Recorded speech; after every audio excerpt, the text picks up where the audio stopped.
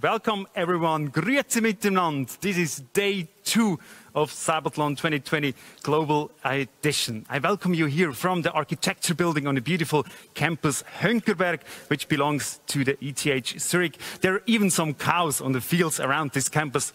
We're in Switzerland, aren't we?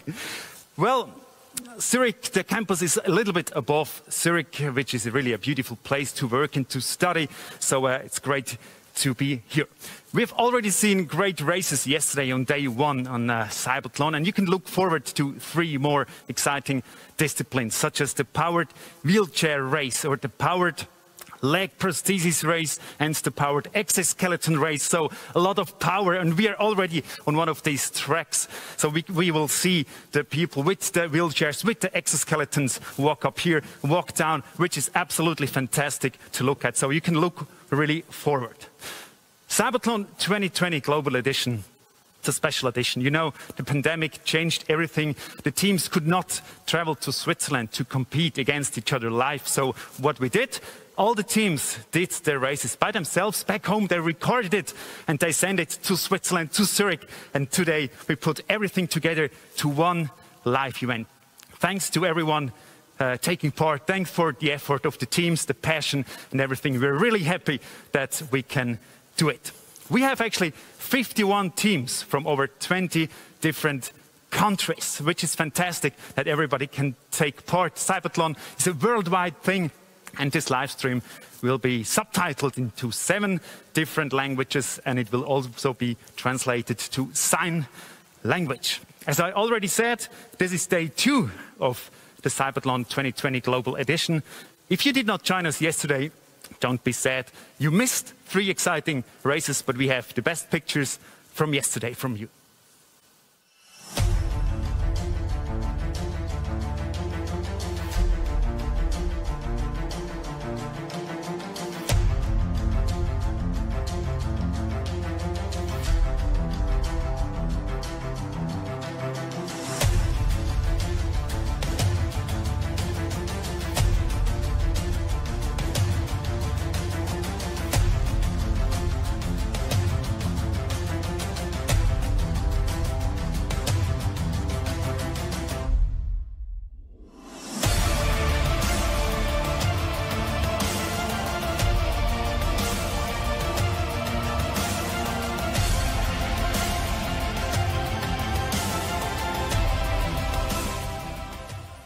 Fantastic pictures from yesterday's races, but there's a lot more to come. CYBATHLON 2020 Global Edition, a very special edition. If you haven't heard about it, here what you can look forward to.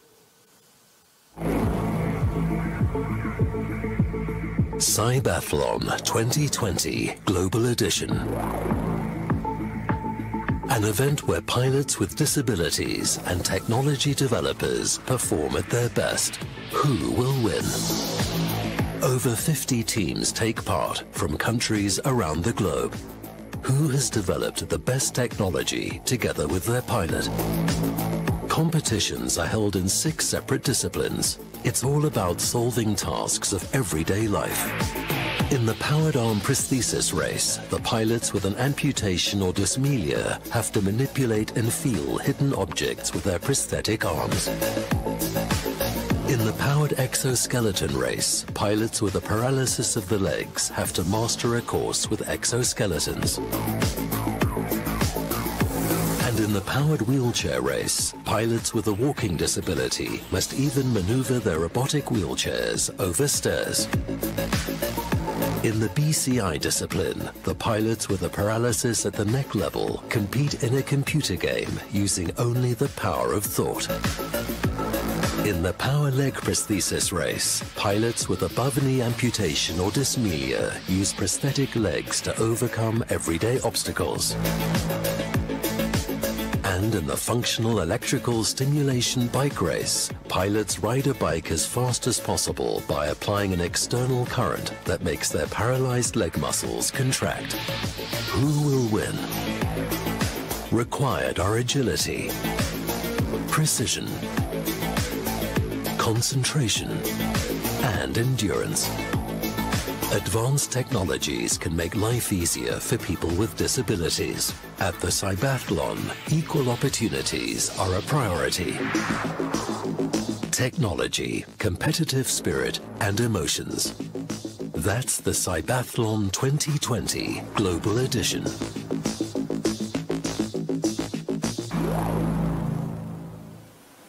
Let's have a look together into our technical section of our studio at Campus Hönkerberg at ETH Zurich. There are a few people working, but compared to yesterday, it's actually empty. Yesterday it was full. It was like in a bee house because everybody was working on the videos the team sent us to Zurich so we can put it together. And I'd like to introduce you now to the head of competition of CYBATHLON, Lukas Jäger. Lukas, actually, your job is done. How happy are you now?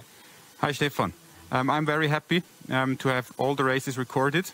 We started last Saturday very early in the morning and ended the recordings of the last races as the live stream was already on air yesterday afternoon. Now, every team did record their races in their country by themselves. So that means everybody had to have the same conditions. How did you manage that everybody passed the same conditions? Yes, this was one of my biggest concerns from the very beginning. The first step is that we have a rule book which clearly defines not only the rules by which the tasks have to be completed, but also the dimensions by which the tasks have to be set up. And each of the tasks has certain tolerances which are okay. And we asked all the teams to provide us with dimensions of their obstacles, and then we assessed whether their obstacles are within our tolerances. Very good. And in every country, actually, you had referees who helped you. But in one country, there was no referee. So how did you do that there? Yes, we recruited officials through our network. And in a few countries, this was not possible.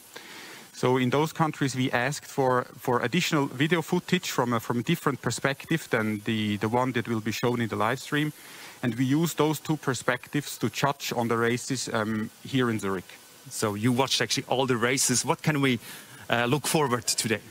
I think we can look forward to three very exciting disciplines, to three disciplines with very tight races, and to a few surprises as well. Thank you very much. Lukas Jäger, head of competition of the CYBATHLON. And now, as for every race, we need a commentator. And he sits in England. His name is Nick Fellows. Nick, second day, 3 more disciplines. Are you ready?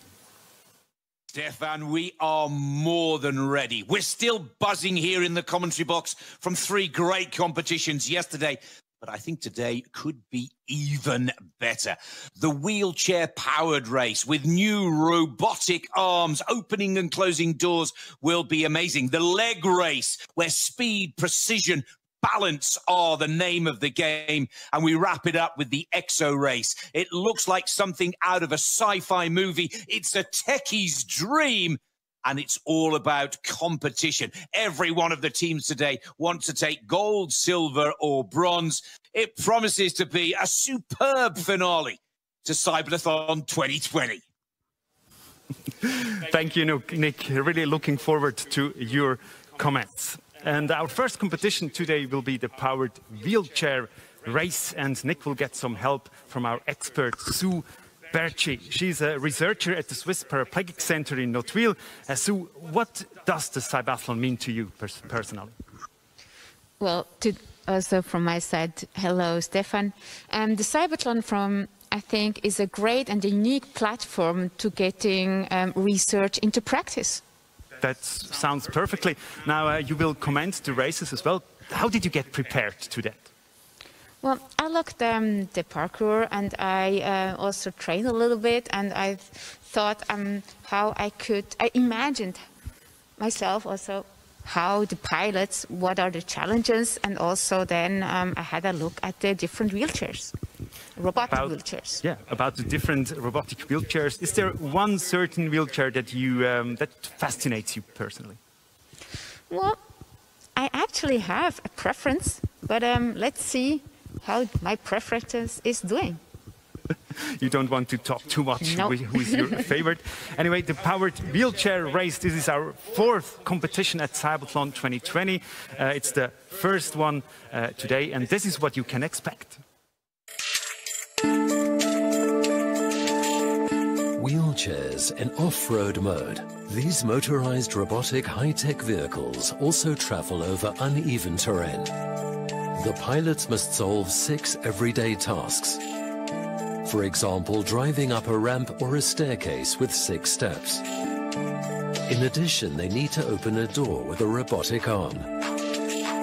Joysticks or touchpads, for example, are used to control the wheelchairs. Whoever solves the most tasks in the shortest possible time wins. There are quite a few tasks the wheelchair pilots have to solve.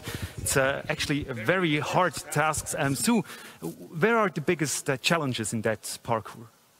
Well, from my side, the biggest challenges is really to climbing up the stairs. They are really steep, and there are also several. There are 6 of them, and then having the little short break and then descending them. But also this here in front of us, this declined surface is also very challenging to pass because you need really a good balance. The gravity, you have to keep up the gravity, and then also to steer the wheelchair. This is also quite challenging. And then you have to speed up and to get up because it's a really steep ramp.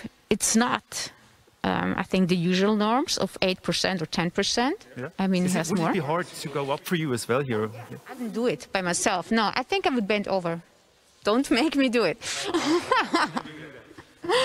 And then actually the door, exactly, and this is quite a normal door. It has any weight on it because it would even be a greater challenge if it has weights, because yesterday evening when I wanted to enter my hotel room, you know, every hotel room has this special weight on it. I don't know why.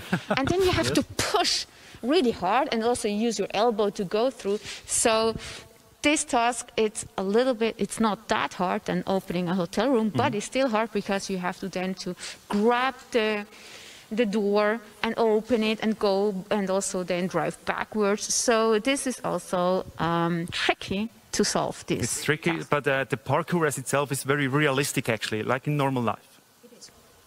Perfect. Thank you very much, Sue, for these informations.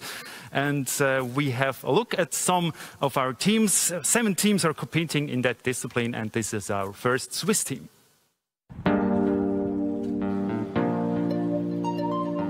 Ich habe 2003 Diagnose bekommen, MS, und seit etwa 5 Jahren bin ich permanent im Rollstuhl. Der Christian ist der richtige Pilot für uns, weil er ist extrem motiviert und er versteht auch das Gerät sehr gut und kann das in- und auswendig bedienen. Die ganze Technik, Mobilität mit Assistenzsystem finde ich genial. Es ist eine Herausforderung. Ich habe zuerst gedacht, ja, da fährt man einfach überall drüber rein, aber es verlangt vom Material, von Technik und Mensch sehr viel ab. Wir werden gewinnen, weil wir das beste Team sind. Bro, let's go! The Swiss team with their Skevo wheelchair, and Sue, that wheelchair, you can actually buy it, it's on the market. What do you think about that model? Well, it's reduced to the max, I would say. I really like the design, you know, from a woman perspective, it's always very important to have also a nice looking good wheelchair.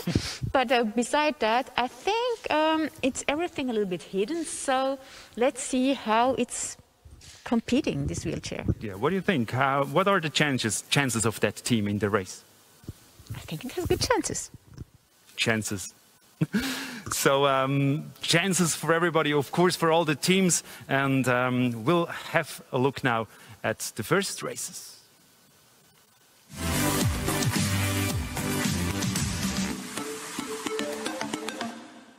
First race of the day is the powered wheelchair race. This is the Skevo team of Switzerland with Christian Rusterholz. And what is fantastic about all 6 of the tasks in this competition is some are for everyday use, others are testing the wheelchair to its maximum capacity. So welcome to the commentary box, and this first test in the WHL race is the table. Looks quite simple, but not so easy to get it absolutely right. Absolutely, Nick. It's very difficult to go underneath tables because usually they are really always too low, and we would like also to drink the coffee in a comfortable position.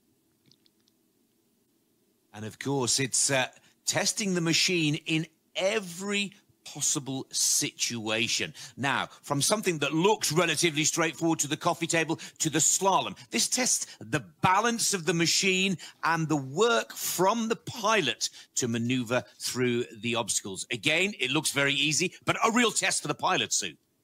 Absolutely. Here, when he has finished his coffee, he has to leave also the restaurant. So he has to be really careful to go around the tables and not to hit anybody and also not to hit the servers. So that's why he has to be really keen to go around these tables.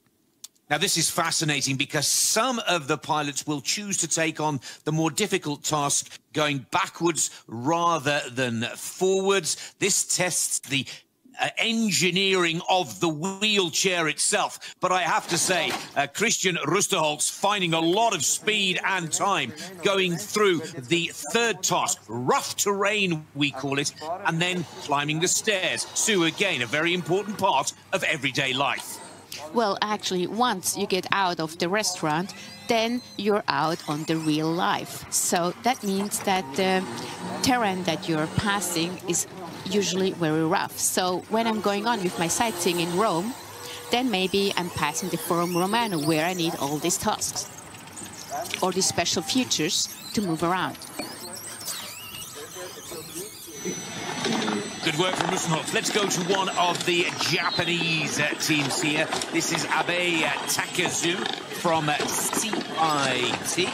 Now, again, over that rough terrain, all green lights just above the Japanese pilot's name tells us that the first 3 tasks of the 6 have all been completed perfectly as he heads to task number 4. Again, climbing those stairs, but this time, rather than going in reverse, tackling it head-on, this will require some perfect timing and some excellent grip from those caterpillar-type additions to the wheelchair of the Japanese pilot. Yeah, and here we also see that they are changing the gravity of the wheelchair. You know, I don't know exactly which impairment the pilot has, but it seems that he has a quite severe impairment. So they have to adjust always the seating position to climb the chairs. Here we see it very accurate how he is then leaning backwards and his legs straight up. So, but Sue, from this perspective as well, it looks like that tank-like caterpillar walk is struggling just a little. One of the aims and goals of the pilots is to flow from task to task, and we can clearly see the Japanese team having a few problems here.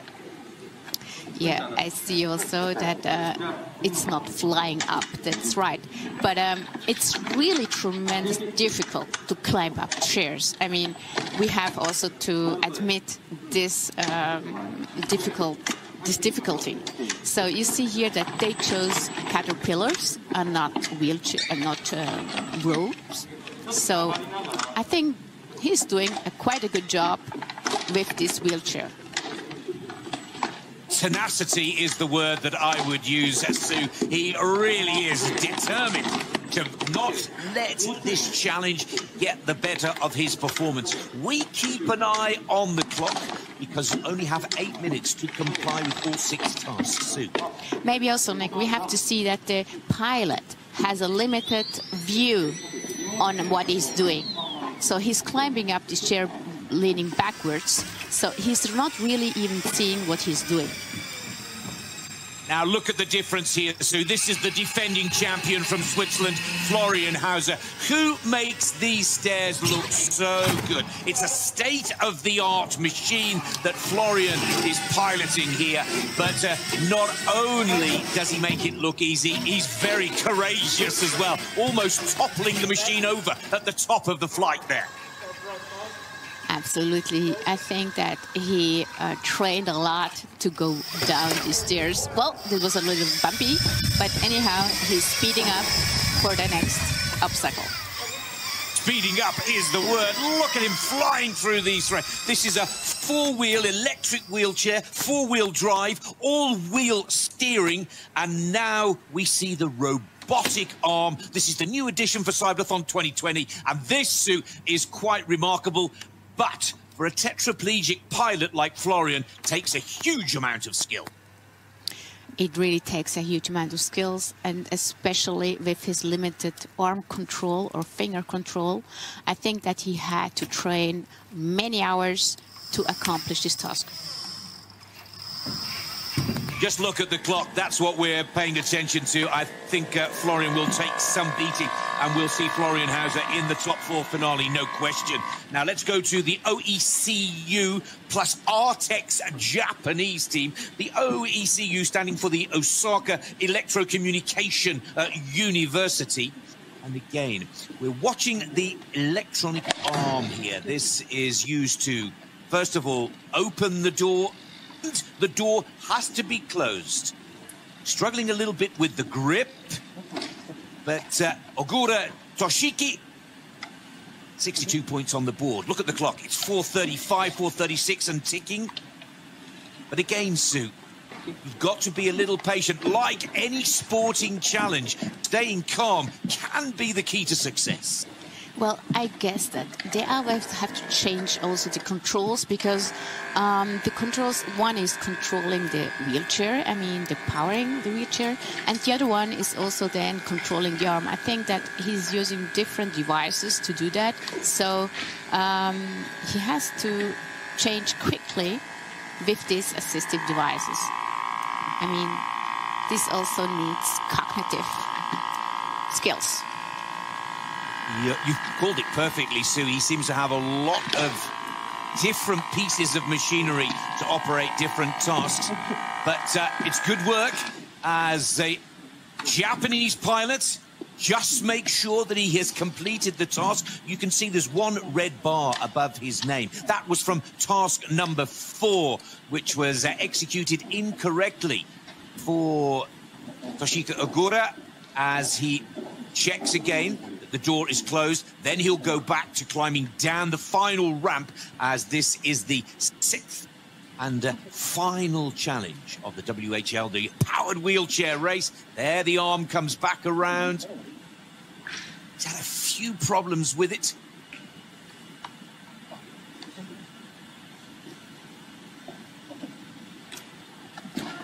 And there it is, back in position, gets the all clear to go down the ramp. Game control is absolutely key. There is the finish line. 82 points scored at 6 minutes 21.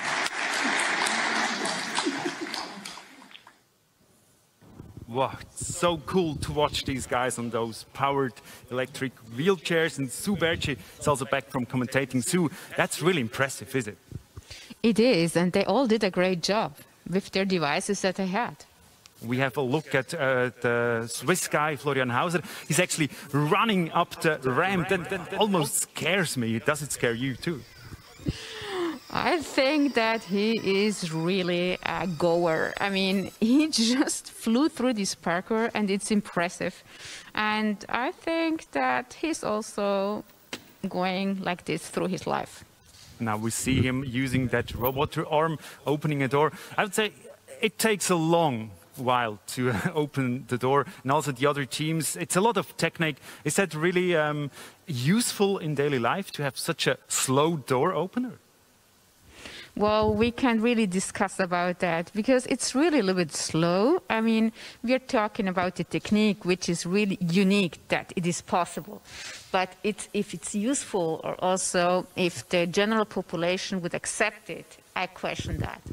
We'll talk later about that topic, and we'll just have a little break. We'll be back with more races and more information about the wheelchair race.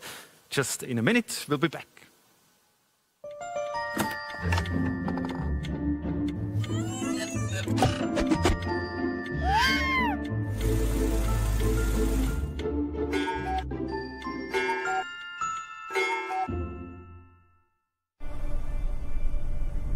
Mein Name ist Michel Fornasier und für mich hat die Zukunft längst begonnen. In dieser Hinsicht ist EKZ für mich ein verlässlicher Partner. Zuverlässig, ökologisch und günstig mit Strom versorgt. EKZ, stolzer Partner des CYBATHLON.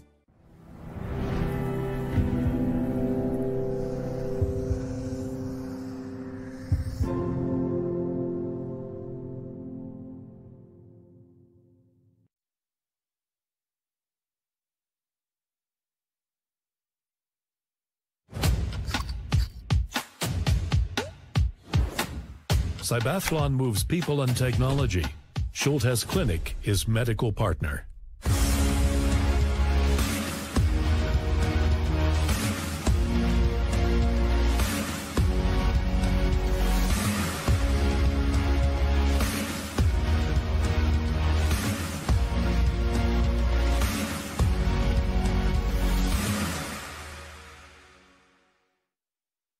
Ο λόγος που να συμμετέχουμε στο CYBATHLON είναι επειδή το CYBATHLON είναι ένας διαγωνισμός ο οποίος είναι μια μοναδική εμπειρία για τα μέλη και για τους συμμετέχοντες.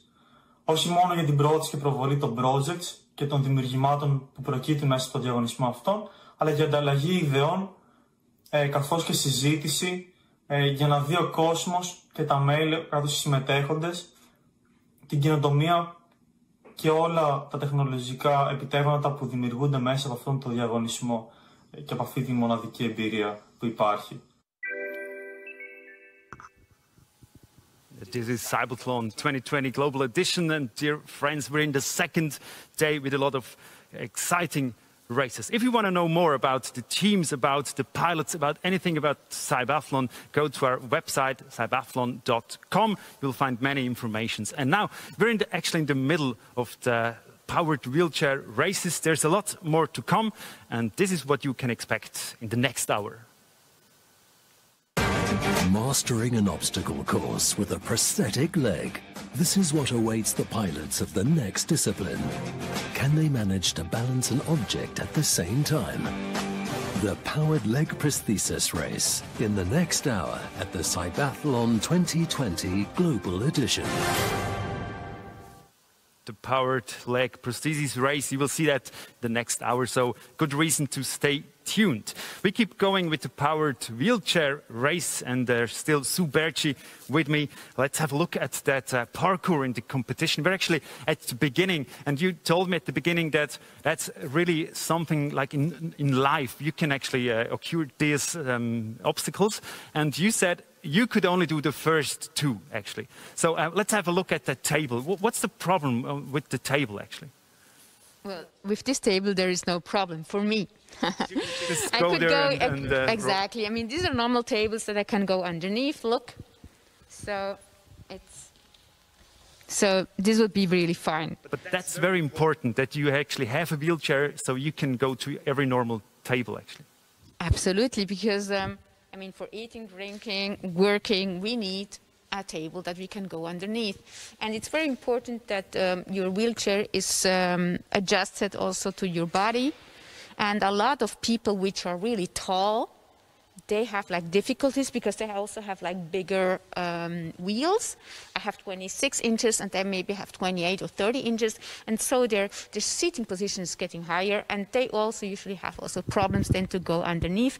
And there's also the problem, if they squeeze in, they maybe hurt their legs and they don't feel it. So this is dangerous. So very important that also the electric wheelchairs can go up and down, lower, so they can fit all these things. And then the next one, that's the slalom. You said that's the easiest one for you, maybe. But you only have one hand now to roll. Do you do slalom for fun? Just. Yeah, let's do it. Okay, go ahead. Sue Berchi in the slalom, the second task actually in the parkour of the wheelchair electric race. And it seems that you're actually faster than the ones with the electric wheelchair. Well, this is my only advantage, I think. Yeah, I mean, I'm pushing really accurate. I mean, I'm used to it, to push. I'm trained, so I can really go through these tables with no problem. But then on the other tasks, that's actually then very hard. This one, that doesn't look that hard, but it only maybe, what is that, 5 centimeters? That's too, that bothers you too much to go over it, does it? Well, let's, so I'm coming here. Now I would have, you know, to bend over and then to come over here. But then I would have to, oh, look, I have to push, and I have to be really on it. So the next one, I have to push again and go over it.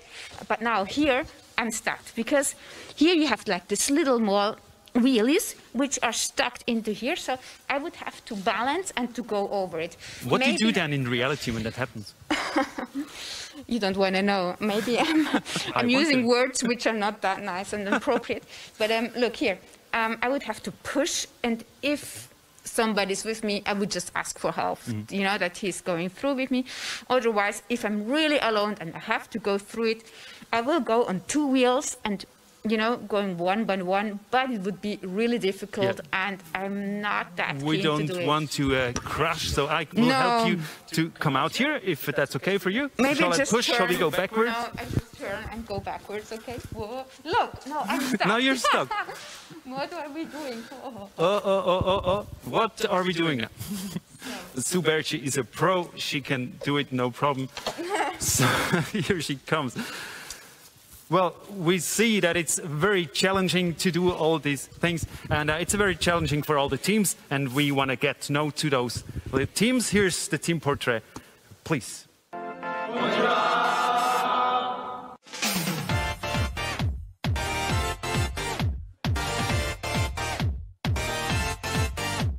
The unique stair climbing device helps our pilots to climb stairs stably and quickly.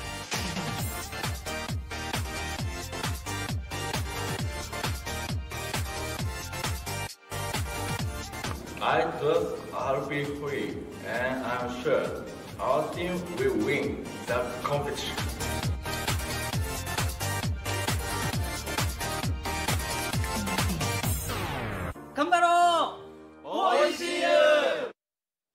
That's one of 3 Japanese teams, and Sue, the Japanese teams, they're quite exciting. They're a big part of CYBATHLON. Yeah, I mean, Japanese has really a big culture, I think also a disability culture, because when I was doing sports, I remember that Japanese teams and Japanese competitors were really prominent, and they were also very skilled and good. So let's have a look at all the other teams later, but is there one specific wheelchair that impressed you a lot now when you remember the different teams? Well, when I, you know, just from the I like, you know, really keen wheelchairs that are really sober and small. And the one that we have seen in the trailer with this MS patient, I don't remember their name, from Switzerland, I really like this really small wheelchair. I mean, with this you can, I think, maneuver through the day, and it was also fitting for most people, I think.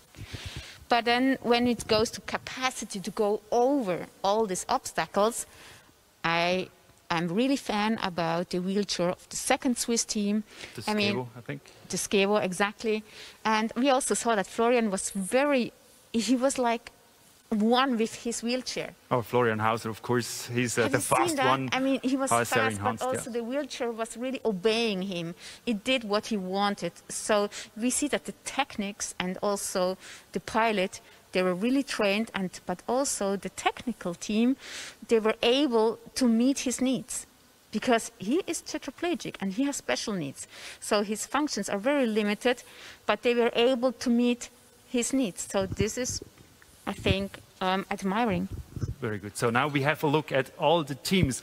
We want to know what 4 teams were the fastest. Here's our summary of our electric wheelchair race. The powered wheelchair race offered real rally character. That's technology pushed to the limit. The newly designed task ramp and door is solved in different ways. The pilots used various robotic aids to open the door. What a variety of gripper arms.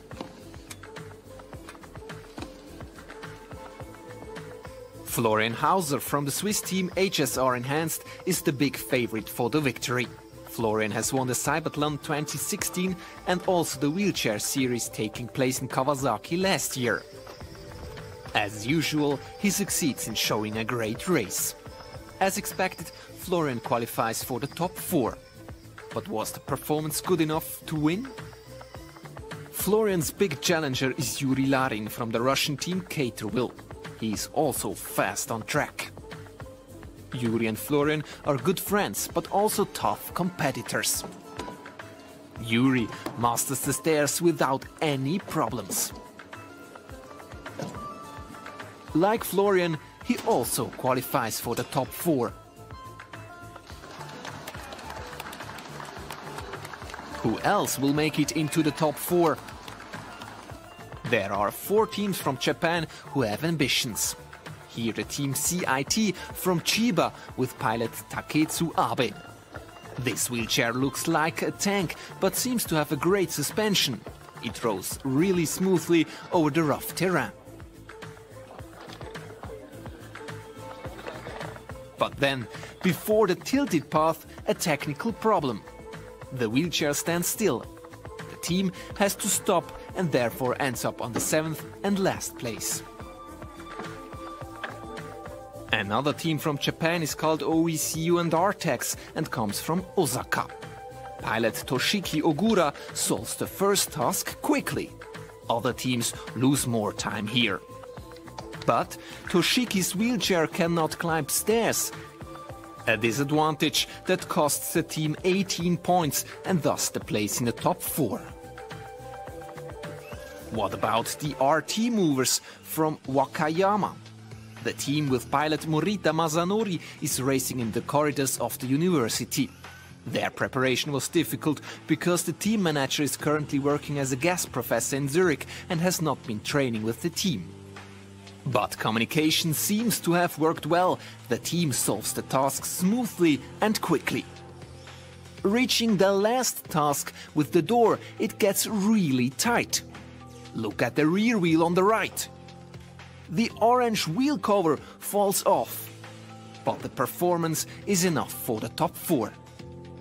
The last Japanese team to compete is Fortissimo from Keio. Pilot Hiroshi Nojima is an experienced athlete. As a skier, he has already participated in 2 Paralympics. This team is strong, but has a lot of trouble on the stairs, and thus loses a considerable amount of time. In the end, however, the team lives up to the expectations and qualifies for the top 4. Hiroshi snatches Christian Rusterholz's last place in the top 4. The Swiss pilot from Team Skevo can solve all the tasks, but spends the most time in doing so and therefore finishes 5th. Christian loses important seconds at the door. Too bad for him that the door closes and he has to start again. However, Christian has no trouble closing the door. That looks very elegant. A nice finish to his race. Here's the ranking. At the bottom, 2 Japanese teams. In contrast to the more successful teams, these 2 were not able to solve all the tasks. Christian Rusterholz ends up 5th, although he was able to solve all the tasks. In the top 4 are, in alphabetical order, as expected, the 2 favorites Florian Hauser and Yuri Larin. Their competitors are the Japanese drivers Hiroshi Nojima and Morita Masanori. Will the favorites be victorious, or will we see a surprise? 2 Japanese teams, a Russian team and a Swiss team in the top 4, but the Skevo, actually the favorite team, I say, from Suberci, is not in the top 4. Was that a disappointment for you? No, I was not disappointed. I mean, I was just telling you that I really liked how it is made of. But then the capacity of it, it's another question. But they have some problems with the championships, because 4 years ago they were not as good as well, but they're already on the market. How can you explain this? You're asking me a big question. How can I explain it? So maybe they're on the market. I mean, everybody can go on the market. But anyhow, the end user is deciding what he's buying or not. So there must be something that the end user likes. And so that's why the reason they're on the market, and maybe they're also successful. I don't know. So there's Skevo more for the market, and the other wheelchairs maybe for the race.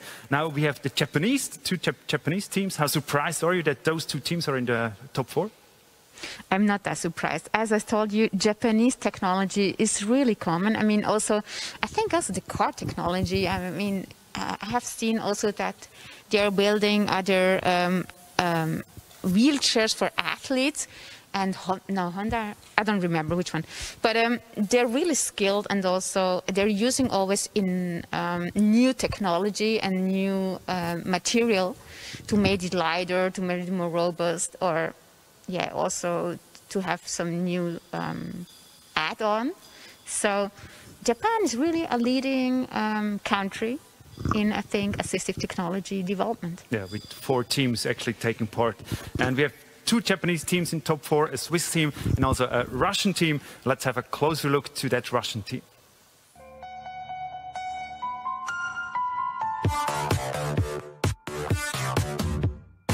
17 лет назад я получил травму и передвигаюсь в коляске.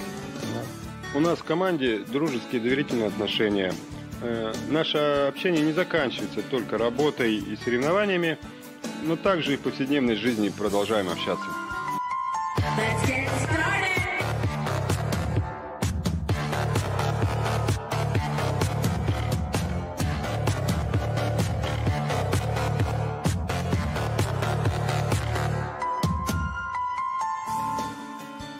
Моя мечта – это дайвинг. Хочу спуститься на дно моря, океана, под водой поплавать, посмотреть подводный мир. Underwater, that's the dream of Yuri from Russia. Far away there, to go underwater. Is that a dream for you as well? I do dive. You do dive? Yeah. But you don't need an electric wheelchair then? No, I don't know what he's doing with the electric wheelchair underneath the sea. I don't know. What fascinates you about diving? Well, you can go down and then it's also performance. I liked also to go through the racks and so on. Then you have to control your breath, and then also it controls your balance. So it's a lot of technical aspects also, but then also the undersea world. It's beautiful to see all the... Is it also something where you can be like free, where the paraplegia doesn't make any difference? This is the big advantage of diving. Yeah, you're underneath and you're just calm, and then your body floats away. It's great. Very good. Now, Yuri, we just saw him, the Russian guy, and Florian Hauser, the Swiss guy, they have a special friendship. They actually met 4 years ago at CYBATHLON 2016. And even though they're thousands of kilometers away, there's a very special friendship. Have a look.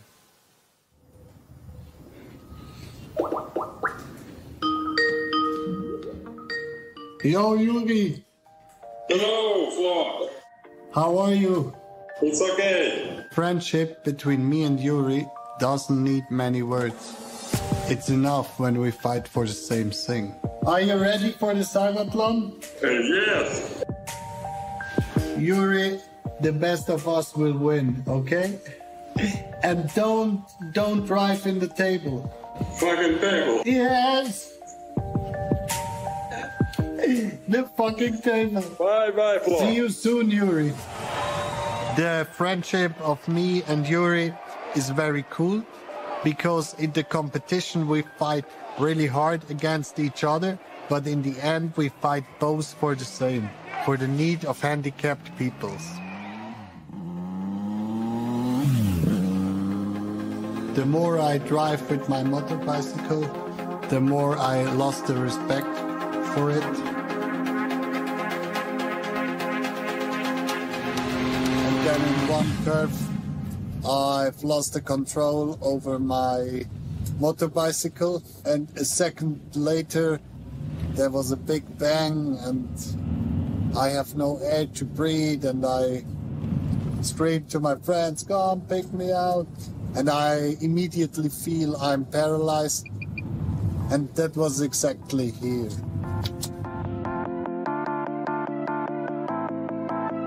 After my accident, a new life begins, and so I saw it in a positive way to get positive out of there, and I did it. During my daily life, I need a lot of help. But the peoples around me give me always that help, and that makes me very happy.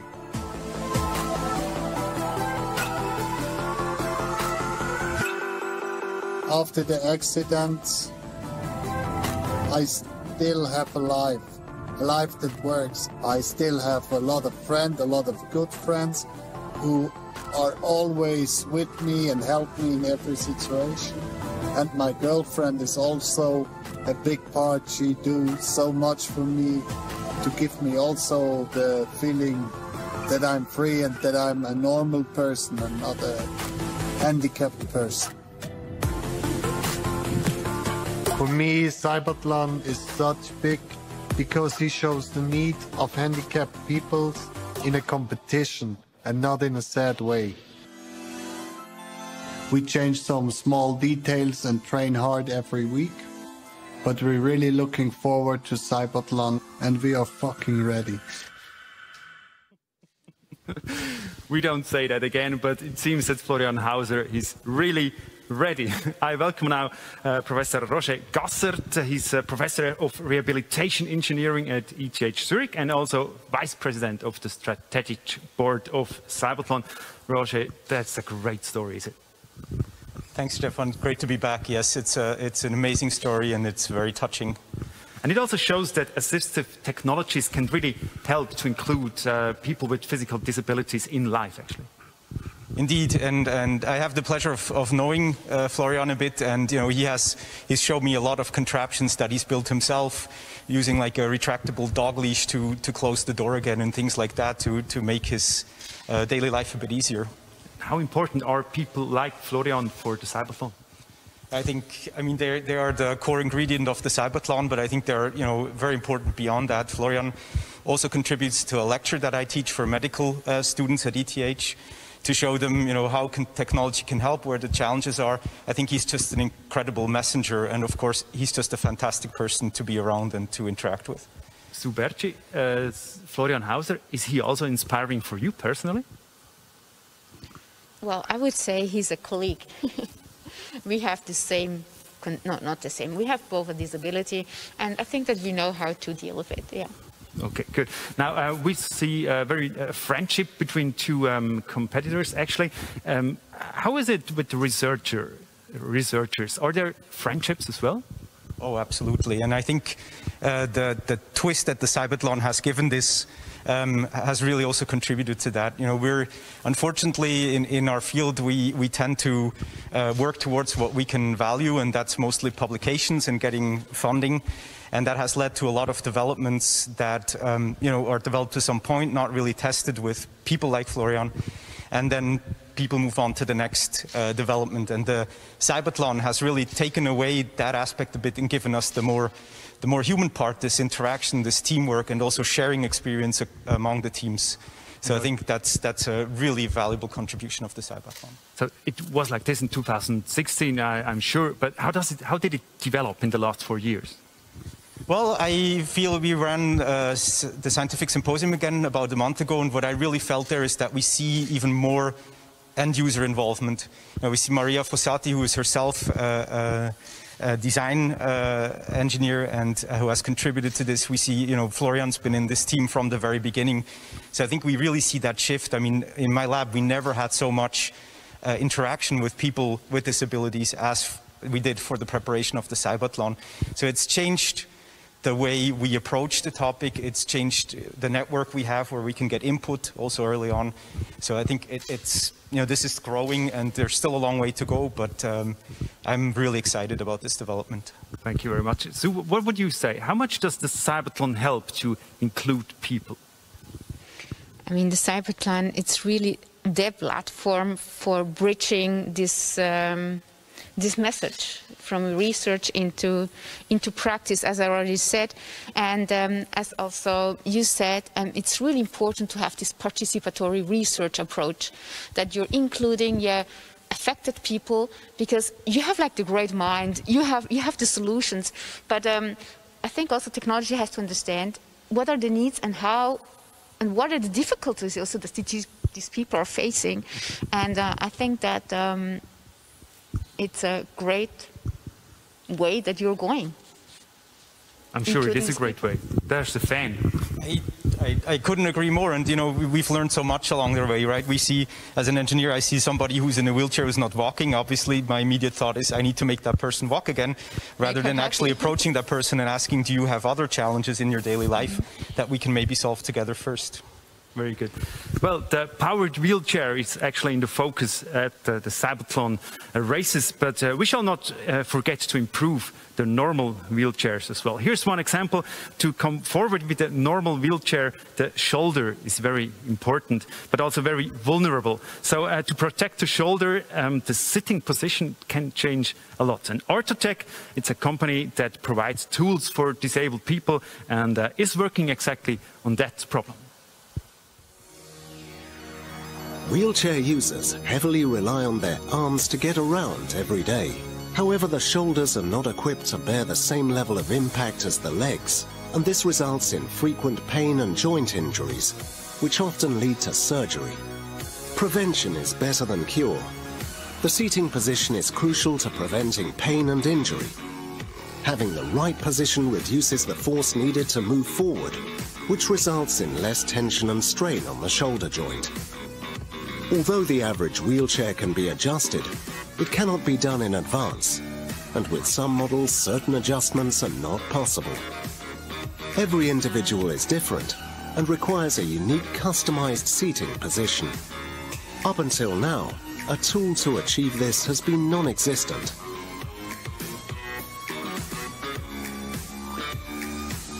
The Swiss Paraplegic Group from Nordville offers paraplegics comprehensive solutions and care, as well as lifelong support. Nordville is also home to wheelchair sports and provides its expertise to athletes. The athlete's success correlates with the optimized seating position. This is especially true in fast-paced disciplines on the racetrack, where aerodynamics and power transmission from the shoulders and arms to the track are the key to success. A team of experts comprised of Swiss paraplegic researchers, specialists from Orthotech and the ETH Zurich have developed a new way of measuring the efficiency of the power transmission. The result is the ergometer, which tests and compares different positions in order to identify the individual's optimal seating position in a very short period of time. The ergometer will revolutionize wheelchair sports and benefit the average wheelchair user in every way. This innovation will also result in significantly fewer shoulder injuries and increase the quality of life for wheelchair users around the globe.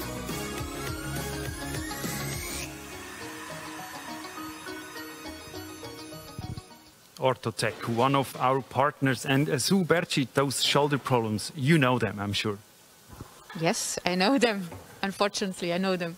How did you react on those shoulder problems? How bad is it? Well, right now it's not that bad, but it could get bad because our shoulders, we use them daily. I mean, it's not only for pushing the wheelchair, but also doing transfer. You always have to lift yourself.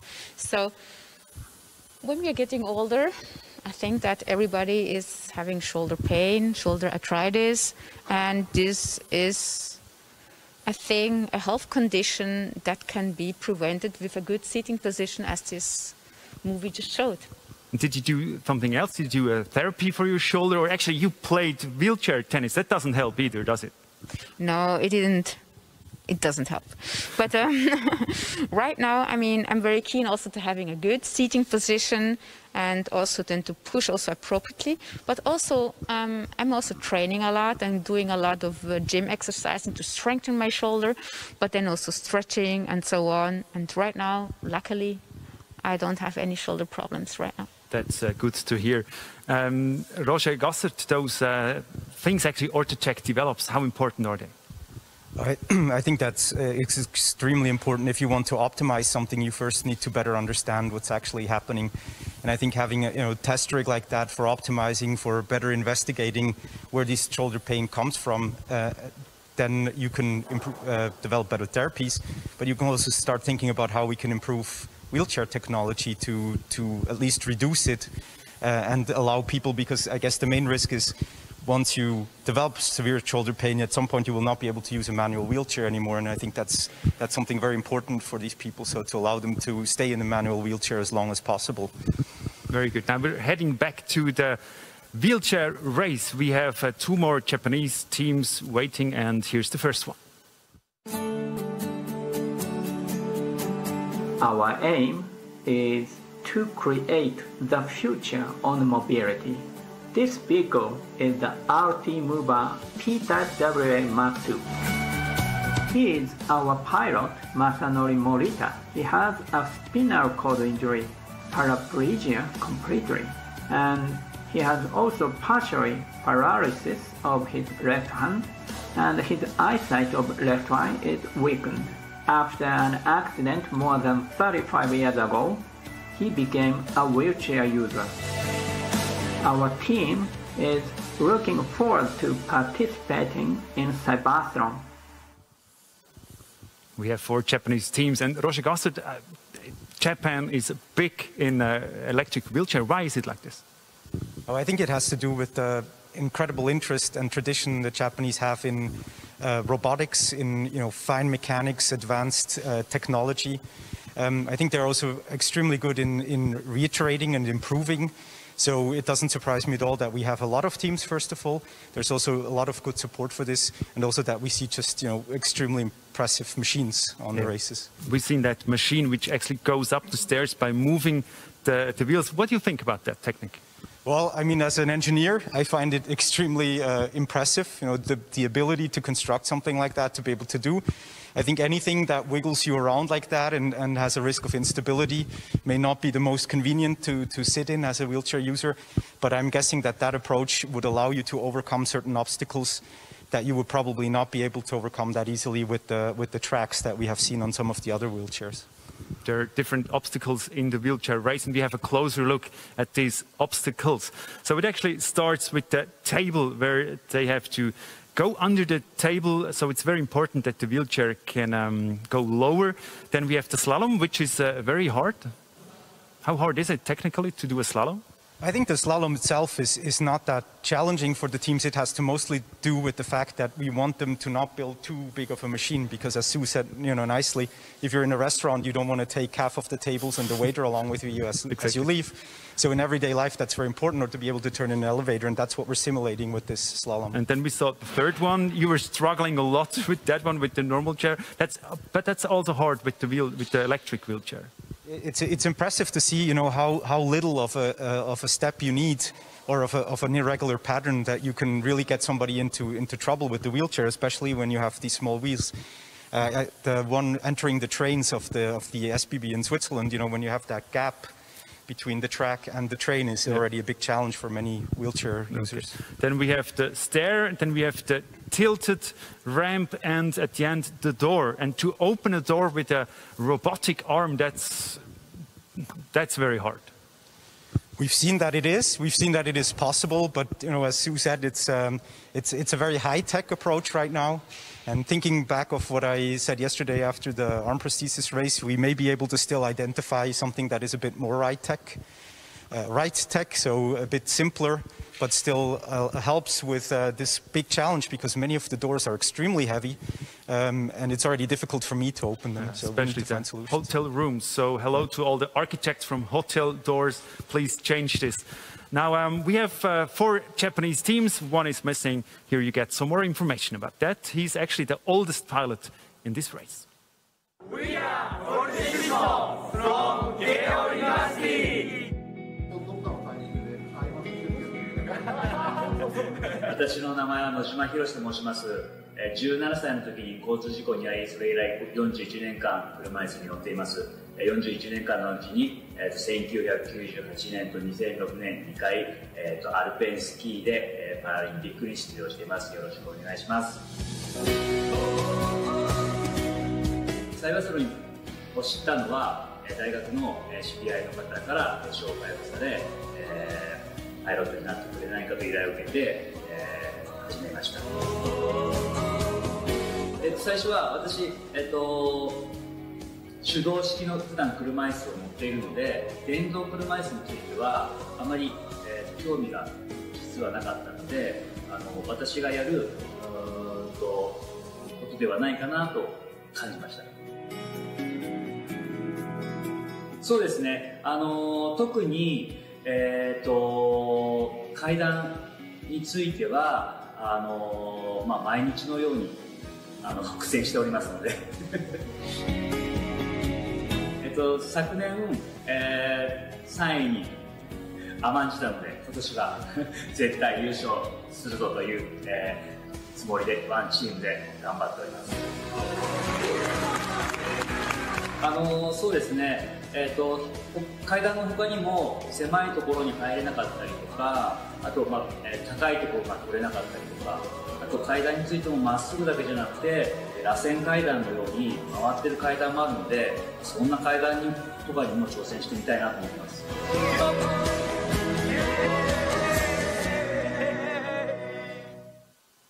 That was our last Japanese team, and that guy, he was twice a Paralympic athlete. So I think being a Paralympic athlete, that also helps for the Cybathlon. Well, it has two aspects. You're sportive and you know what competition is, so it's a good add-on. So he's used to the competition. Now, 4 teams will be compete against each other. What do you think who will be the winner? Your tip? Florian. Florian, one tip. Roger? I will also have to go with Florian. I know the team and I'm just very excited about that. But I would just like to underline that the competition is a tremendously important part. But just as we just saw in this video, the journey that these pilots and teams go together, independent, who will win, is just amazing and impressive. And we shouldn't forget about that part either. Yeah, we're looking forward and are excited about who will be the winner. And now we have a look out to the world, because many teams are watching us right now live, because they have recorded their races by themselves, but they don't know how they are compared to the other. And here they are, Florian Hauser on the left side and bottom side, and many others watching us from all the world. Hello, good to see you. And now we want to know, everyone wants to know who will be the winner in the powered wheelchair race. So enjoy.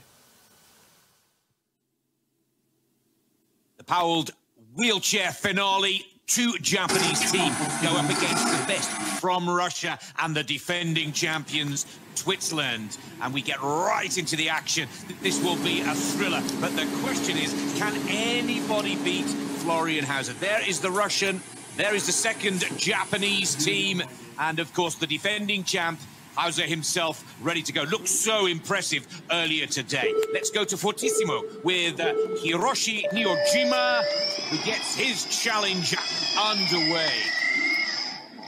Now, friendship, fusion and future. First task is impressive, Sue, but you see from the finalists, the speed of movement is so quick. First task is achieved. First green light, 16 points on the board, now into the slalom. Yeah, we see here that it's a very interesting solution that they chose for the wheelchair with this slope, with these wheels and ropes.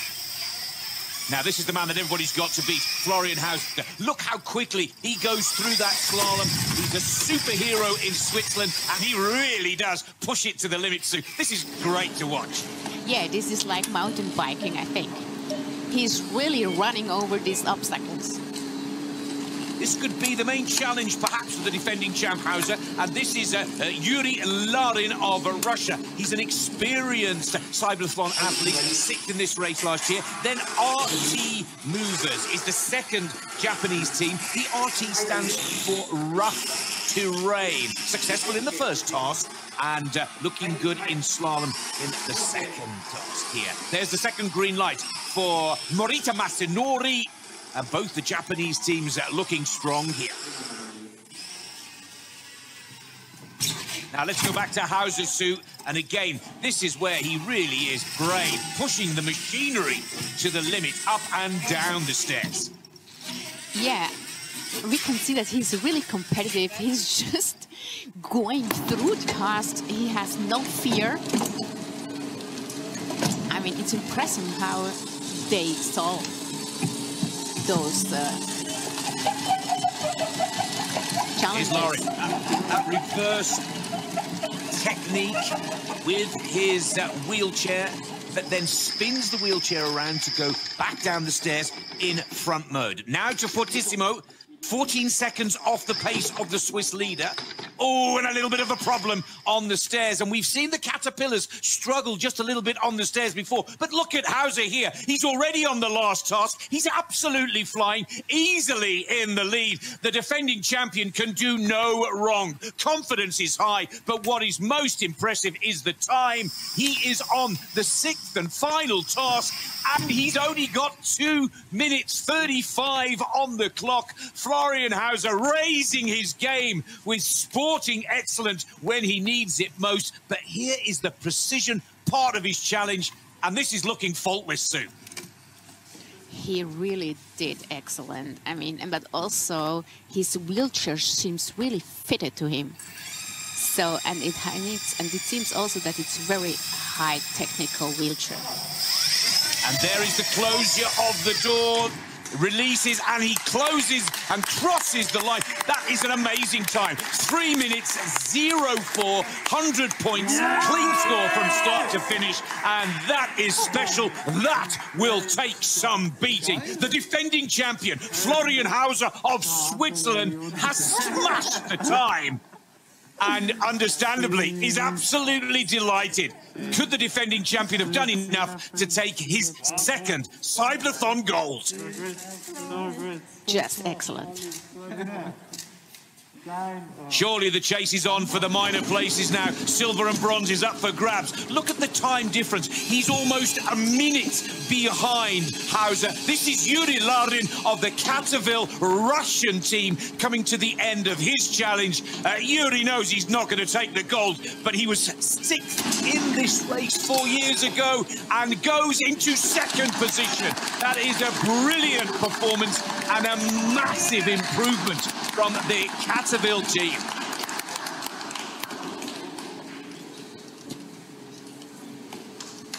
Well, Ivan Nezorov is there to congratulate his pilot. An exceptional performance. So that leaves 2 Japanese teams in the battle for the bronze and 4th medal position. And it looks like Fortissimo are ahead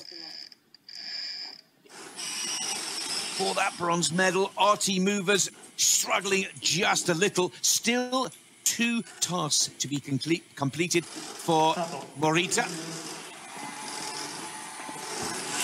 Working on the control pad across this tiled path.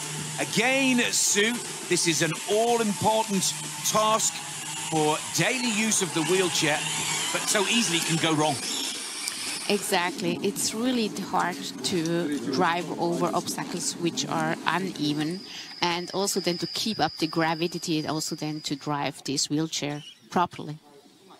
Now, Hiroshi Nojima just needs to close the door. You can see the arm, the robotic arm, just closing that door, and it looks like Fortissimo are looking good to take the bronze medal. The best of the 2 Japanese team, as it needs to be, shut properly, close that door. Then the robotic arm put back into position. And Nojima takes the bronze medal. 3rd position for Fortissimo. 5 minutes, 38 seconds. Nobody can get close to Florian Hauser and the HSR Enhanced team, with Fortissimo still clearly delighted with 3rd position and a bronze medal. Good work for the Japanese team. And here, the last of the 4 finalists. This is Morita Masanori from the RT Rough Terrain Movers team. He's already got the robotic arm to open the door. He knows he's not won here, Sue, but he's still focused to close out the challenge. 4th position in the final is still a big achievement. It is. I mean, every team is accomplishing great work. And we see here also the challenge, how the pilot is using the technology to go through this door, that it needs a lot of setup. So the robotic arm will close the door. There's a lovely lateral movement of the pilot's position there. That allows him to close the door behind him, then go down the ramp and head to the finish lane. This is the team that have taken 4th position, RT Movers. And the second Japanese team, Fortissimo, has taken their bronze medal. But the story of the powered wheelchair race is all about the defending champion, Florian Hauser. This is a good finish from RT Movers. Look at the clock, 6:14. Down the ramp, heads for the line. 4th position for Masanori. And it's Florian Hauser who wins the competition for Switzerland.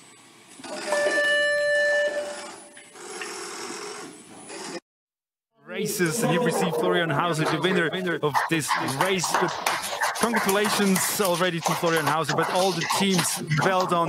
We had a lot of fun watching you for your great effort and everything, your passion. That's really great to see at this CYBATHLON 2020 Global Edition. Let's have a look at the graphics. We have in first place, as we said before, Florian Hauser. Then we have on second place Yuri Lorin from Russia. And then we have the 2 Japanese team, Hiroshi Noyama and Masanori Morita. And now we have Florian Hauser connected live from back home. We saw him already cheering. Excuse me, but of course we want to know a little bit more how he felt during the race. So I'm asking Florian Hauser, can you hear me? Yes, we hear you. Very good. Congratulations to you and to the whole team, of course. Very well done. Thank you so much. It was so great. How is We were actually a little bit laughing because you should actually become a Formula 1 star. You were so fast. Was that a perfect race for you? It was really perfect. We are 1.5 minutes better than last time in Japan. And that's the training and that's the team. And I don't know where the road is going to 1 minute. Maybe CYBATHLON have to bring a new task. I don't know. But it's really great.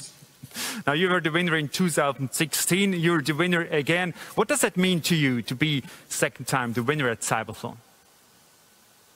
Second once in a lifetime moment, I don't know. It's very big, really. I'm so happy. We actually know that we have win back to my team. That's so important for that much work that all the people put in it. We know that you have a big friendship with Yuri, who actually became second. How important is that Yuri is second and you can fight against each other? I know he's always close behind me, and that gives the effort, do not sleep, and give always the best. So we push each other to the limit. That's very great. We were talking about the work. Actually, how much work is it? How much training is it with your team? I think that's maybe one part of us. We train a lot with the pilot and have a lot of discussion between the team and the pilot. That makes us fast. And in front of a race, the training is more, so we train 2 or 3 times a week. And between the years, it is not so much training, it is more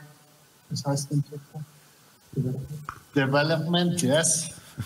And we are together since 4 years now, and I think that is the result that you see today.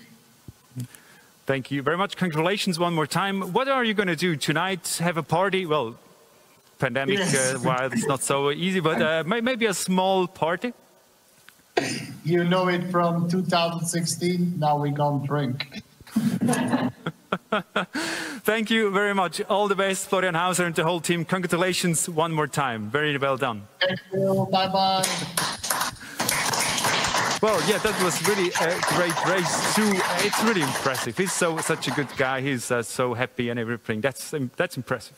It's just heartwarming, and I think the whole team, it's great. I mean, you feel that they're one family. And Roger, actually, you were right. You both said that Florian will be the winner. All good. Oh, I think there's still a way to go. By the way, herzliche Gratulation, Flo and team. Yeah, I'm really excited, and as Sue said, I think that's just the most important ingredient. Is it's just a well-harmonized team all working together. Sue already mentioned, you know, maybe these kind of machines in daily life is not fully optimized. So I think we can still refine the tasks to push these technologies to really be more applicable in daily life. But I mean, from all the teams, it's just a fantastic achievement. And they push the limits, and we can have a look again really at the race of Florian Hauser. He actually went down the stairs quite fast. Well, actually, there was a kind of a, oh, that's what I mean. It's kind of scary, is it? It is scary, but I think he's used to that kind of things. He doesn't seem to me that he was scared. Is it important that you're a risky guy or a risky person to do something like that? Oh, absolutely. Are you risky? Well, with the age, I'm not that risky anymore as I used to be. I'm getting fearful. How important are pilots like Florian for the whole CYBATHLON? Well, with that risky thing, do you have to be a crazy guy? I think you have to be a bit crazy to compete in something like this, but again, it just shows the importance also of working together closely with the pilot, because the pilot has learned over time what the system can do, what it can't do, and he can really tickle it at its limits. Yeah. We just see him again when he finished the race, and now he's cheering. That was the moment when he knew that he is the winner again at CYBATHLON 2020. So it was a really great race. Thank you, Sue Berchi, for joining us, for being our expert. All the best for the future. And also thanks, Roger Gasser. We'll see you later in the live stream.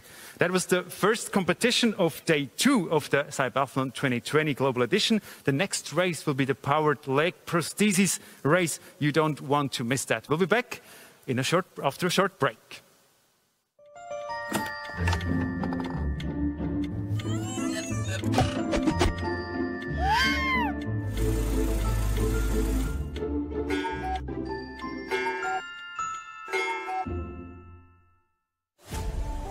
Success isn't just about what you accomplish in your life.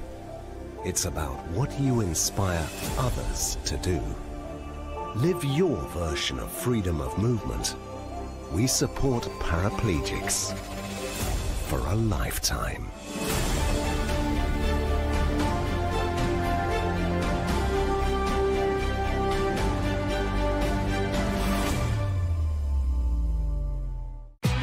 New for you.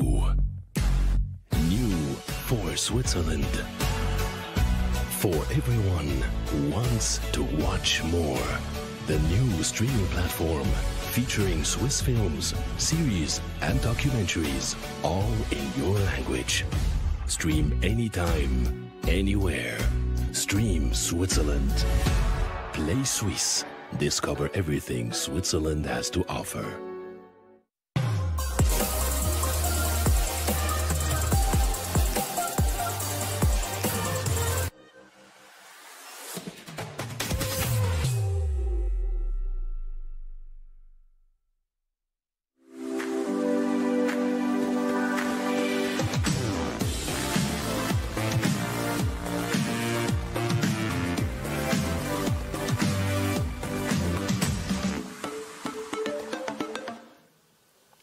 Grüezi miteinander and welcome to CYBATHLON 2020 Global Edition. For those who are still watching, good to have you with us, and for everyone who has just joined our live stream, welcome in the architecture building on the campus Hüngerberg, which belongs to the ETH Zurich. Here, all the Swiss teams did their races, and here in Zurich, actually this architecture building is also a robotic laboratory building with many different robotic arms where some things are built, but we used it also for doing the races. Now we have on this hill, Campus Hüngerberg, very nice, a little bit above Zurich, even cows around. And when you're learning up here and doing research, you can hear the cowbells ring. So yeah, Switzerland, as you know, cows are almost everywhere. But here we don't want to talk about cows. We want to talk about CYBATHLON, about the races lying ahead of us. CYBATHLON 2020 is a special edition. You know, teams could not come to Switzerland. We had to do the races in their countries. So on these tracks, they built themselves, they recorded their races, they sent it to Zurich, and we put it together in one show. 51 teams, I'm sorry, 51 teams, of course, are with us from all over the world in 20 different countries, and they're joining us sometimes over the live streams. We actually translate this live stream into 7 different languages. They're subtitled, and it's also being translated into sign language. So thanks to everyone. We're really happy that we can do the CYBATHLON 2020 despite the worldwide pandemic. It's great to see that all the teams are happy and really working with passion on that project and make it happen that CYBATHLON 2020 can take part. So we had the first race of today. It was the electric wheelchair race. We saw the wheelchairs going up and down the stairs. And our next race will be the powered leg prosthesis race. And if you haven't heard about CYBATHLON too much yet, we're going to show you now what it's all about. CYBATHLON 2020 Global Edition. An event where pilots with disabilities and technology developers perform at their best. Who will win? Over 50 teams take part from countries around the globe. Who has developed the best technology together with their pilot? Competitions are held in 6 separate disciplines. It's all about solving tasks of everyday life. In the powered arm prosthesis race, the pilots with an amputation or dysmelia have to manipulate and feel hidden objects with their prosthetic arms. In the powered exoskeleton race, pilots with a paralysis of the legs have to master a course with exoskeletons. And in the powered wheelchair race, pilots with a walking disability must even maneuver their robotic wheelchairs over stairs. In the BCI discipline, the pilots with a paralysis at the neck level compete in a computer game using only the power of thought. In the power leg prosthesis race, pilots with above-knee amputation or dysmelia use prosthetic legs to overcome everyday obstacles. And in the functional electrical stimulation bike race, pilots ride a bike as fast as possible by applying an external current that makes their paralyzed leg muscles contract. Who will win? Required are agility, precision, concentration, and endurance. Advanced technologies can make life easier for people with disabilities. At the CYBATHLON, equal opportunities are a priority.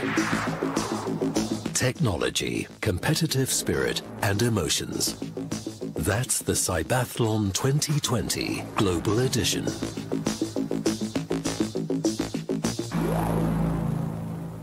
The red apples, they're red because you're not allowed to touch them, and they're part of the tasks for the powered leg prosthesis race we're gonna watch as the next championship, next race. And I now welcome Lukas Christen. He's a former Paralympic athlete. His discipline was the 100-meter sprint, 200 meters and long jump.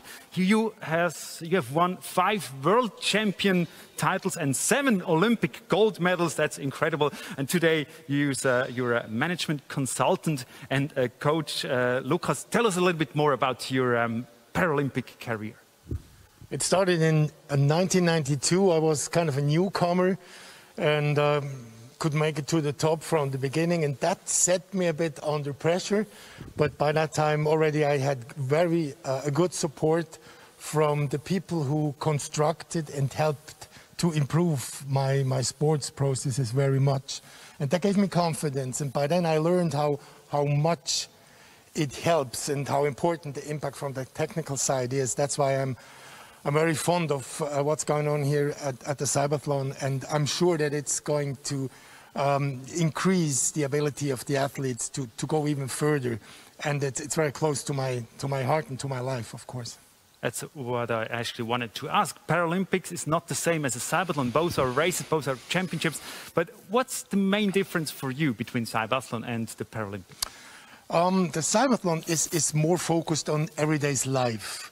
These are the obstacles you come across in everyday's life. And that's a competition from my side, which is it's tougher, because in sports, you have trained specifically these movements. It's quite a close branch of problems you have to go through, and everyday's life is full of surprises and things you do not expect. And then to react on a reflex basis on these problems, and on the other hand, can rely on a very well developed and sufficient leg.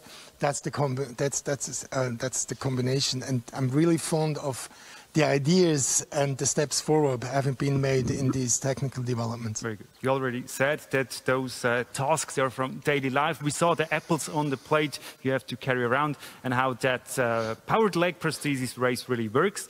We're going to show you now.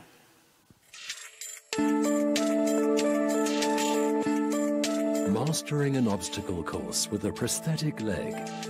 That's the goal in this discipline. The pilots climb stairs, do balancing acts, or get up from a sofa. Additional difficulty, the pilots must always carry or balance an object on the course. This requires good coordination and skill.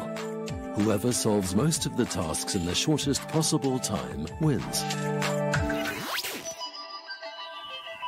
The powered leg prosthesis with several tasks the athletes have to fulfill. Now, Lukas, Christian, let's have a closer look to the parkour. You have prosthesis yourself. What would be the hardest part for you? It's probably the one here with the inclined plane. Yes. This one here with the tilted ramp, actually? You have an additional interference. It's that you're not used to that incline. Exactly. And then you have to take in an additional challenge. The steps you're used to and all the obstacles on the ground you're more or less used to. This is something that you come not across very often.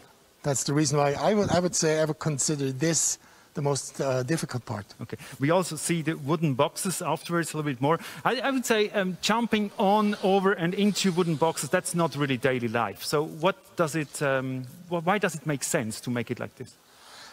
Well, it's a surprise, and you have to deal with these unknown situations, and it's going to train your brain. And that's why I think it's very important to have these situations taken into the course at the CYBATHLON, and they challenge you on a thing that you're not used to. Jumping over wooden boxes. Now we have several teams competing against each other, and we want to have a closer look to them. Here's our first Swiss team.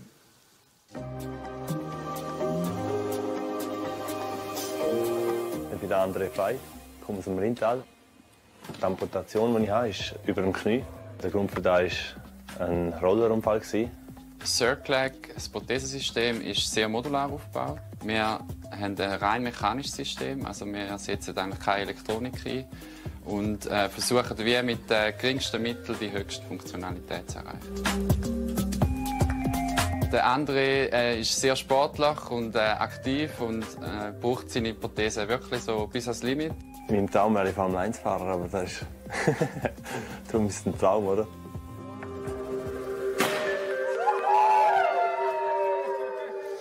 Our Swiss team with a very special prosthesis, and you're laughing because of the Formula One dream?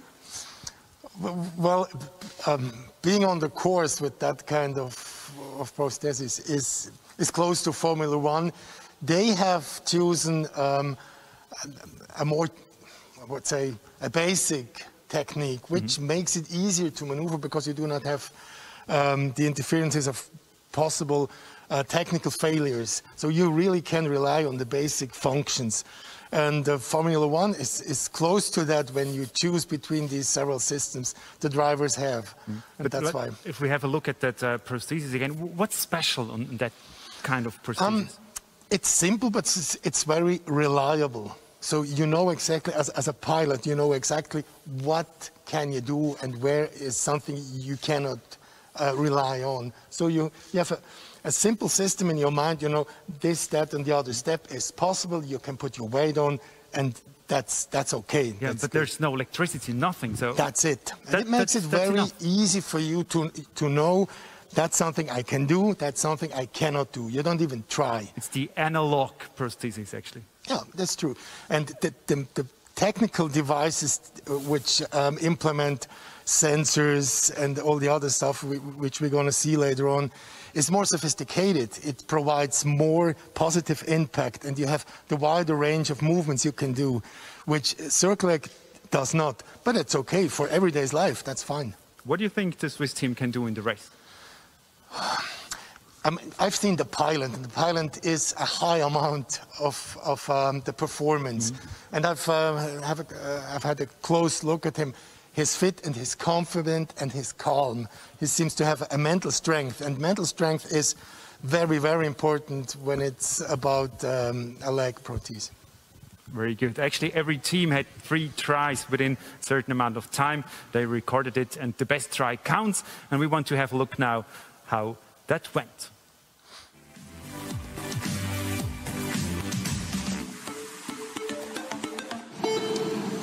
Leg prosthesis race gives our pilots 6 challenges. A maximum of 100 points is the target in 4 minutes. This is Rinat Kuzhinov for Russia. Now, these tasks are very difficult indeed. Let's bring in Lucas, of course, a 5-time World Championship title holder himself. Lucas, balance and speed of movement are key to success here today. That is exactly the challenge, Nick. We see Rinat here, which is well used to that prosthetic already. And he's focusing very much on his heel. You can see that on the prosthesis, that he can rely fully on that item. And that gives him the opportunity to focus more on his athletic challenge, which is obvious at the moment with this little obstacle here he has to go through. Yeah, now this beam challenge, bending ability, movement control of the knee joint. Then we move on to the boxes. And what grabs my attention here, Lucas, is visibility is very difficult, as well as moving up and down the stairs. That's true, and he has to be 100% sure that he can rely on his artificial leg fully, so that he does not have to spend any time focusing on the functionality of his artificial leg. He can focus on the sportive part of that challenge. 4 tasks have been performed with the perfect score, but speed is also part of the calculation. There is the first problem for the Russian, and he says that's it. He's made the error. He moves, leaves that task. If you see the graphic on your screen, it goes red. That is a failed task for the Autokosmos team. And now it's all about damage limitation. The Russian will be hoping that others make errors. Not the case. Oh, it was looking so good for Rinat. And that one mistake on the penultimate task could put pay. Now, let's go to Switzerland. Cirque leg and Andre Frey. This gentleman is very quick with this prosthesis. Lucas, one of the favourites for the race. Absolutely. You can see he's young, he's fit, and he's very well concentrated. And the same situation as before, he seemed to be able to rely fully on his artificial leg, which is light, which is functionally on the other hand, and that's a big advantage in that race. Looking very comfortable, very calm in his qualification round. Onto the balancing beam. Yeah, you can see here he's focusing on the forefoot. That means that there's no risk of falling flat with the prosthesis, and he's taking it smooth and slowly, and he's very concentrated. And you can see he has about 80% of his weight he has on his normal leg, and he's just little touch on the ground with the prosthesis, and that gives the maximum balance. Let's take a look at the Bionic Incorporated team, Bionic M Incorporation. This is Kantaro Higuchi.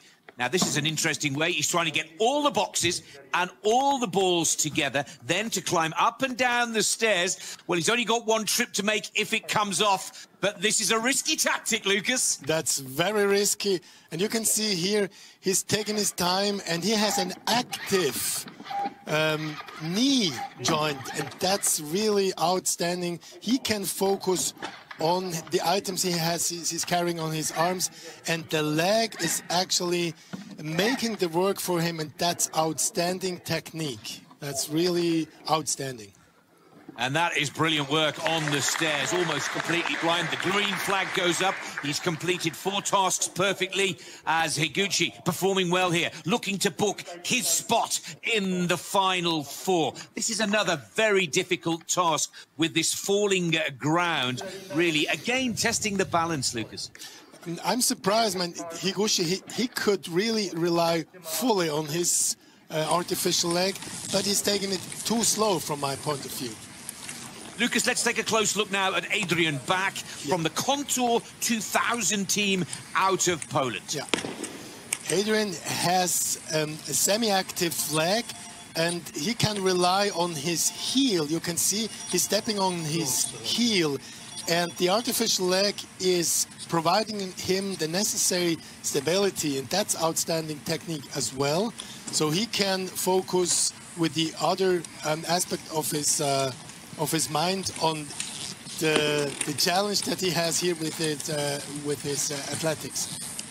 That was a good recovery, just a slight loss of balance. Almost the pilot thought he was at the end of the beam before he got there, but a spectacular recovery from Adrian Bach here. And now he's going to make 2 trips over the staircase. There goes the box, the 2 balls, and goes back to the rest. Now let's have a quick look in the last of the qualifying round performers. This is Stefan Pott from Neurolegs. Another very interesting prosthesis here, Lucas. Yes, it is indeed. He has a bit more to focus on the safety of not falling off, so that he has about 80% of his mental strength he has on the balancing of the items he's carrying. And you can see here as well, he can rely fully on his artificial leg, which makes a tremendous job here. And Stefan Pott looking very good to a qualification into the top 4 finale.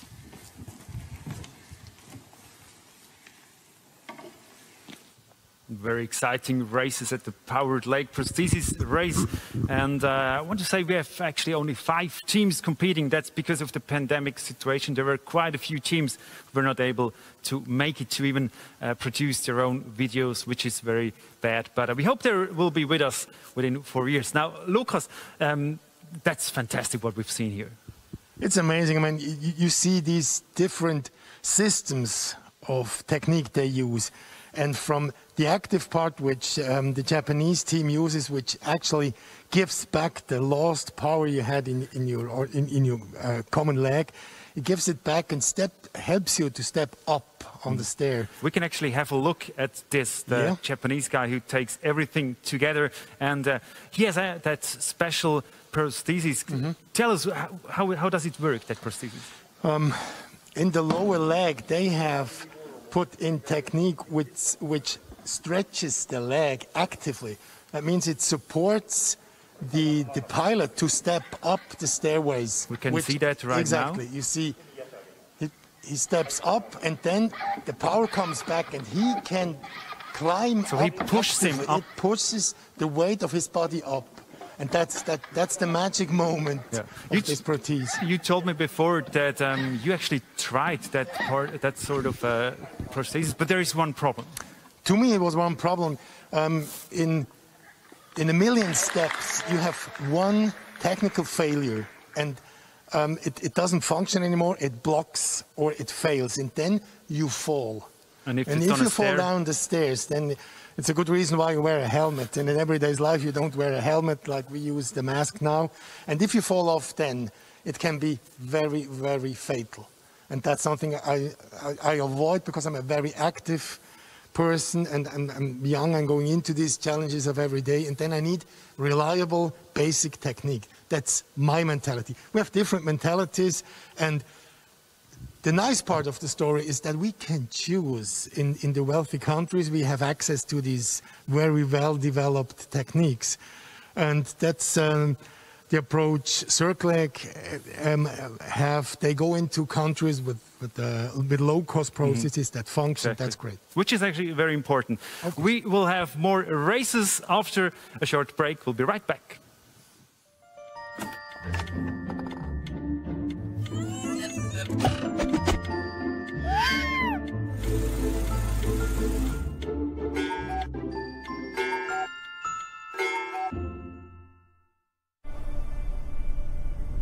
Mein Name ist Michel Fornacier und für mich hat die Zukunft längst begonnen. In dieser Hinsicht ist EKZ für mich ein verlässlicher Partner. Zuverlässig, ökologisch und günstig mit Strom versorgt. EKZ, stolzer Partner des CYBATHLON.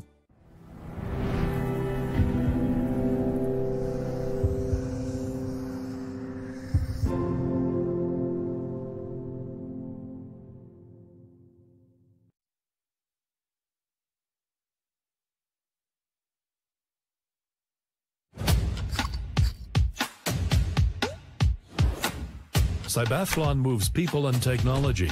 Schultes Clinic is medical partner.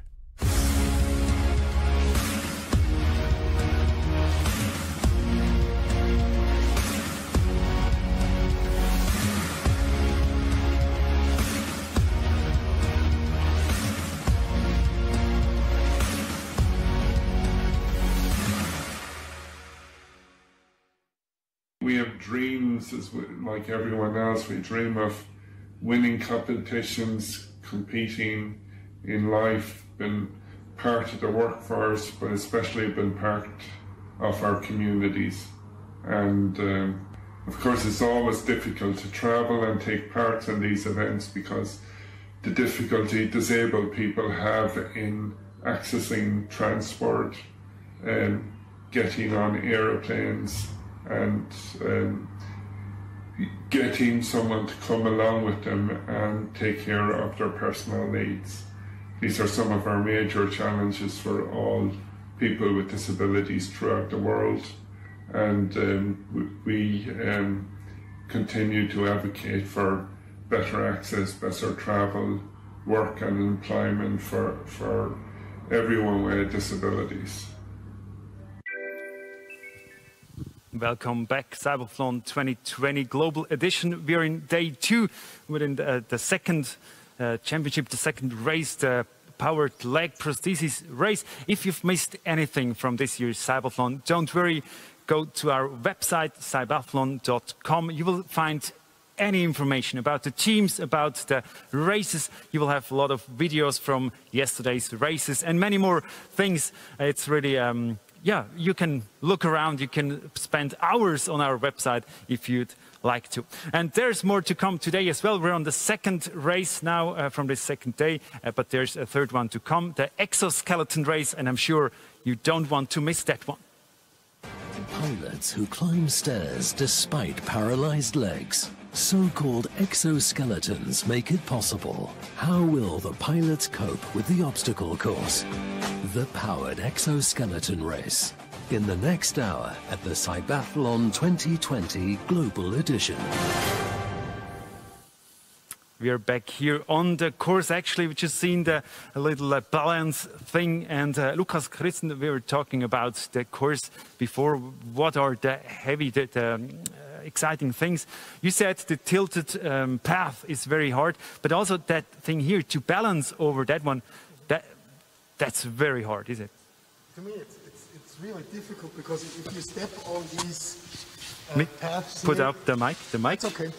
If you step on these on the branch here and you go with your heel on it, then it might fall through, and that's why the pilots go the other way around, and so they can step on the forefoot, and then your knee is blocked. Straight. Yeah, it's straight, and then you can step on it. It's actually very crazy. I don't really see which is the healthy leg and the other one. Oh, I mean, in the last 20 or 30 years, they have made so many steps forward in the cosmetic aspect of the prosthesis. You hardly see it in the well-developed countries. How important is it for you how the prosthesis looks like? To me, it's not so important. Mostly, you're very well dressed. You go on the lake and take a bath. To me, it's not so important. But of course, it's maybe more the female or the lady aspect, which is important. And you want to be well dressed, and you want to be maybe with a skirt or whatever. In a skirt or whatever. And then it's an aspect which shows the sophistication of the pilot. Okay, we want to focus on the teams now. We have 5 teams competing. And here's our next team from Russia.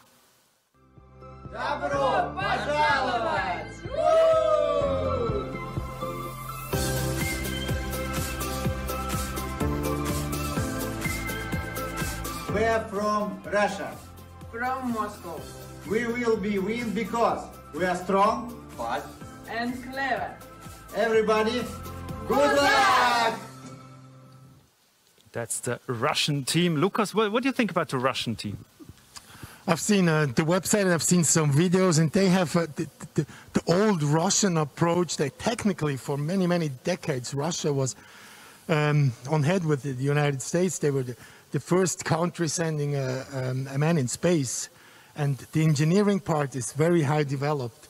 And to bring that into an everyday's life is difficult in Russia because they do not have the wide field of experience that we have in Switzerland. Okay. But the job is very good.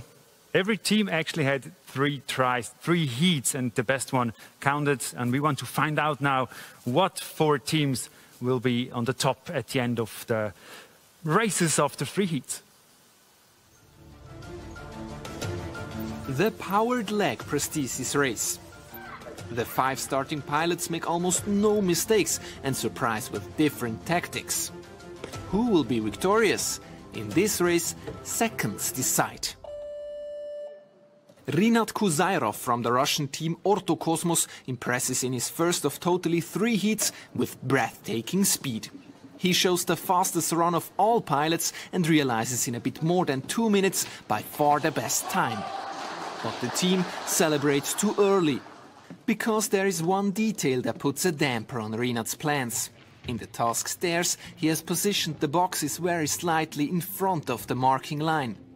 A mistake that costs him the victory.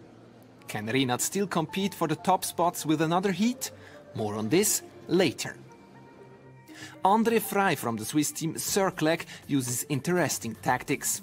He goes backwards in the task tilted path. He chooses this tactics probably because of his passive prosthesis. His model has been developed by a young startup. It is very cheap, but not as flexible as others. André also chooses the reverse gear on the balancing beam task. Other pilots, such as Rinat, whom we have seen before, have each turned around at the end of the beam. But of course, turning around takes time. That's why Adrian Bach from the Polish team Contour 2000 also chooses reverse gear on the balancing beam. And yet here occurs a tricky moment. Adrian almost loses his balance. Adrian has an active prosthesis. His fire red model is more mobile than other prostheses, which are very stiff. The prosthesis allows him to move more naturally in different situations, for example when he is on stairs. Here you can see how the prosthesis moves. That looks very smooth.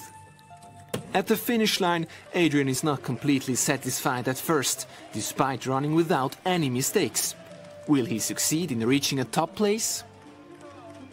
Like Adrian, Kentaro Higuchi also has an active prosthesis. His movements therefore look very fluid and ergonomic, as here in the task hurdles. However, Kentaro from the Japanese team Bionic M is not as fast as other pilots with his prosthesis. That's why in the task stairs he chooses a different approach than the other pilots. Instead of climbing the stairs twice, he stacks all objects on top of each other. So he only has to climb the stairs once.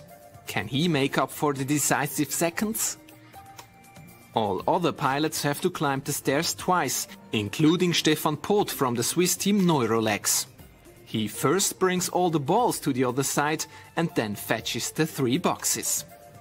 Stefan also shows that he is innovative with the balancing beam. He uses the buckets as stabilizers to turn at the end of the beam. Is this Stefan's recipe for victory? Now back to Rinat Kuzayrov, which we saw at the very beginning. How does he master his second chance? Once again, the Russian is very fast. But then comes the decisive moment in the task tilted path. An apple falls down. The task is failed. How bitter for Rinat, who was so fast up to this point.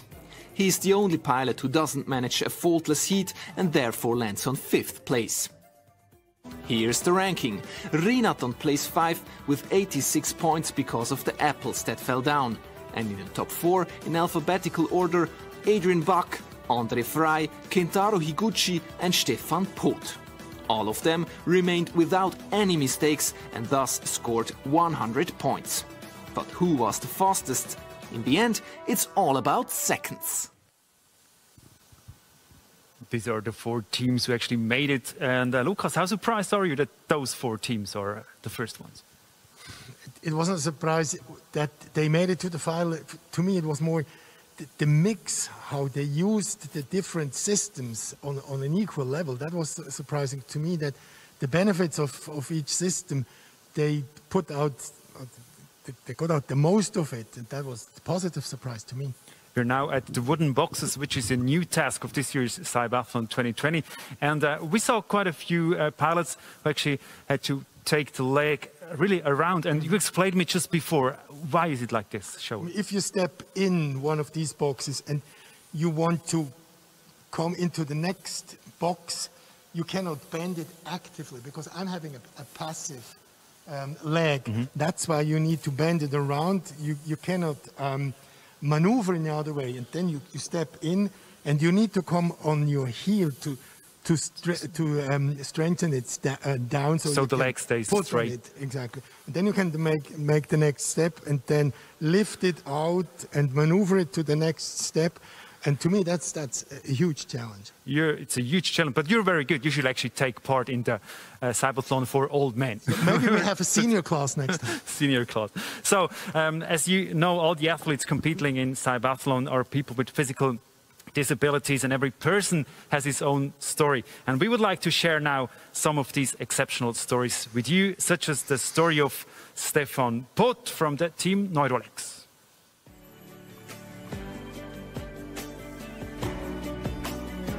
Sport ist für mich eine gute Auszeit, einmal aus dem Alltag raus, Gedanken frei machen, Konzentration auf das Spiel und natürlich auch körperliche Bewegung, wo man ja eben in einer körperlichen Einschränkung ist, dass man die quasi wie vergessen kann und sich auch messen mit anderen und körperlich auch richtig austoben. 2013, also vor 7 Jahren, im April, bin ich an einem schönen Frühlingstag spontan auf meine Töpfe gestiegen, habe ein kleines Ausfährtchen gemacht mit meiner alten Harley. Und auf dem Rückweg bin ich dann leider von einem Auto übersehen worden, das mir den Vortritt genommen hat und die Zeiten reingefahren ist. Ich habe dann auf der Unfallstelle mein linkes Bein verloren, also inklusive Unterschenkel und Kniegelenk.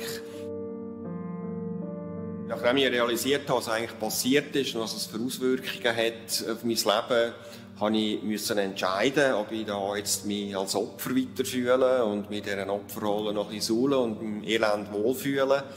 Ich habe dann entschieden, nein, das ist es nicht. Ich wollte das machen, was noch möglich ist und das Beste daraus herausholen. Ich habe dann die Situation akzeptiert. Und von diesem Moment an ist es dann eigentlich auch aufwärts gegangen. Also ich habe dann wirklich mir versucht, hier an Grenzen zu bringen. Und das ist auch mit dem Grund, warum ich im CYBATHLON mitmache, um zu schauen, wo sind die Möglichkeiten, wo sind die Grenzen gesetzt und wie kann ich an die Grenzen herkommen mit meiner Prothese.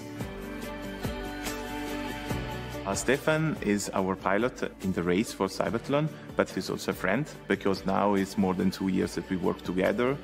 What I really appreciate of Stefan is the fact that after the accident he's really still motivated in doing all these things that can help also other people to improve their quality of life, but also he continues to push himself at the limit, walking in the forest and doing all these things. He's really clever and smart guy.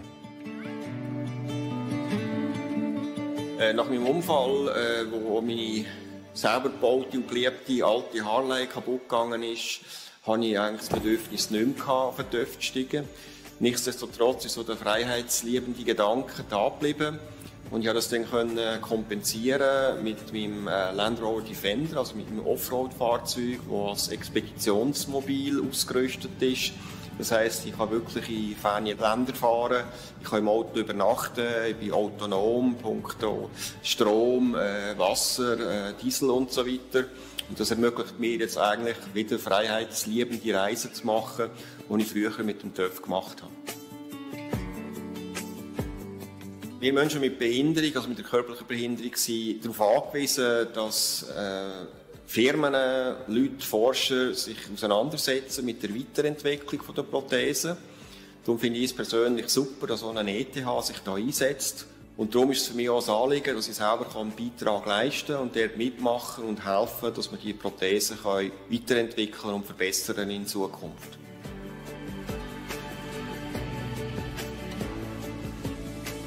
A very impressive story of Stefan Poth, and I welcome now Robert Driener, Professor of Sensory Motor System at ETH Zurich, the initiator of the CYBATHLON.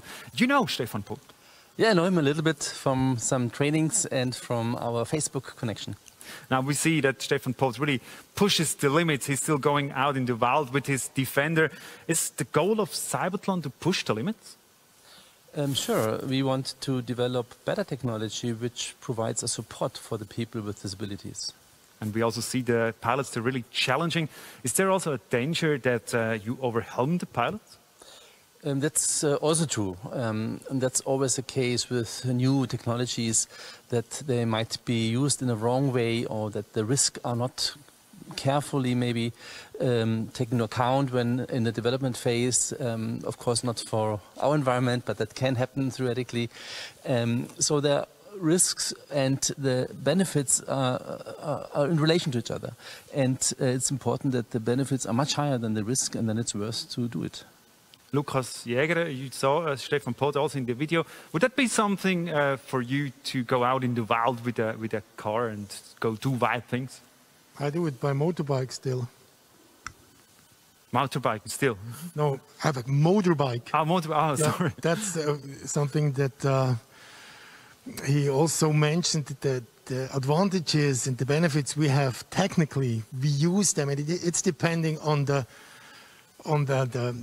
pilot, the person that uses that technique, to find out where the limits are and to be sensitive on these limits. That's an important part. Otherwise, it goes wrong. So no barriers, or are there still limits for you? Some barriers you have to respect. Otherwise, life shows you these barriers on a tough level, on a tough way, and then you have to take responsibility. But we should take these limits into consideration, and they're pushing these limits in coordination with us, with the amputees, with the people with handicap. And to be part of that step-by-step development, that's a great opportunity of life. We should take it. Now let's have a look at the prosthesis of Stefan Poth. I think it's a prosthesis with a feedback, with a sensor in the prosthesis. How does that work? Yeah, that's a very interesting approach, because when we do any kind of movement, we do not only need our actuators, our muscles, we also need feedback, sensory feedback. We have to feel how the angle of the joints is, how the forces are at the ground, at the foot. And that technology allows to give a sensory feedback via some stimulation at the foot, so that Stefan can feel the force on the leg. Is that the future of the leg prosthesis? I think it has to be the future, because we need both. We need actuation and we need sensing. Most prostheses only have the actuation, or even not the actuation, but if we do not have sensing, we cannot close the loop for successful movements. CYBATHLON is a great success, because also we have many strong partners, and our partners, they are happy with the CYBATHLON. What does a company motivate to support different sports for disabled people? For example, here we get some answers from our partner, BNP Paribas.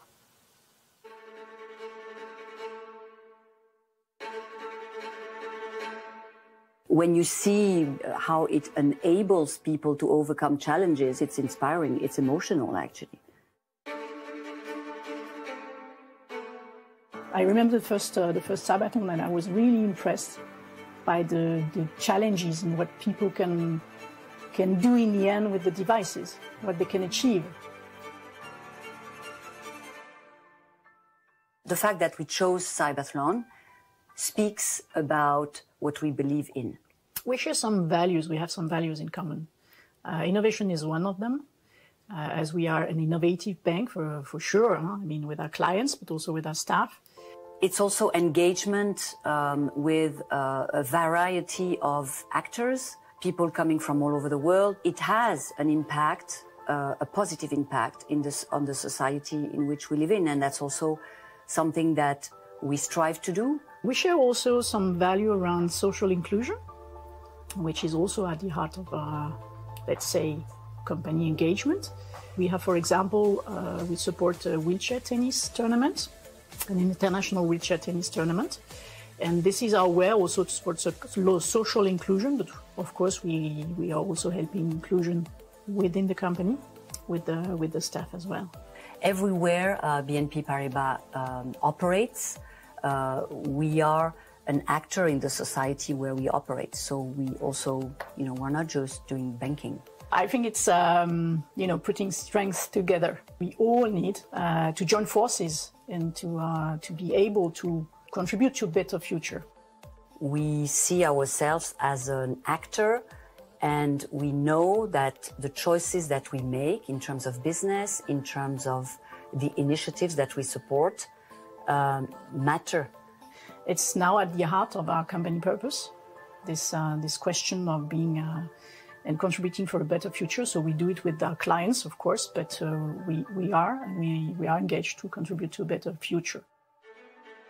We have tons of initiatives we could choose from, and usually we try to choose initiatives which are where the purpose, the drive is aligned with the values we believe in, and inclusion, innovation, doing good at large for the society where we operate in are core values to us, and that's at the heart of the mission of CYBATHLON. One of our partners, BNP Paribas, and CYBATHLON is growing, and I guess it's easier to get partners when you're growing. Robert Riener, how important are these partners? They are essential, because we don't only do it for fun, we also need funding to pay all the equipment, to pay the media service, which is important to transport our message to the world. So we have now a next team we want to have a look at from the powered leg prosthesis race right now.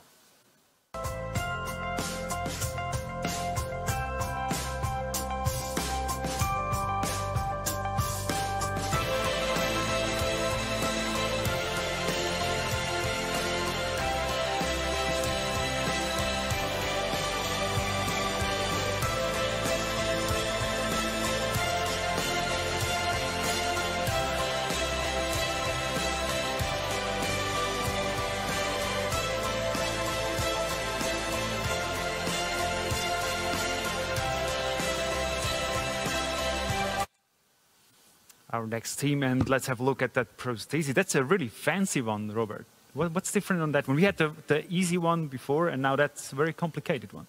Yes, we have, the great thing is we have many kind of totally different actuation systems. We have semi-active prostheses like the one from Stefan, we have passive ones, and we have active powered ones. And that's the complicated one. Yeah, you just see. Yeah, right. That's the most complicated one, maybe. Good. Let's have a look at the sportive part now. We short in front of the last race. What do you think? What team will be on top? That's difficult in this case. I think my heart, of course, since I'm biased as an engineer, beats for the advanced technologies, for the powered devices. And there's the Japanese device, which is great. There's also the sensorized device from the Swiss team, which is nice. On the other hand, the unpowered systems are maybe more lightweight. And my feelings are for the other Swiss team, the CYRCLEC, because they make a cost-efficient, cheap device, which can be sold to poorer countries, maybe. So I'm... Everyone. Yeah, everyone. Now, Lukas Christian, he goes for the fancy one. You go for the other one? Well, what's your favorite? It's not much to add to, Robert, and it's the same with me. The mixture between what is possible technically and what is the pilot capable to put out of it, that's to me the challenge. And I'm open-hearted to all these teams which have found a good everyday's capable mixture. So of course, I'm a little bit Swiss, but I'm fond of the Polish and the Japanese as well. Very good. So we want to find out now who will be on top at the end of this race. And actually, they're watching us live from home because they don't know who was the fastest. They recorded it, sent it. They just know their own time, but not from the others. And now we can see them watching us from all over the world. Hello, everybody. And thanks for joining us. Thanks for your effort. Thanks for your passion. Thanks for joining us here at CYBATHLON 2020. Who will be the winner? That's the question we want to find out. Who will be the winner of the powered leg prosthesis race at CYBATHLON 2020 Global Edition?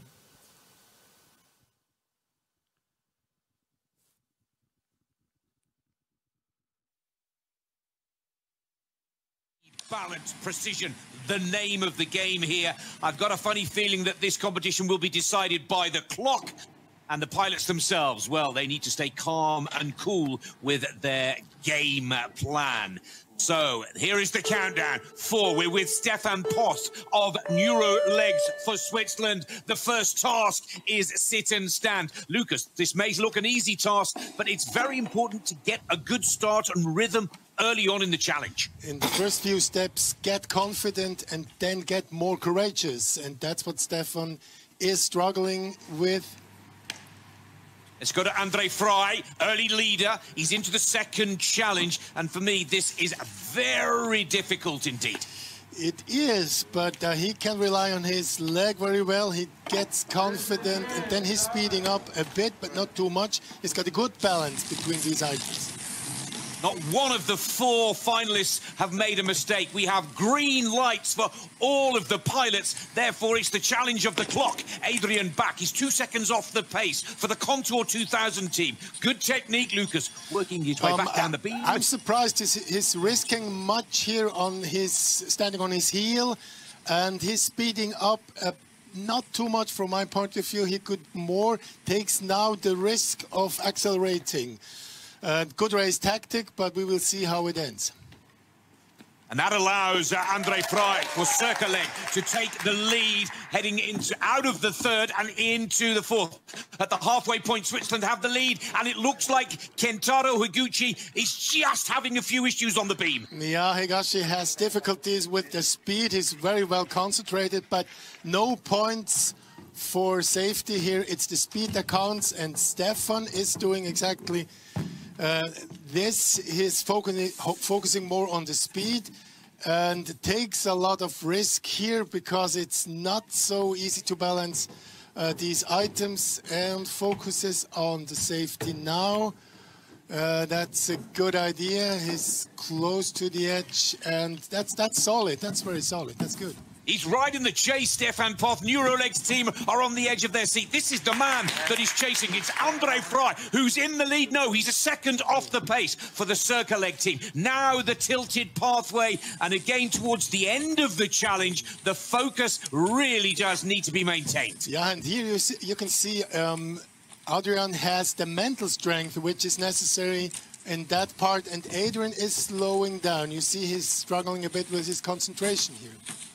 What a disappointment, because he came into this penultimate challenge with the lead, and now it allows André Frey for Switzerland coming into the last challenge, picks up the apples on the plate, climbs the ramp, and this could be good enough for Frey to take the lead. Watch the clock, 2:40, 2:41. He goes for the line, and the Circle team for Switzerland have done it. Potts is right behind him in second position, misses it by 5 seconds. It's a Swiss 1-2.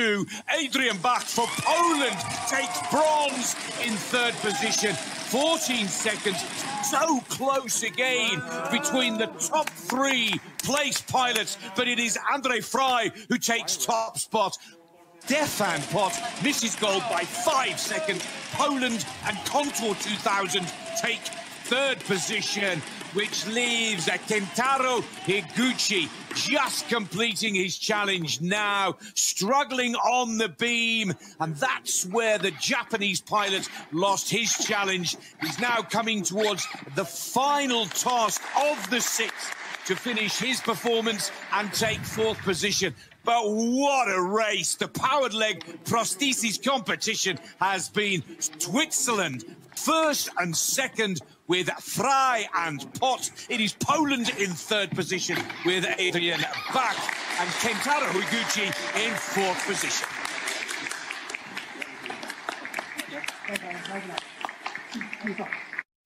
Race, and here's the winner. We can actually see Andre Frey, who's very happy that he is in front. Bad quality a little bit, but he's happy. That's the most important thing. 5 seconds ahead. What a race. Lucas, it's incredible. Only 5 seconds.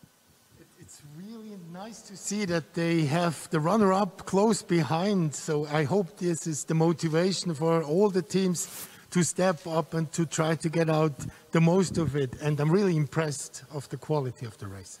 It's all about to be fast here, Robert. That's very impressive that they're so fast. Yeah, it's really impressive, and I'm surprised. And it's great to see that it's not only high-tech, which is good. It's important to say that also any kind of technology can help. It's a combination of pilot performance and technical quality, and we saw it very nicely. You have to be a fighter, that's for sure. And we have a look at the graphics here again. The winner of this race, Andre Frey from the Circlec team. Then we have Stefan Pot, Neurolex. Then from Poland, Adrian Bach. And from Japan, Kentaro Higuchi. Well done, all congratulations to all the teams, and thanks for your effort and your passion, which is great. And we have now Andre Frey with us live connected, and I say hello, Andre. Can you hear me? Hello, Andre. Can you hear me? Yes. Congratulations, that was a great race. Everything went well. Everything went well. Yes, thank you. Especially in the second run, it works really well. You actually beat everyone, and you only actually have like an analog prosthesis, as we said before. The others have more electricity in it. So that's special, is it? That's special. Sorry, can you repeat, please? I said that you have prosthesis with no electricity in it, with no technical support, but the others have. So you actually beat all the others who have more fancy prosthesis. Yeah. Somebody's laughing in the back. So, whatever. Tell us more about your race. You actually had 3 tries, which is different to other CYBATHLON. How was it? What was the best try? The first, the second, or the third, actually? The third try was the best. It was the fastest one. And the third try was a failure. So I took too much risk to make one more a better time. But yes, then I failed in the end. What does it mean to you and to the whole team that you're the winner of this race? For me, it was a really good experience to be part of the CYBATHLON and part of the team Project Circlec. Very good. So again, congratulations. Gratuliere alle miteinander. Liebe Grüße, das ganze Team.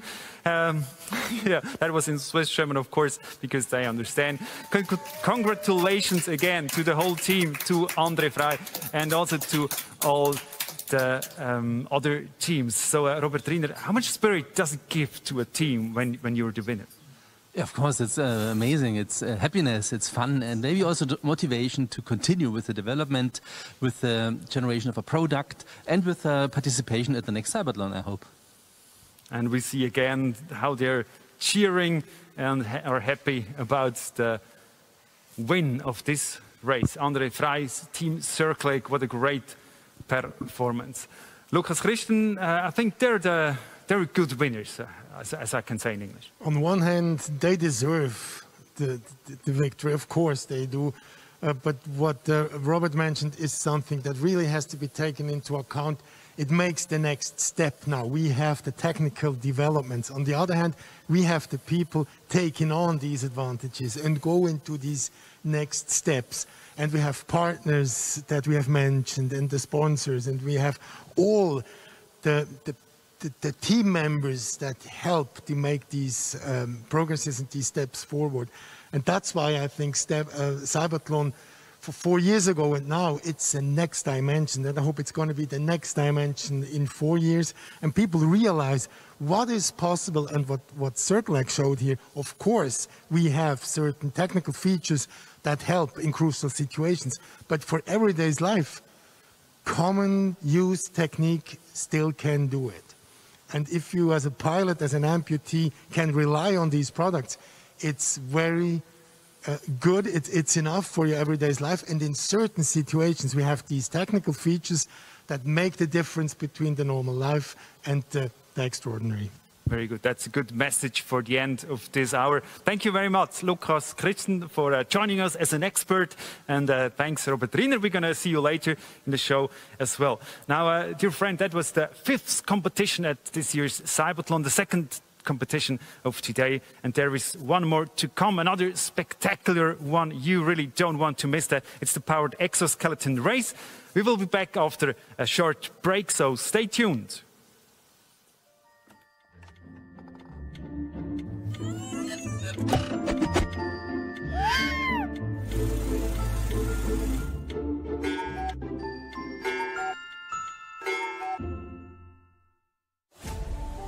Success isn't just about what you accomplish in your life.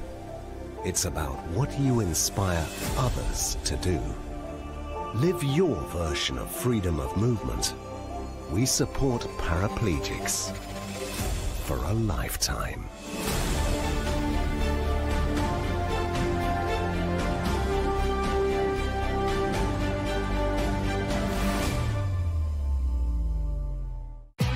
New for you. New for Switzerland. For everyone who wants to watch more. The new streaming platform featuring Swiss films, series and documentaries, all in your language. Stream anytime, anywhere. Stream Switzerland. Play Swiss. Discover everything Switzerland has to offer.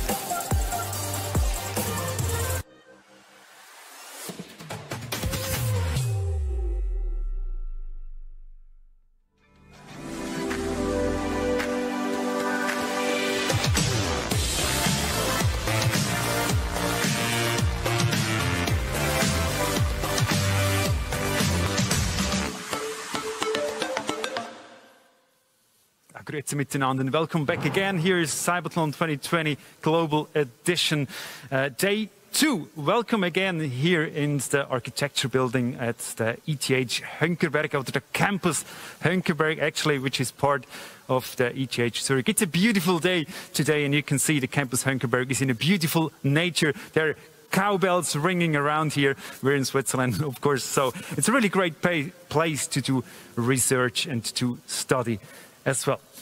We've seen exciting races yesterday and we've seen exciting races today. The wheelchair race, the powered leg prosthesis race, but there's one more to come. The exoskeleton race will be the next. This year's CYBATHLON, as you know, is a little bit different because of the pandemic situation. The teams recorded their races by themselves at home and sent the videos to Zurich, and we put it all together in one exciting event, because that's the important thing. The teams, they don't know who was fastest, so there's still a lot of excitement within these races. You will find out. So if you have joined us just now, you may don't know everything about CYBATHLON. You can actually go on the internet, cybathlon.com, and find out everything. We have 51 teams competing from 20 countries all over the world, and that's also why we translate this live stream and subtitle it into 7 different languages, and it's also translated into sign language, which is very special. So now, if you want to know more about CYBATHLON, here you get some answers. CYBATHLON 2020 Global Edition. An event where pilots with disabilities and technology developers perform at their best. Who will win? Over 50 teams take part from countries around the globe. Who has developed the best technology together with their pilot? Competitions are held in 6 separate disciplines. It's all about solving tasks of everyday life. In the powered arm prosthesis race, the pilots with an amputation or dysmelia have to manipulate and feel hidden objects with their prosthetic arms. In the powered exoskeleton race, pilots with a paralysis of the legs have to master a course with exoskeletons. And in the powered wheelchair race, pilots with a walking disability must even maneuver their robotic wheelchairs over stairs. In the BCI discipline, the pilots with a paralysis at the neck level compete in a computer game using only the power of thought. In the power leg prosthesis race, pilots with above-knee amputation or dysmelia use prosthetic legs to overcome everyday obstacles. And in the functional electrical stimulation bike race, pilots ride a bike as fast as possible by applying an external current that makes their paralyzed leg muscles contract. Who will win? Required are agility, precision, concentration, and endurance. Advanced technologies can make life easier for people with disabilities. At the CYBATHLON, equal opportunities are a priority. Technology, competitive spirit, and emotions. That's the CYBATHLON 2020 Global Edition. And the last race this year will be the powered exoskeleton race coming up as next. And I welcome 2 more experts. It's Kai Schmidt. He works at the Sensory Motor Systems Lab at ETH Zurich, and he's the co-founder of Mio Swiss, a spin-off company from ETH Zurich that develops the Mio Suit exoskeleton, very hard to say. And we have Jaime Duarte, welcome. He's co-founder and the CEO of Mio Swiss company. That's correct, right? Yeah, that's correct. You are working also on exoskeletons, but first to the CYBATHLON. What fascinates you personally about this CYBATHLON? For me in particular, it's the human-robot interaction. It's having these very complicated technologies and very complicated robots being driven by a person who, in this case, for example, does not even have feelings of their legs. So very interesting work you do. Actually, you produce exoskeletons by yourself. What are you working on right now? So we still, we have our first product in the market, which is the Mio Suit, as you mentioned. It's a bit different from what we're going to see today, or what we've seen. So that is a device actually that is for people that still have some functionality left, whereas the exoskeletons here usually, as what Jaime was mentioning already, people don't have any feeling or function in their legs. So it's a bit different in that sense. So it's pretty much a different branch, if you want to say it so. So that thing you do, the exoskeleton, that's for a different use than for people with paraplegia. Exactly. So the exoskeleton that we're working on is what we like to call, it's more like an exomuscle. So if you have weak muscles, so it gives you a bit of a boost like an e-bike, so that you can move a bit easier, or it's a bit easier to just get where you want in that regard. And our users, they can move to some extent. And that is really the main difference to what you see here. Because that's the case, this device can be a lot more lightweight and is also less expensive because there's less complexity involved, really. And it's for people really that have weak muscles. And if we think about the exoskeletons, again, that we see in the CYBATHLON, this is more complicated to some extent because, as I said, like this human-robot interaction is, there's nothing that you can sense. You really have to take over to some extent. Very good. The complicated exoskeletons, and we want to see how that exoskeleton races works. Here we have some pictures for you.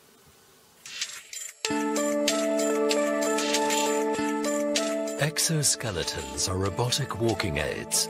They let paralyzed legs walk again. The pilot's task to master 6 everyday situations, for example, getting up from a sofa or climbing stairs. Particularly challenging, getting over a sloping ramp. Whoever solves most of the tasks in the shortest possible time wins.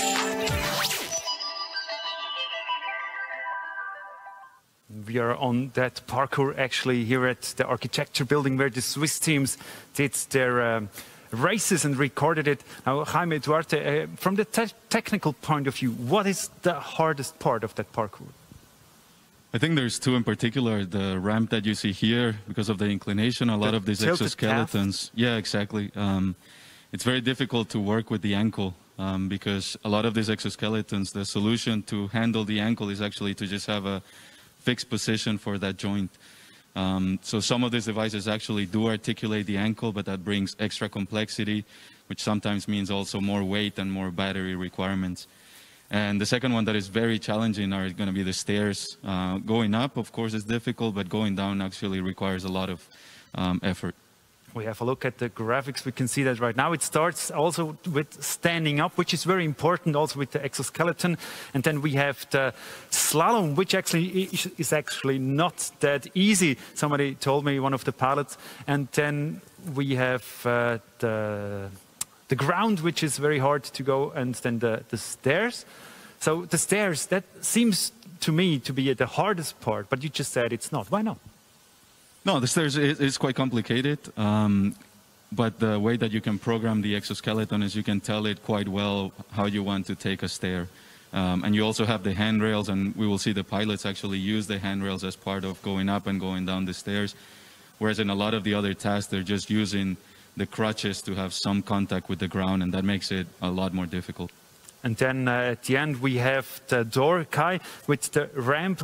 We heard it at the wheelchair race. That's quite steep, actually. It's not hard for us, of course, but with the exoskeleton, also that ramp, that's hard.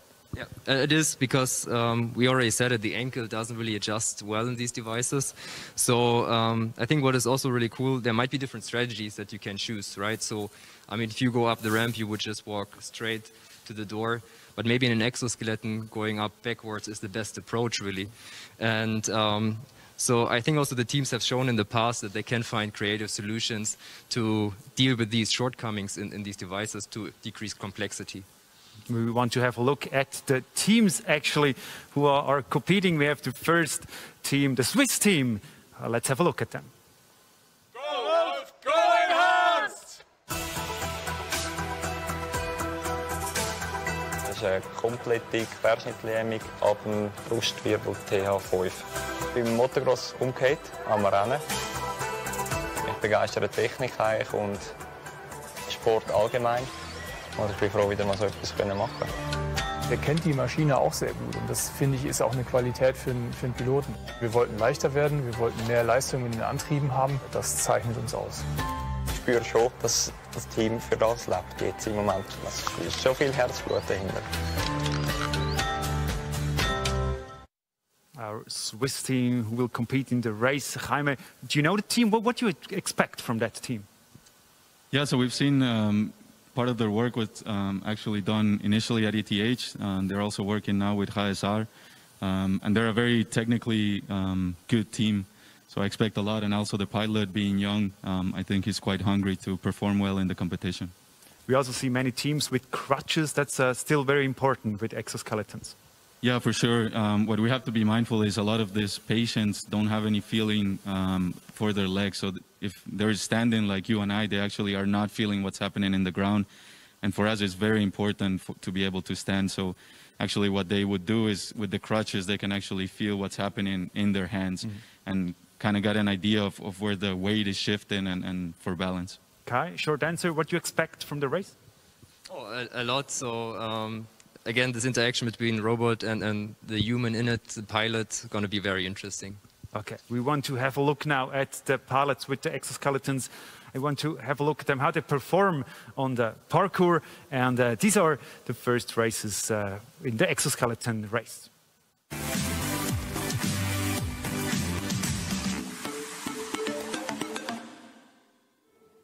Powered exoskeleton race. There are 6 tasks with a total time limit of 10 minutes. Let's take a look at Rolf Schock from the Varalig Enhanced Team 2.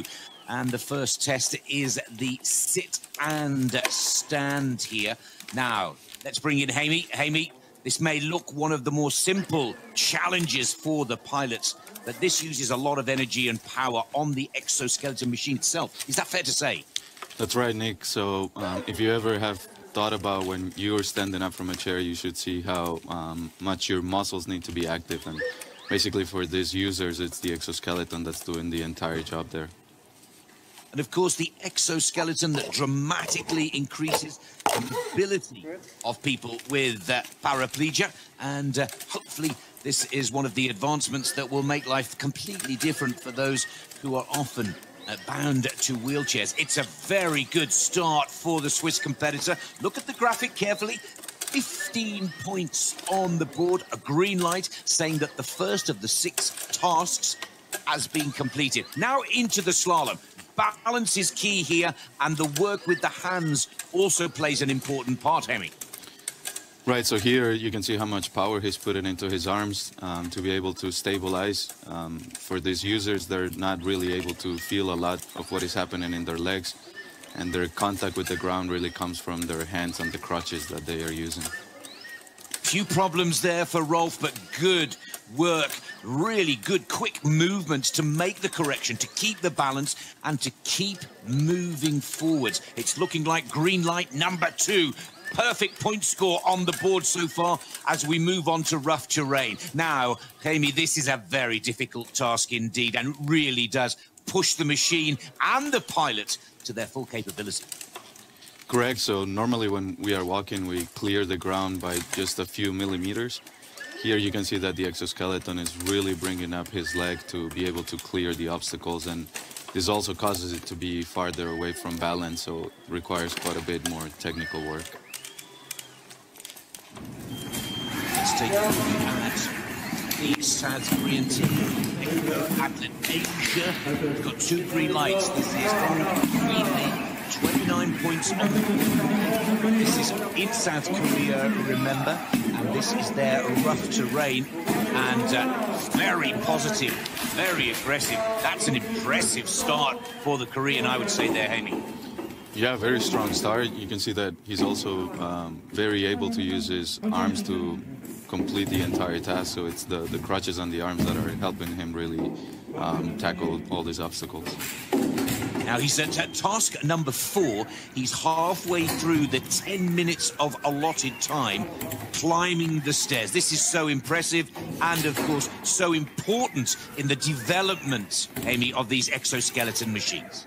Yeah, again, stair climbing is one of the key things that people want to be able to do in daily life, because we always find these kinds of obstacles. So here it's very cool to see how he's able to work through the obstacle itself. We've been developing this machine since 2016. It's called, and I like the name, Robot. And the Robot is the name of lead machine. And it's performing beautifully. Now, a lot of people in the climbing world, Jaime, say going up is one thing, coming down is another. This surely is the most difficult part of this task. Yeah, so going down, we really need to use our muscles to basically brake and slow us down. And this uses the muscles in a completely different way. So also from the exoskeleton point of view, you need to be able to really balance there the legs and make sure that you're going down, especially in a safe and secure way. You can see the focus. He wants to get it right. It's a clean sheet. Just 2 more tasks after this. He's so close to that green light and the perfect point score. And that is great work. Exoskeleton moving so well. Now let's go over to Russia. Take a look at Yuri Sidorov on the Exoathlete team. A new pilot here. He's at the top of the stairs. But again, problems for Yuri here. But still a perfect score, 45 points, and he's fast. He's at 3 minutes 30 as he reaches the halfway point of task number 4. Going backwards here, Jamie. Yeah, something that we take for granted is when we transition from one task to the other. So, for example, from being up at the top and then quickly transition into going down. But you can really see that they have a special strategy with the robot where he turns around and he's going backwards so that he can feel more stable and also use his arms in the guardrails there to complete the task. officials watch carefully. But this is superb, and the time is impressive. If we reflect back to Korea, they were at over 6 minutes here, and he's still under 5 minutes with 3 green lights. Now the stairs look to be green light number 4, and he moves on to the final 2 tasks. It's a tilted path and then a ramp and door, which is new for the 2020 CYBATHLON. Now, this is very difficult. Again, we are testing the machine, walking across this tilted path and testing the foot joints, I would say here, Hamid, for the stability. Yeah, exactly. So balance, a lot of it comes from the ankle joint. So when you have these more rigid structures, it's very important to have some compliance and some ability to be able to move the foot in a way that it complies with this uneven terrain here. And that is good work from Sidorov. Another green light, surely. And he's just gone past the halfway point from a time perspective. 10 minutes is the allotted time here. What you can also see in some of the pilots is that they have a way to interact with the device. Here you see it on his left arm. And when they complete a task, they actually press something, as you see here, pretty much to change to the next mode, whether it be go up the stairs or go down the stairs or actually work on these uneven terrains. This is the one that has caught the eye of so many. It's new for 2020. It's the ramp and door. Climb the ramp, open and close the door, and then descend the ramp on the other side. And this is what it's all about, Amy, the exoskeleton, making everyday use, something that can be incorporated. Kevin hasn't quite got the perfect scores. This is the first time we see the ramp and door, and it's such a good, clever, and important addition to the CYBATHLON challenge. Yes, for sure. This is something that we encounter very much in daily life, and it really needs the work also of the arms to be able to do this kind of task. So it's important that they have their hands free, as you see here with the Wondercraft team. His hands are completely free. He's not using any crutches because this exoskeleton in particular has some capability to self-balance itself. So he's using his hand on the guardrail there, but no crutches as compared to the other teams. And this is quite unique, this development of the Wondercraft. Yes, it's very cool to see one of these exoskeletons without crutches, because one of the needs from a lot of these patients is to be able to have their hands free to interact with objects in daily life.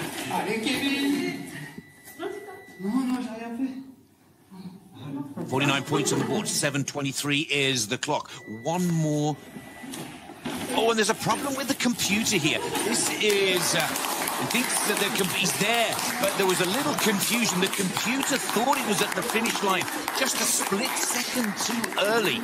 And that adds quite a bit of time to the Wondercraft team. 66 points are on the board, but a little bit of computer error for the French team there. Let's take a look at Thomas Krieg for Varileg Enhanced Team 1.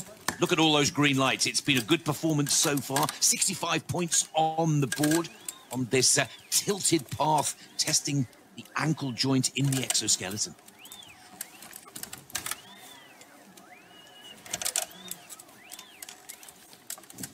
It's good, fluid, balance is there, working well, and that is excellent work for Thomas. He'll be happy with that. Look at the time as well, 5 minutes, just over, 5 minutes 20. And he heads into ramp and door. That is the 6th and final challenge. Just gets across that line. Look for the green light on the penultimate. And there it is. One more task to go now for Thomas, which is the ramp and door. Rough terrain has been one of the new challenges, but this, for me, is something quite special. And as they say, has been the talk of the town. First, climb the ramp. That's a great close-up shot, Amy. Yeah, what you can also see in their strategy, he's carrying both crutches on the left arm so that he's able to use his right hand with the guardrail, which is a lot more stable. But still, he needs to be able to use the crutches later on, so he needs to have a way to carry it around.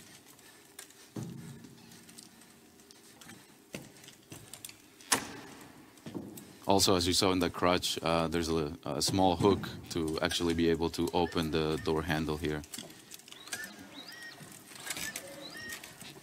Looking for a perfect score, comfortably under the 10-minute target time. Through the door, there is exactly the technique that Hemi was pointing to.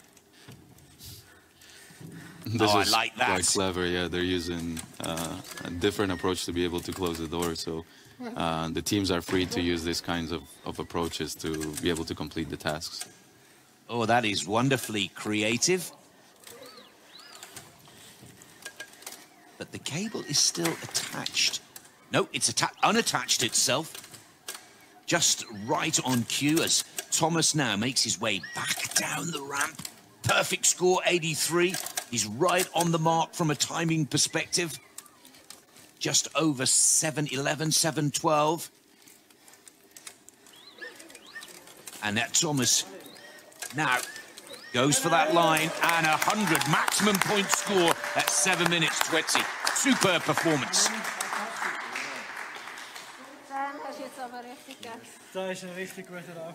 The Exoskeleton race at CYBATHLON 2020 Global Edition. What an impressive race. We have with us Kai Schmidt and Jaime Duarte, our two experts. It's really impressive, but there are also big differences between the teams. Yeah, they are. I think we have seen it. The one team, they didn't have crutches, whereas all the other teams had crutches. And I think this is very important to point out because it is very, very hard to have such a device working without crutches. We have a look now at the pictures. We can see him walking without the crutches, the French guy. Can you tell us more? How does it work? So this device is a bit more complicated than the other ones. So it has more motors. It's a bit heavier as well. And you can see that even though the pilot is leaning forward, the device remains stable. And that is key. So the whole device is designed in a way that even if you move your upper body too much up front, for example, it remains stable, so it doesn't tilt forward. And also for walking, you see it now. It looks, when the step is done, quite smooth. So this is also done because, again, it has more motors, also in the ankle joint, knee joint, also in different directions there. Jaime, is this the future of the exoskeleton without crutches? For sure, it's one of the requirements that the users would like to have, because a lot of them complain that if they have their hands full, they're not able to interact with objects in daily life. What is important to see, though, is if you compare the size of the step that you can take nowadays with this exoskeleton, is much smaller than with the other exoskeletons, because in the other ones, you have your arms basically to kind of help in that process. Very good, and we're excited to find out what team was the fastest. But before we do that, we have a short break. Don't run away too far, because exoskeleton races, it will be very exciting, so stay tuned.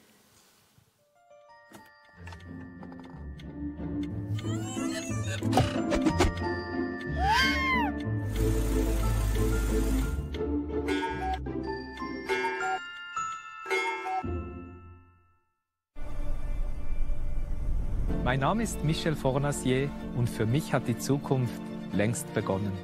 In dieser Hinsicht ist EKZ für mich ein verlässlicher Partner. Zuverlässig, ökologisch und günstig mit Strom versorgt.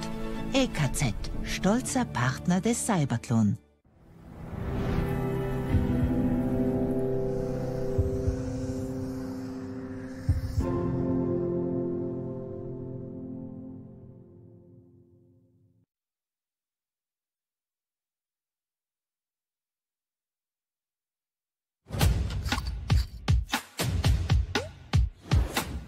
CYBATHLON moves people and technology. Schultes Clinic is medical partner.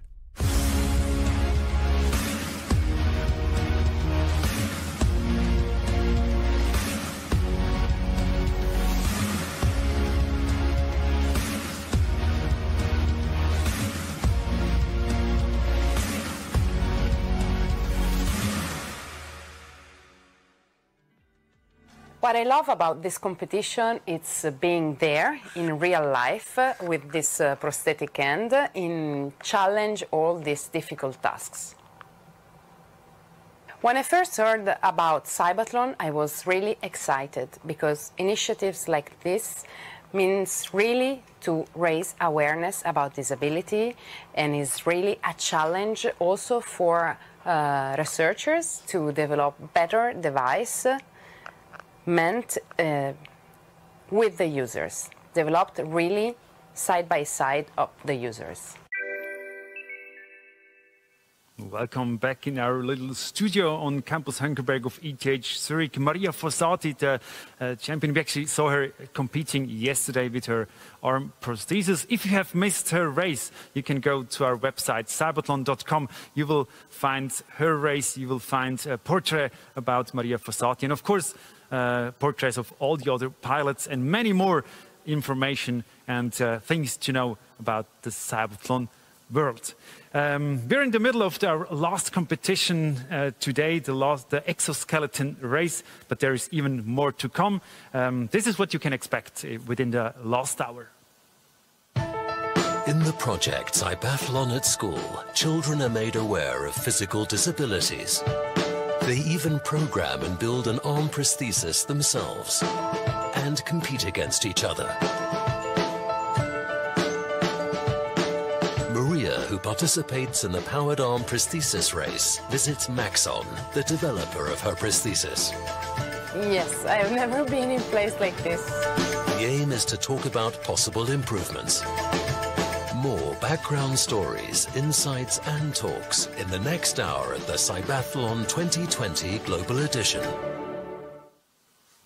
But before that, we keep going with the Exoskeleton race, our last race into this year's CYBATHLON. And I have my two experts with me, Kai Schmidt and Jaime Duarte. And Jaime, one rule of the Exoskeleton race is, of course, that all the pilots have to do the movements by themselves. So there's no one behind the scene who remote controls anything. Can you tell us a little bit more? How do they control the exoskeleton? Sure. So some of them are actually using the controls in the crutches because this is where their hand is placed. And what you will see in some of the races is, especially when they transition from one obstacle to the next, or from one task to the next, they're actually selecting things in their crutches so to be able to perform the next task. So the exoskeleton is then ready to move them in this way. We've talked about the exoskeleton where the pilot does not use the crutches. I would like to know a little bit more. You said that even if the body moves forward or backwards, that doesn't matter. The exoskeleton can control this. What's the technique behind it? So it's one is that it's heavier, as I said. So just given that the frame weighs a certain amount, so it can already counteract whatever the pilot is. How heavy is it? For this one, I'm not entirely sure. I think it was something around 60 kilograms. So it's rather on the heavy side compared to the other devices. But the good thing is, so since the pilot is completely carried, so there's no load on the upper body. So the weight of the whole device will not be transferred to the upper body. So I guess in that context, that's actually fine. Good. We have different teams competing actually, and we want to have a closer look to the French team.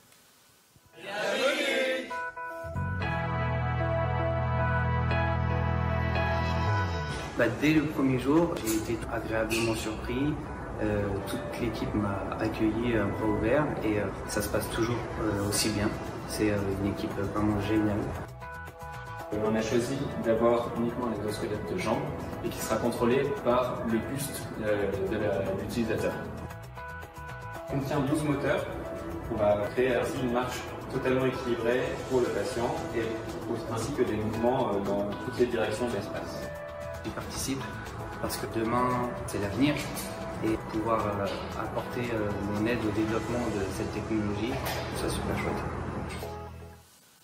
The French team, the team that races without the crutches. And Jaime, I'd like to know, what are the chances of the French team without the crutches? I think their biggest problem that they have right now is the size of the steps that they can take. So the course is still quite long. And even if you can take those small steps very fast, it's not compared to the other exoskeletons, which are taking more normal, let's say, size of steps. Okay, all the teams, they had 3 tries, only the best one counted, and we want to find out now how good they performed. Here's the summary of all the races. The Swiss team Varilek Enhanced shows an exciting internal duel. It's neck and neck between the two pilots Rolf Schoch on the right and Thomas Krieg on the left. Both pilots can solve all 6 tasks and reach the finish line in their fastest heat in the exactly same time. What a thriller. Thomas is completely out of breath. In case of a tie, the time of the second best heat decides. In this one, Rolf was a bit faster, so he wins the internal duel. Ich bin zufrieden. But neither of them were fast enough for the top 4. The team Varileg Enhanced finishes in 6th and 7th place. Team Angel Robotics from Korea is also represented with 2 pilots in the race. This team already has competition experience. In the CYBATHLON 2016, pilot Byung-ok Kim won the bronze medal. He shows a strong performance also this year, like here on the rough terrain. And he also seems to be very fast. After the race, he is very satisfied with his faultless performance. Will he be victorious? His teammate at Angel Robotics, Hyo-yoon Lee, also has good coordination and is fast. Angel Robotics is one of the few teams that does not climb down the stairs backwards. With Hyo-yoon, a small problem occurs during the last task. She cannot move her leg anymore. But she can solve the problem. Like her teammate, Hyo-yoon also qualifies for the top 4. Here's another impressive exoskeleton. It belongs to the French team Wondercraft with pilot Kevin Piet. He's the only one to walk without crutches, and his exoskeleton, which by the way weighs 85 kilos, is the only one that can walk also sideways. Impressive what this team can do. But because Kevin doesn't have crutches, he can't solve the task rough terrain, for example. The team did not even set this task up. Kevin is exhausted and relieved at the finish. But because of the missing points, he only lands on place 8. The team Exoathlete Asia, the second Korean team in this discipline, does not get all points either. Pilot Dong-wee Lee is very fast and seems to be comfortable with his exoskeleton. But he cannot solve all the tasks. At the last task, he tips over. It is his second mistake. That's why he gets the least points of all the pilots and finishes 9th and thus lost.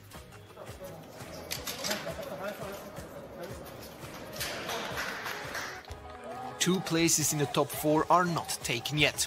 But there are still 2 favorites we haven't seen yet. This is Silke Pan from the Swiss team twice.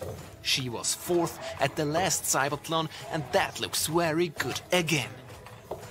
Silke masters the course without any mistakes and seems to be fast. She has good chance for a podium place. Will she be victorious? Incroyable. Incroyable. Franchement. Mark Daniel from the American team IHMC Robotics can also hope for a top placement. He won the silver medal at the last CYBATHLON and performs well. His strong arm muscles, of course, also help him in the task stairs. Mark secures the last place in the top 4. The Russian team Exoathlete with Yura Sidorov just missed the final round. What a pity for him, as he had only jumped in as a backup pilot at short notice. Yura solves all the tasks, but spends a bit too much time. He is missing a few seconds, but he can still be happy after his performance. Here's the ranking. 2 teams could not solve all the tasks and are therefore at the bottom of the ranking. The 2 Swiss pilots from Team Varileg Enhanced are ranked 7th and 6th. Yura Sidorov misses the top 4 by the narrowest margin. In the top 4 are the 2 pilots of the Korean team Angel Robotics, as well as Mark Daniel and Silke Pan. So favorites fight for the win. Who will be victorious? A Swiss team, 2 Korean team, and a team from the US in the top 4 in the Exoskeleton race. And Kai Schmidt, we have 2 Korean teams. Is that a surprise for you? I mean, it is. So all the teams are really great. And I think also what we cannot forget, it's not only the technology, it's also the pilots. So we have seen it if a pilot is more confident to use the device and also allows the device to go faster, essentially, then this makes a big difference. Thank you very much. And somebody's running around if you're asking yourself what is the noise here. Now, you have the Mio Swiss company that produces exoskeletons by yourself. Is the CYBATHLON also a way to spy a little bit on the other teams? Not so much spy, maybe get a bit inspiration into what other people are working on. As Kai mentioned, one of the big differences is our target group is really people that have some mobility of the legs but can use this extra assistance, like people with multiple sclerosis or stroke or incomplete spinal cord injury, so not really the ones that are completely paralyzed as we are seeing here in the competition today.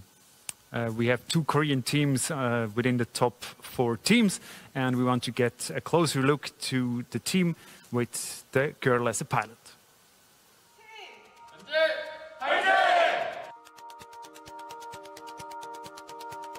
예전에는 고등학생이었고요. 사고로 흉추 12번 완전 손상을 당해서 지금 하지마비로 감각이나 운동을 전혀 할 수 없는 상태입니다.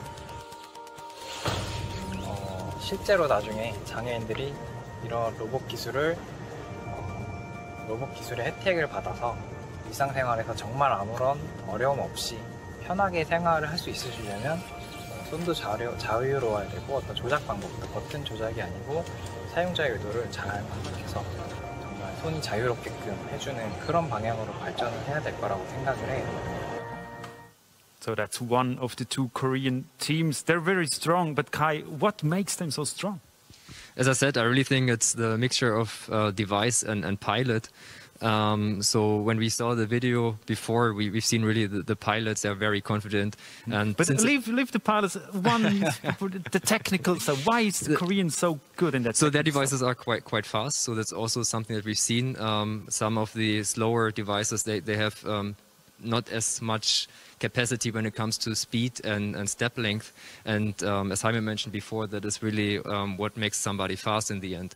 So also if you can transition fast from one obstacle to the next, this is also something that helps very much. And we actually see the Korean team watching us right now. Hello, Korea. And of course, that's the other Korean team. And the pilot is very important. I didn't want to say that it's not important at all. Well, anyway, we have seen one pilot, the US pilot, Mark, already. And all the pilots, they have their own personal story. In many cases, it's an accident or other circumstances that completely changed their life. And for all of them, it was a big challenge to actually find the way back to normal life. Here's the story about Mark Daniel from the US team IHMC Robotics. What I miss the most is I want to be close to danger, but I want to survive.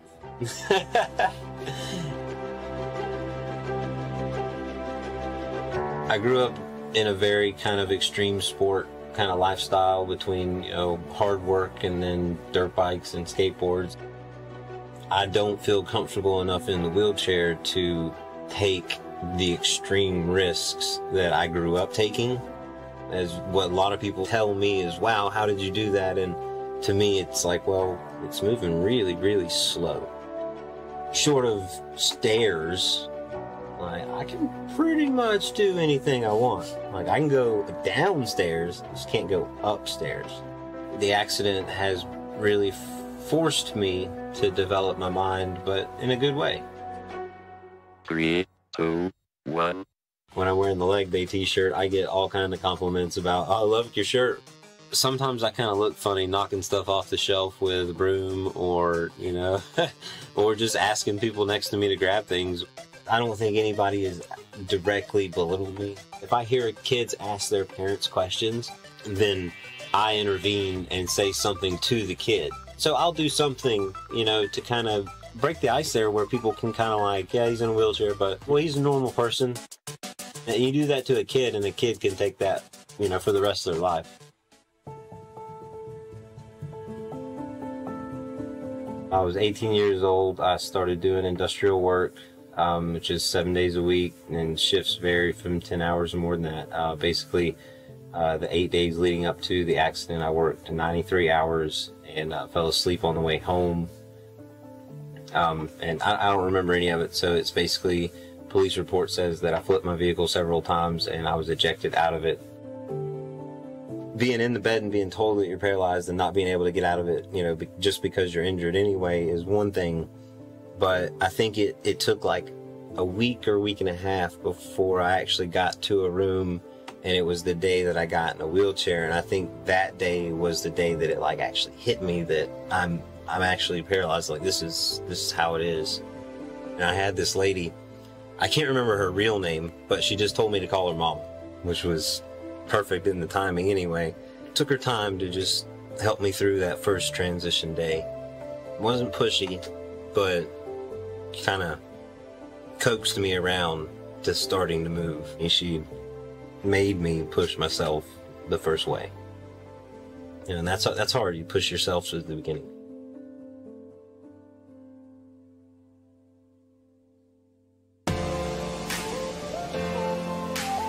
I don't really like going to the gym, so I kind of have set up my life to where I have to use muscles that, you know, and use full extension and stretch and everything I do from the moment that I get up until I walk out of the house, or excuse me, till I roll out of the house in my wheelchair. He's always reaching above and beyond and testing the limits, which is a great part of what makes him who he is. And not only for his own benefit, but the benefit of others. As a kid, I learned agility and, you know, and how to handle other things outside of my body. You know, an exo is more or less a dirt bike or a bicycle or a skateboard. Or those experiences really just helped me be better at what I do now. His dream is really to change the way we think of disability and mobility for lower limb paralysis. We are fighting for you to have your life back. Whenever this happens to some kid, when he's just figuring his life out like I was, then boom, he goes back to what he's doing. His life isn't that different. I just want to see people not lose their hope and not lose their spirit. So that's why I act the way I do.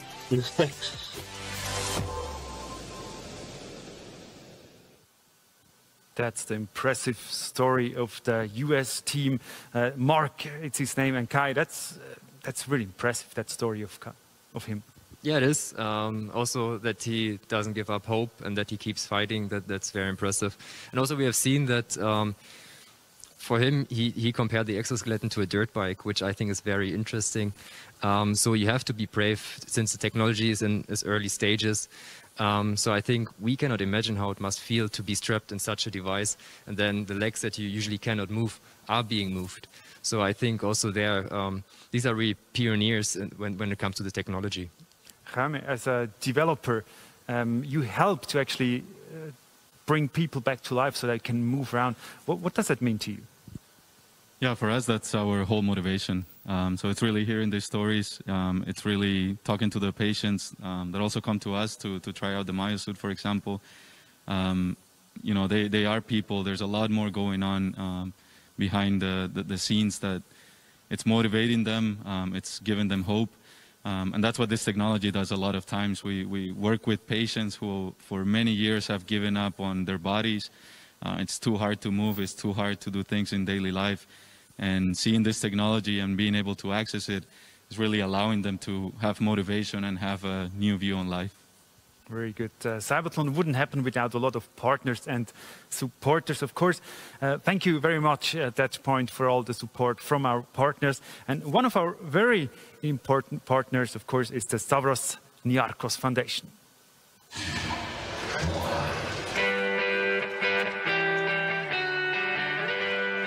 Innovation, sportsmanship and integration are important parts of the CYBATHLON. These values convince the Stavros Niarchos Foundation to support and promote the event. The Stavros Niarchos Foundation, SNF, is one of the world's leading private international philanthropic organizations, giving grants to non-profit organizations in the areas of education, health and sports, and social welfare. SNF aims to create a more just society, one where people have access to the resources they need to thrive, and where inclusion is the norm in all spheres of life. CYBATHLON embodies just this sort of effort. It treats inclusion not as an outcome, but as premise, inviting a range of stakeholders into the conversation. For Dr. Heini Murer of the SNF, the current COVID pandemic underlines the importance of these values, but at the same time is also a warning. It is a reminder of how easy it is to be complacent in assuming that science, medicine, and technology will inevitably advance over time to eliminate the challenges of society.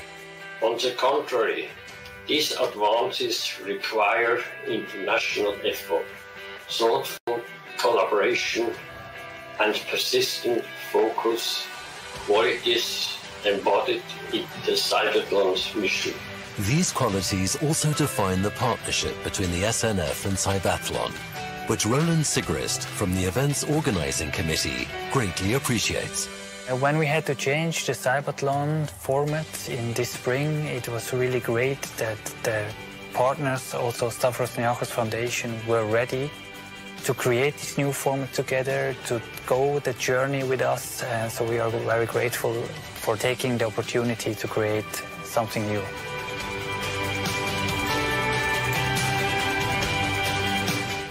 But now we want to go back to the championship. It's not too far away anymore. The decision of our last race at this year's CYBATHLON Global Edition, the decision in the Exoskeleton race. We have 4 teams. They are quite close together, I think. And Kai, what's the important thing now? Is it maybe the nerves that can be the decision maker, or what is it? I mean, it's certainly the nerves as well. So as I said before, the pilots are very important. But also the device needs to perform, right? So there cannot be any malfunctions. So it needs to do what it's supposed to do in a reliable manner. So, Jaime, what do you think? Who will be on top? Your tip, maybe? I'm excited to see that there's 3 pilots from the last CYBATHLON being in the top 4 here. I would have to go with the Swiss team, just because it's local and it's a team that we also know quite well. So I wish them the best luck. We have 4 teams, and we want to get a little bit closer look to one team, the Swiss team with Silke Pan. When I started to begin again to practice acrobatics, where other people told me, no, as a paraplegic, you can't do that. And I do it, and that gives me really a feeling of joy, of achievement, and of satisfaction. Silke really sets the spirits in the team and her dedication. But Silke said, okay, if you want me to be part of the team, it's okay, I can do it. But only under one condition, that we win a gold medal. That's really the spirit that she gave to the team. Silke Pan, and she's really a crazy girl. I met her last autumn in another CYBATHLON race, and she's actually watching us from somewhere at the EPFL, I guess. Hi, Silke, and the whole team. Good to have you with us. And Kai, what do you know about Silke? She was an artist, actually. She's kind of a very special girl. I mean, we have seen her in the last CYBATHLON, 2016, and I think also there she performed quite well, and so you can really see her dedication as well. And so what we heard in the movie was actually also what I've seen in the past. So if she set something in her mind, she wants to get there, and she will maybe. We'll find out very soon if she makes it on the top place. But first, here we have a closer look to our second team from Korea.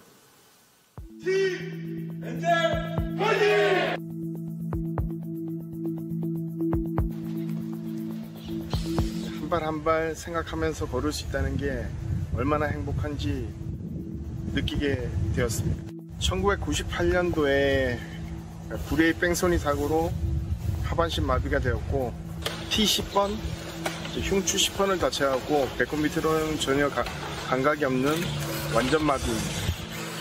네, 우리 파일럿과 저는 이전에 2016년도 사이바슬론 대회부터 같이 해왔던 관계고요. 지금은 사실상 거의 형제와도 같은 관계라도 할 수 있습니다. 가족입니다. 당연히 이번 대회는 잘 준비했으니 1위는 저희 거라고 생각하고 있습니다. Our second Korean team, and they're watching us right now. Hello, everybody. Greetings to Korea. Good to have you with us. Thanks for your effort and your passion. And Jaime, we've seen a few pictures of their races that looked quite well. Yeah, I think the device looks impressive. Also the pilot, it's very, very important. We saw him in the last edition and he had a lot of energy when he was here in Zurich. So that's my expectation for the race as well. So we want to have a tip now. Kai, who will be the winner? Sorry, Jaime. I'll look to him. I'll still go with Switzerland and Switzerland wish them the best. and Same here. Switzerland as well. So 2 tips on Switzerland. We have to find out now. This is the last decision at this year's CYBATHLON 2020 Global Edition. It's the decision in the powered exoskeleton race. Enjoy. Powered exoskeleton finale. 2 South Korean teams from Angel Robotics, Switzerland and the United States of America, all in this finale to CYBATHLON 2020. This promises to be a fantastic shootout for the gold, silver and bronze. Can anybody stop the Koreans dominating this finale to what has been an amazing 48 hours of competition? We have a male and a female pilot from the Angel Robotics teams. This is Kim from Angel Robotics 1 to get the action underway. And look at the motivation from the team. Listen to them pushing already. And Jaime, this is a determined team to take the gold with a very explosive and dynamic fast start. This is Silke Pan for Switzerland, who really do need to perform to their best to stop South Korea taking a clean sweep of gold and silver. Yes, Nick, these first 2 pilots that we saw here were actually in the competition 4 years ago, so it's very cool to see them back again and see how much better they have gotten at working with their exoskeletons. That's a great point that you make, Jaime, because Silke was 4th back in 2016. She's determined to get into the medals, into the podium positions, and she's the early leader. Already 15 points for a successful execution of task number 1. There it is. Let's go to IXMT Robotics from the United States of America. This is Mark Daniel looking for his first green light and point score 15 for the correct execution of task number 1, sit and stand. Yeah, Mark was also one of the competitors 4 years ago, so I think these are the 3 that are remaining from the last edition of the CYBATHLON. Absolutely right. And Mark, who took the silver 4 years ago, gets off to a good start. Now, Angel Robotics number 2 team, and this is Lee, the female competitor, and she is really moving along at a rapid pace. Look at the clock here, Jaime. She's at task number 3 with 1:43 on the clock and a perfect score of 29 points. So the South Koreans are both in excellent form here.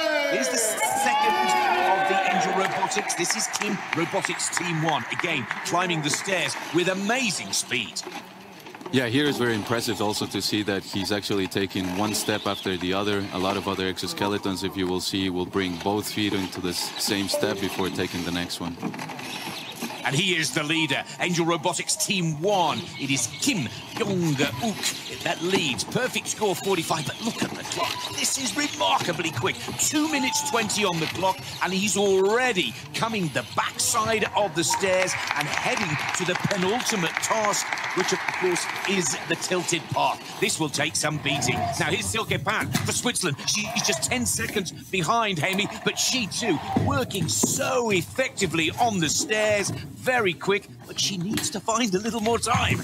Yeah, she has very special techniques also. You saw that she didn't transition to walking when she got to the top of the stairs. She actually just was able to work her way to the going downstairs, and she has this technique of going backwards. which is a lot more stable when going down the stairs. And she does it so skillfully. Now, this is Angel Robotics Team 2. This is Lee, the female pilot. She's 35 seconds off the pace, but still, perfect score in all 3 of her tasks. She's just coming to the end of the stairs, which is task 4, before moving on to the tilted path. But look at this from Kim, the leader, and coming into the 6th and final task. There he looks to open the door, go through that doorway, and then down to end the challenge. This is lightning speed, and he's as fast towards the end of the challenge as he was at the beginning, Amy. Yeah, you can really see that he has very good control of the device itself. The interaction here between the human and the robot is actually quite astonishing to watch. And the transitions from one task to the next are very, very smooth. He's really pushing down here. What a brilliant performance for Kim, Angel Robotics Team 1. 3 minutes 49, the perfect 100-point score. That will take some beating. Not only was each and every one of the 6 tasks, well, performed perfectly, but the speed of movement with that exoskeleton, quite remarkable. Yeah, it's impressive. You can also see he's not even out of breath after all these tasks. Let's take a look at Mark Daniels from the United States of America here. Now, he's second in this race, and can he take second position again? It's looking good for... Oh, Silke Pan has lost a little bit of time, Amy. She's now 33 seconds off the pace, closes the door, and to finish her challenge again, she uses that backwards stair technique. 83 points, perfect score on the board, but she's just a little off the pace of Kim, who still leads for South Korea. But Switzerland surely are in the medals once again. 4th 4 years ago. Has she earned a medal this year? Silke now just straightens the exoskeleton and stops the clock. 4:40, 100 points, just off the pace. And that's definitely has Pan in the medals. Incroyable. Incroyable. Franchement, Wow. magnifique. Ah ouais. You have to agree with the manager, don't you? An incredible performance, a big improvement on 4 years ago. Now, can Angel Robotics make it a 1-2, or can Switzerland stop the clean sweep from South Korea? This is Lee, remember, the female pilot of the 2nd Angel Robotics team, just coming to the end of her challenge. Perfect score on the board, but it's the clock that will settle the medals right now. And a good, strong finish. Good technique, right to the line. Holds the focus, and there it is. 100 points, perfect score. 5 minutes 53. Just over 2 seconds off the pace of the winner. And that should be good enough for a bronze medal. She's just behind Silke Pan of Switzerland. But Angel Robotics looking good for gold and bronze. Yeah, very impressive to see that all the exoskeletons and all the competitors have been able to complete all the tasks here in this final round. There you go. And this is Mark Daniel for the United States of America, for the IHMC Robotics. This exoskeleton he calls Quicks. Not quite as quick as he wanted it to be today, but Mark has put in another superb performance. The silver medalist in this competition 4 years ago. Yeah, the exoskeleton is looking a lot smoother than it did 4 years ago, and I think also Mark has gotten a lot better at controlling it. You can see that the ankle joint is actually working very nicely here to go down the ramp. The IMHC Robotic of the Florida Institute of Human and Machine has done well here. And I think every one of the exoskeletons smoother, better than 4 years ago. And there is the completion. Perfect score on the board, 100 points, 650 for 4th position. But it is Kim from Korea who takes top spots. Switzerland 2nd, and Korea with their female pilot Lee in the bronze medal. Now you can go fast. 4th position for Mark Daniels of the United States of America. Go at it, huh? Yes, sir. Impressive, and here we can see the Korean team, the point when they realize that they're the winners. great party in Korea. It's in the middle of the night and they're still up, of course, to see up. And now we have a look at the graphics, the 4 top teams. We have the top team, first place for Angel Robotics. We have on second place Silkepan with the team twice, the Swiss team, and then the second Korean team, Yo-Yoon Lee, Angel Robotics 2, and then Mark Daniel, AHMC Robotics. And now we go to Korea, if I hear that correctly. We are connected. It's actually quite late in the evening. It's 12 o'clock in the night and everybody was still up. And Korea is far away, so we will have quite a bit of a delay, but I tried. So, hello, Korea.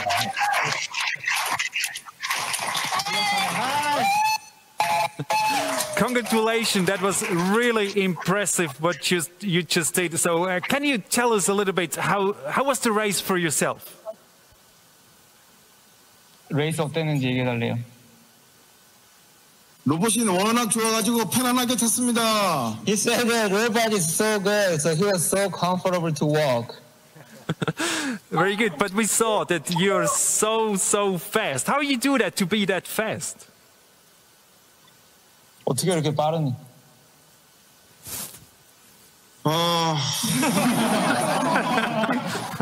우리 로봇의 밸런스가 너무 잘 맞아서 그냥 편안하게 레이싱을 한 것 같아요. 대한민국 로봇이 세계 최고입니다. So our robot has a really good balance, so he could walk without much effort. So Korean robotics rules the world. Very good, but I want to also talk about the pilot. How tired are you after that race? 하고 얼마나 피곤하냐고. 전혀 피곤하지 않습니다. He said he can do this all the night. All the night. Very good. Thank you very much for joining us. All the best. Best wishes to Korea and congratulations once again. First place in the exoskeleton race. Thank you very much. Thank you. So good. That's yeah, Jaime, that's brilliant to have a winner like that team, is it? Yeah, exactly. And as I mentioned, when you have pilots or users of the technology who are as involved in the whole process, it just makes all of our work so much more rewarding, and it makes us want to help them as much as we can, and that they can have as good of a daily life as they possibly can. And it's not only the pilot, it's the whole team. Everybody was excited and still there. It's in the middle of the night, but it's the team spirit. That's very important. Yes, I think it is. You saw that everybody was very involved, and it takes a lot of people to get it working, right? So first of all, you have to find ways to train the pilot, to make the device fit into the pilot. So I think there are many tasks, and in the end, we see just the device and the pilot, but there are many other people behind it that actually make that possible. Very good. Thank you very much. Now, Kai Schmidt and Jaime Duarte, the co-founders of Mio Swiss, who produces exoskeletons by themselves. Thank you very much for being here. It was a pleasure. And we're not over yet. The last race was the exoskeleton race, of course, but please stay with us. We will have a little break, but in the last hour, we have more background information. For example, CYBATHLON and schools. What does that mean? And of course, we'll look together a little bit in the future and ask what CYBATHLON will be in the next few years. So I hope you stay a little bit more with us, and we'll be back in 1 minute, maybe, something like that.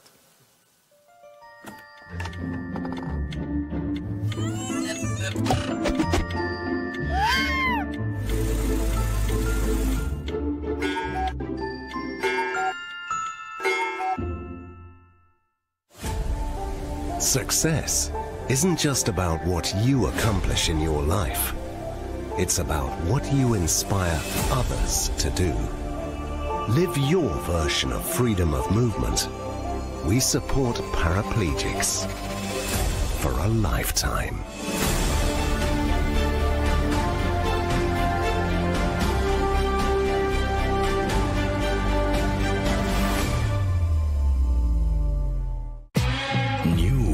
For you. New for Switzerland. For everyone who wants to watch more. The new streaming platform featuring Swiss films, series, and documentaries, all in your language. Stream anytime, anywhere. Stream Switzerland. Play Swiss. Discover everything Switzerland has to offer.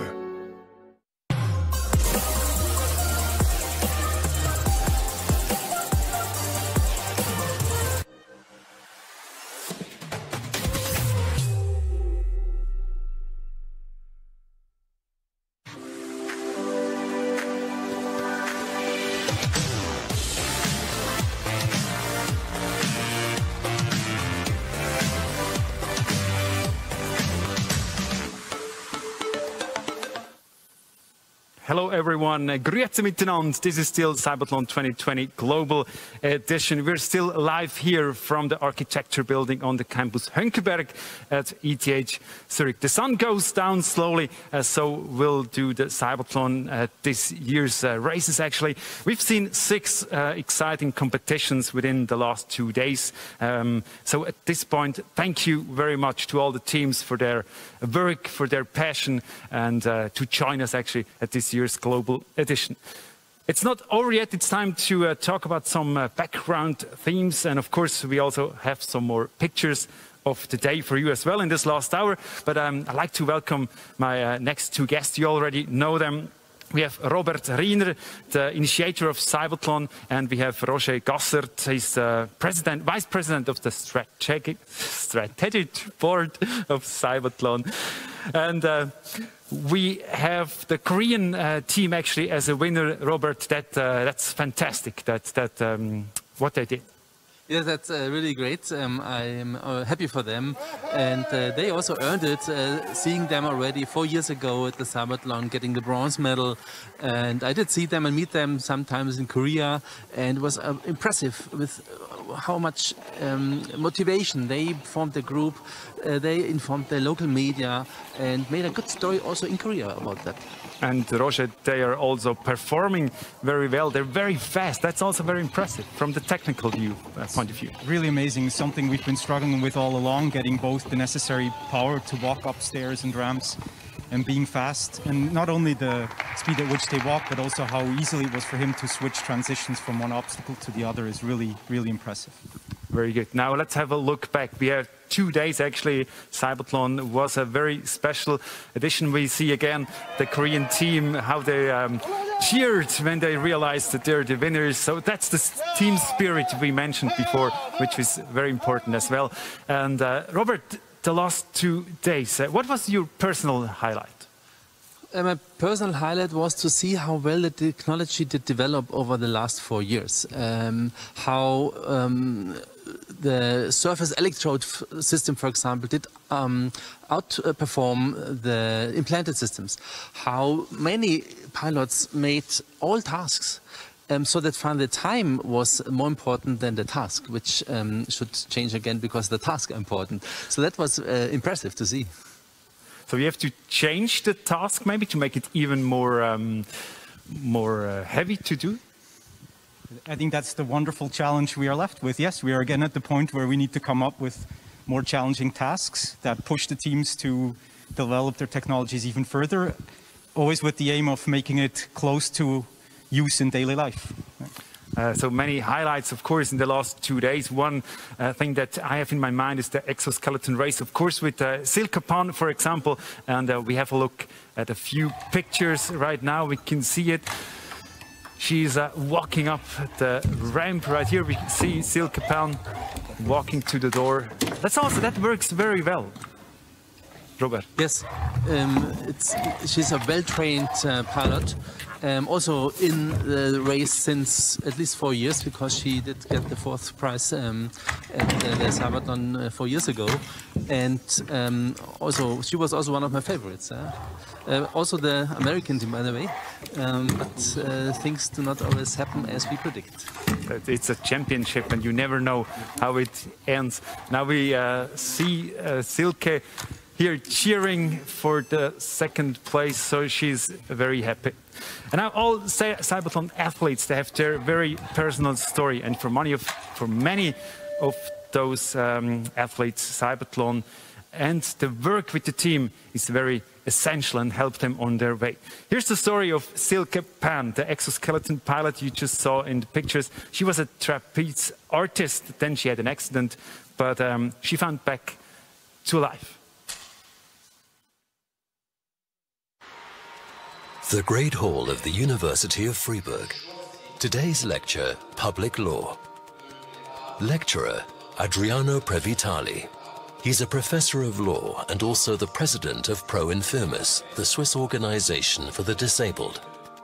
He was one of the first professors in a wheelchair. So we have some little problems. That was the wrong video clip, so we tried again. We want to see the story, the very impressive story about the exoskeleton pilot from Switzerland, Silke Pan. Here it is. Le fait que j'ai pu maintenant redécouvrir l'acrobatie, le cirque, et que je puisse maintenant travailler de nouveau dans le monde du spectacle, c'est une surprise. Mais c'est tellement beau et ça m'apporte tellement de bonheur, de satisfaction, que j'ai envie d'aller plus loin là-dedans.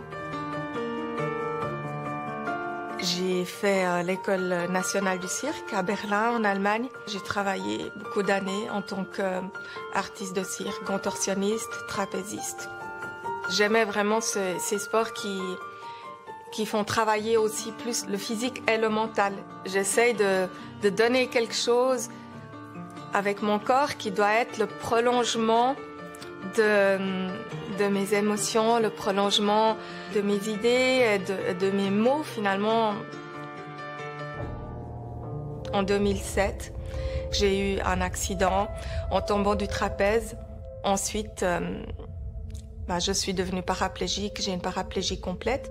Quand on a travaillé avec son corps, de tout à coup le perdre comme ça, voilà, c'était un moment difficile. Je me suis reconvertie professionnellement, sportivement aussi, en faisant du paracyclisme, le handbike. Cette année, normalement, on aurait eu les Jeux paralympiques pour lesquels je pensais, espérer être qualifiée et courir. Mais en même temps, quelque chose de nouveau s'est ouvert. C'était pendant le confinement. Après 13 ans de paraplégie, j'ai découvert que j'arrivais toujours à me mettre en équilibre sur mes bras. En quelques minutes, j'ai retrouvé ces sensations d'équilibre qui étaient restées en moi alors que j'avais tourné la page, alors que j'avais mis cette vie-là de côté. De pouvoir me remettre en équilibre sur les bras, c'est un peu pour moi comme si je retrouvais mes jambes. Là, je redécouvre une manière d'être avec tout mon corps. Depuis 2016, je collabore avec l'équipe de l'EPFL, Twice, pour le développement, la conception de l'exosquelette. Having Silke as a circus acrobat in the team makes her understand every single aspect of movement and makes her understand exactly how the exoskeleton is affecting her body. Every single change we make, every single feature we add, she has something to say about it. Her spirit really gives a strong feeling of dedication for every single person. Having spent all this time with Silke during the past 4.5 years since the first edition of CYBATHLON, it's really changed the way I see technology, the way I see research, in a way that really makes us work towards better technology for humans and not better technology for the sake of technology. She's never giving up. Her dedicated nature is for sure a driving element for everyone.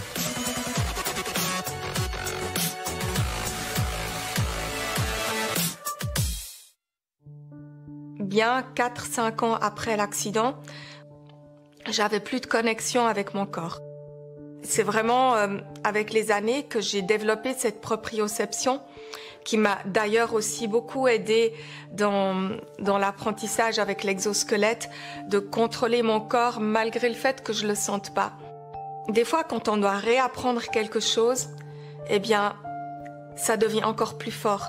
Parce que ce que j'avais acquis avant l'accident d'une manière naturelle, j'ai dû le réapprendre avec ma conscience, avec la volonté. Quand je suis en acrobatie et que je me mets en équilibre sur les bras, je dois prendre conscience de mon corps en entier. Et ça, c'est la même chose avec l'exosquelette. Je trouve que c'est très beau et c'est magnifique. Et moi, ça m'apporte un peu une sensation de vivre à nouveau et une sensation d'avoir retrouvé mon corps.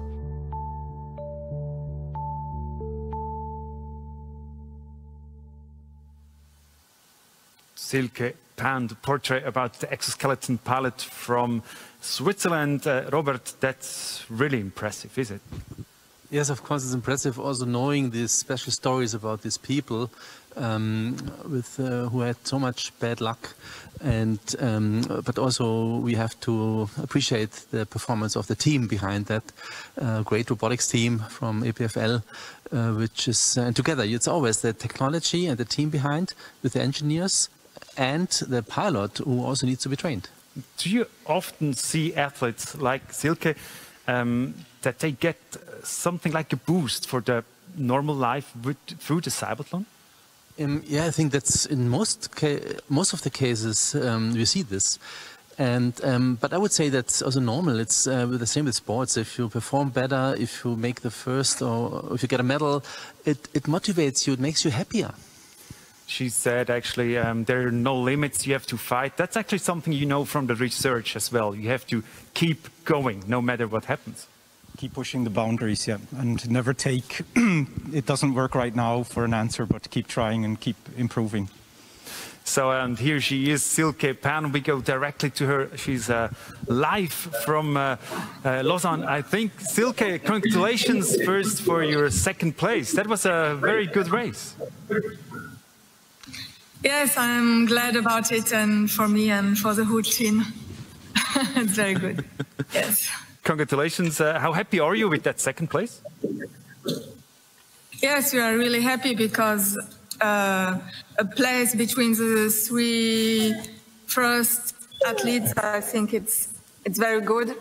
And for us, I know we improved a lot during this past month, and we did a time with which we were very satisfied, and yes, we are happy about the second place, of course.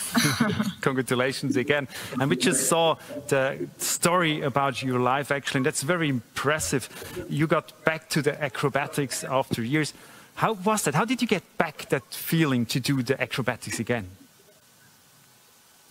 It was something that happened, I would say, like that. I didn't plan it. It was this year in April.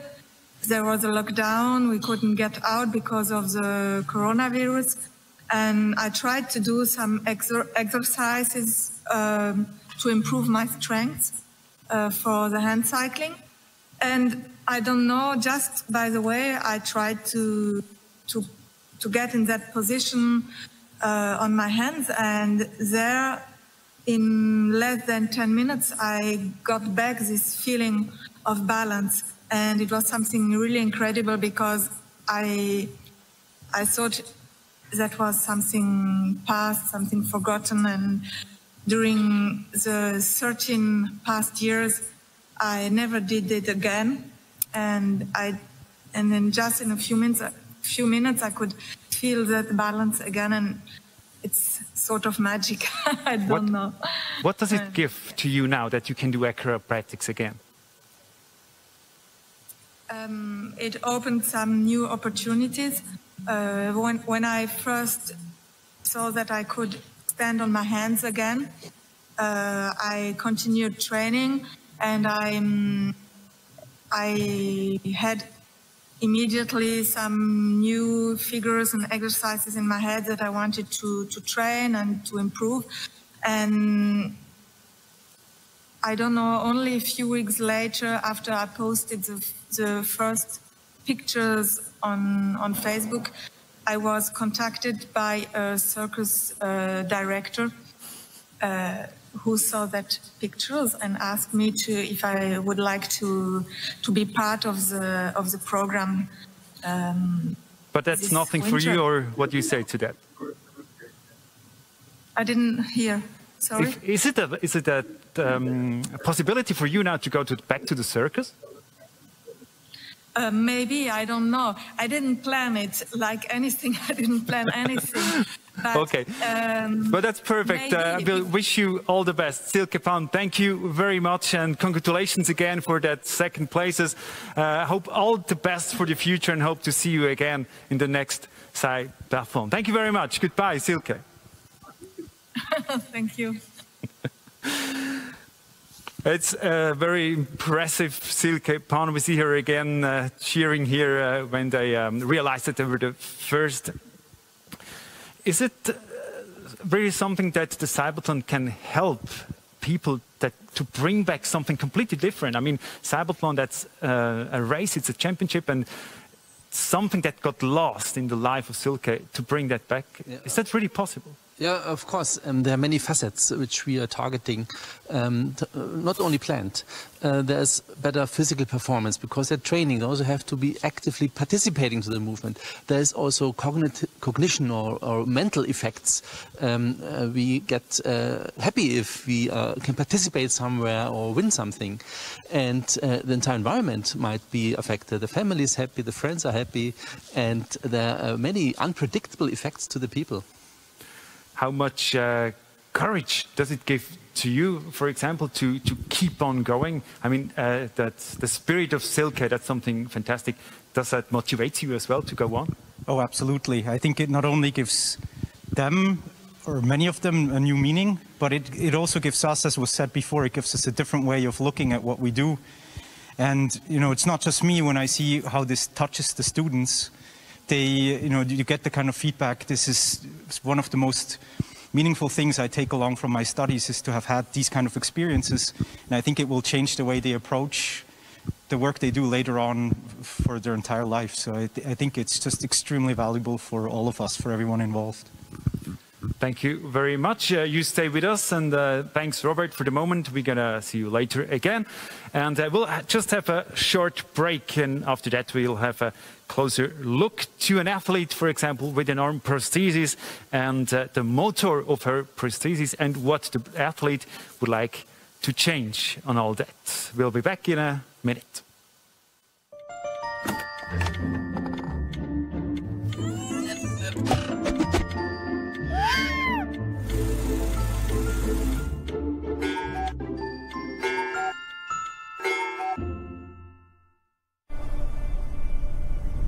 Mein Name ist Michel Fornasier und für mich hat die Zukunft längst begonnen. In dieser Hinsicht ist EKZ für mich ein verlässlicher Partner. Zuverlässig, ökologisch und günstig mit Strom versorgt.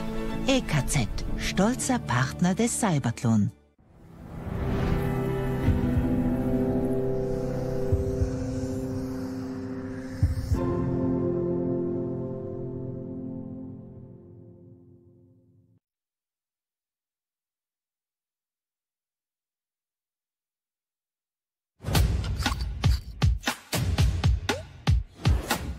CYBATHLON moves people and technology. Schultes Clinic is medical partner.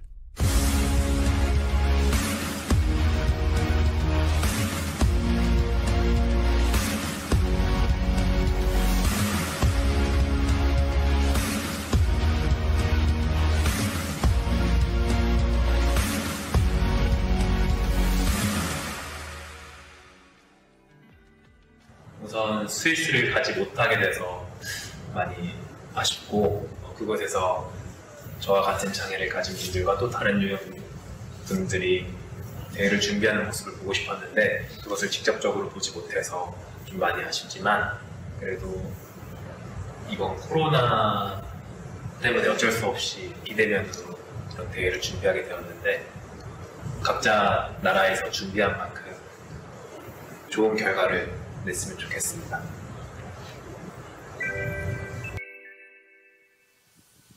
And here we're back at the CYBATHLON studio on the ETH Henkeberg. I welcome my new guest. It's Max-Erik Busse-Grawitz. He's the chief engineer of Maxon, a Swiss company that produces motors for different assistive technologies, such as prosthesis, of course. And actually, my first question, how do you like the CYBATHLON? I like it a lot, I have to say. It's always enriching to see what you can do with technology, but also what the limitations are. It's always pushing the envelope, you get feedback. And it's always teaching us a little bit, to stay humble and to look forward and to improve and always keep improving.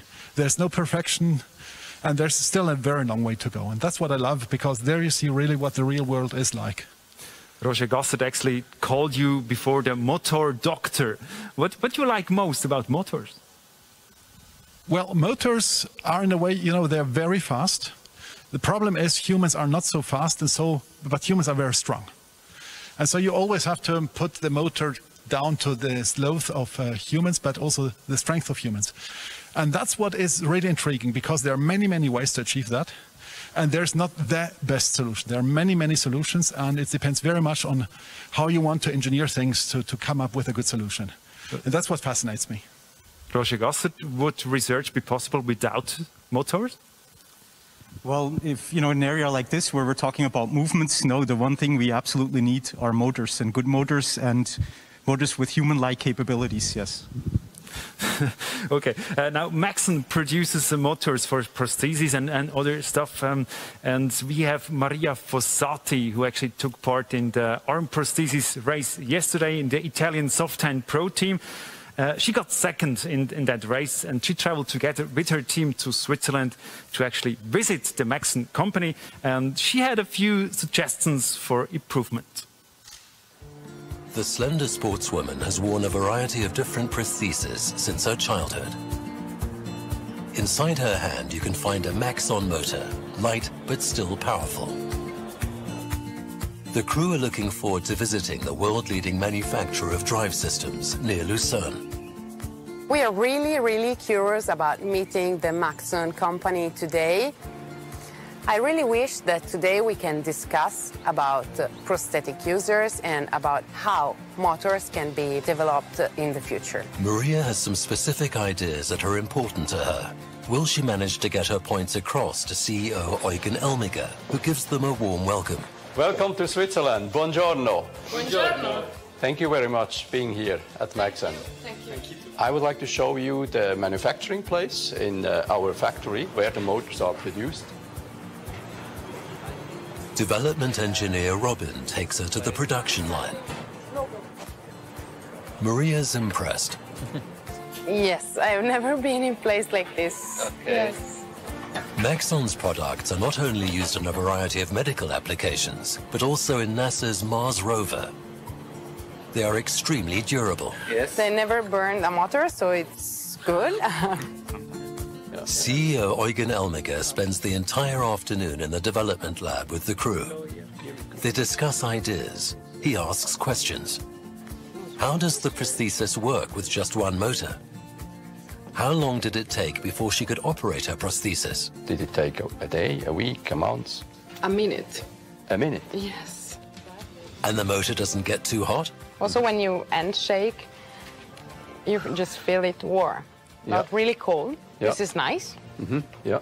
Then comes the question Maria has been waiting for. What would you like to change, or what would be your first wish to change on the prosthetic? Well, it's to stop really the noise of the motor, if it's possible. Yeah. When I was on a taxi, side by side the taxi driver, and suddenly I moved the end, and the taxi driver was like, "Wow, what's that? What's that noise?" Because if people don't know that you're wearing power and prosthesis, so I feel a little bit creepy about hearing this kind of noise. So the noise maybe is it's possible to do something about noise. Yes. So this is something which is related also with the speed, speed and torque. You can completely move the joint and definitely make the hand really rub. You know, the meeting and the exchange of experience with Maria, Manuel and her team was very exciting because we could get real feedback from the users and we can produce better products for them. And perhaps Maxon's global success is also down to the fact it likes to embrace new, interesting ideas. And hope we can send you a Christmas gift by the end of the year with some new solutions. Thank you, really, thank you. Thank you so much, and I wish you a very nice journey back to Italy. Thank you so much.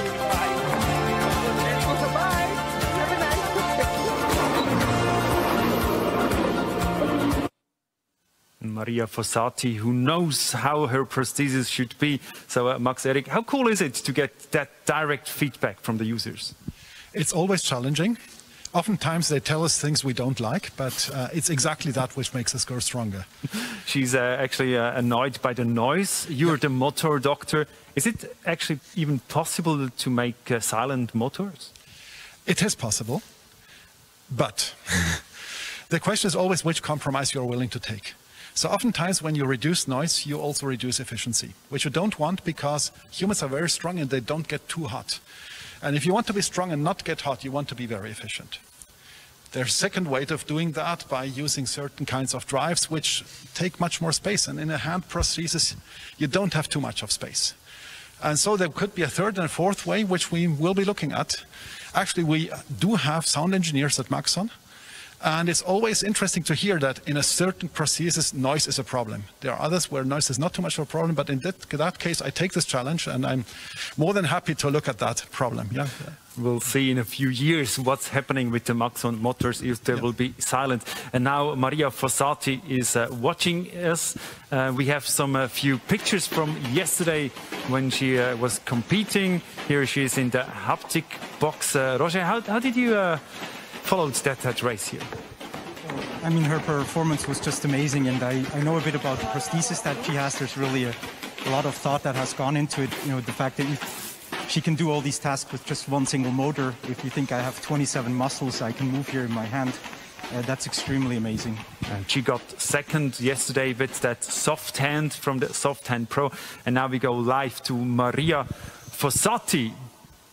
And I say first, Maria, can you hear me? Yes, there she is. Hi, everybody.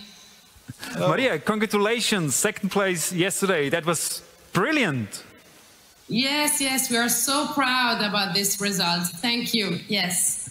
You solved all the 100 points, but you were just a little bit slower than the winning team. Is speed the main problem?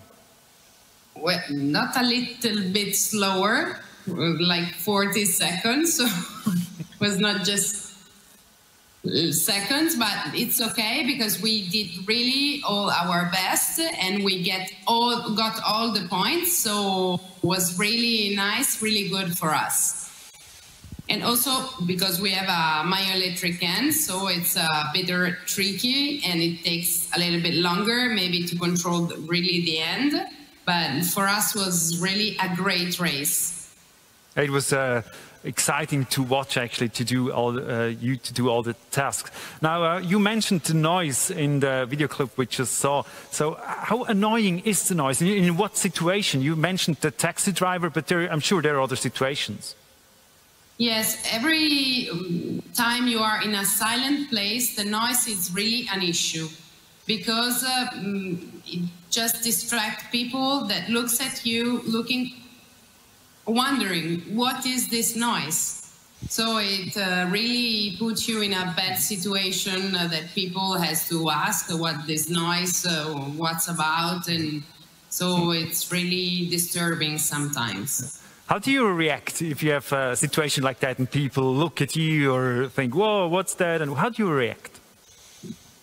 Now I laugh. Now, as an adult, I just laugh and talk with the people and just explain what happened, the prosthesis, and so on.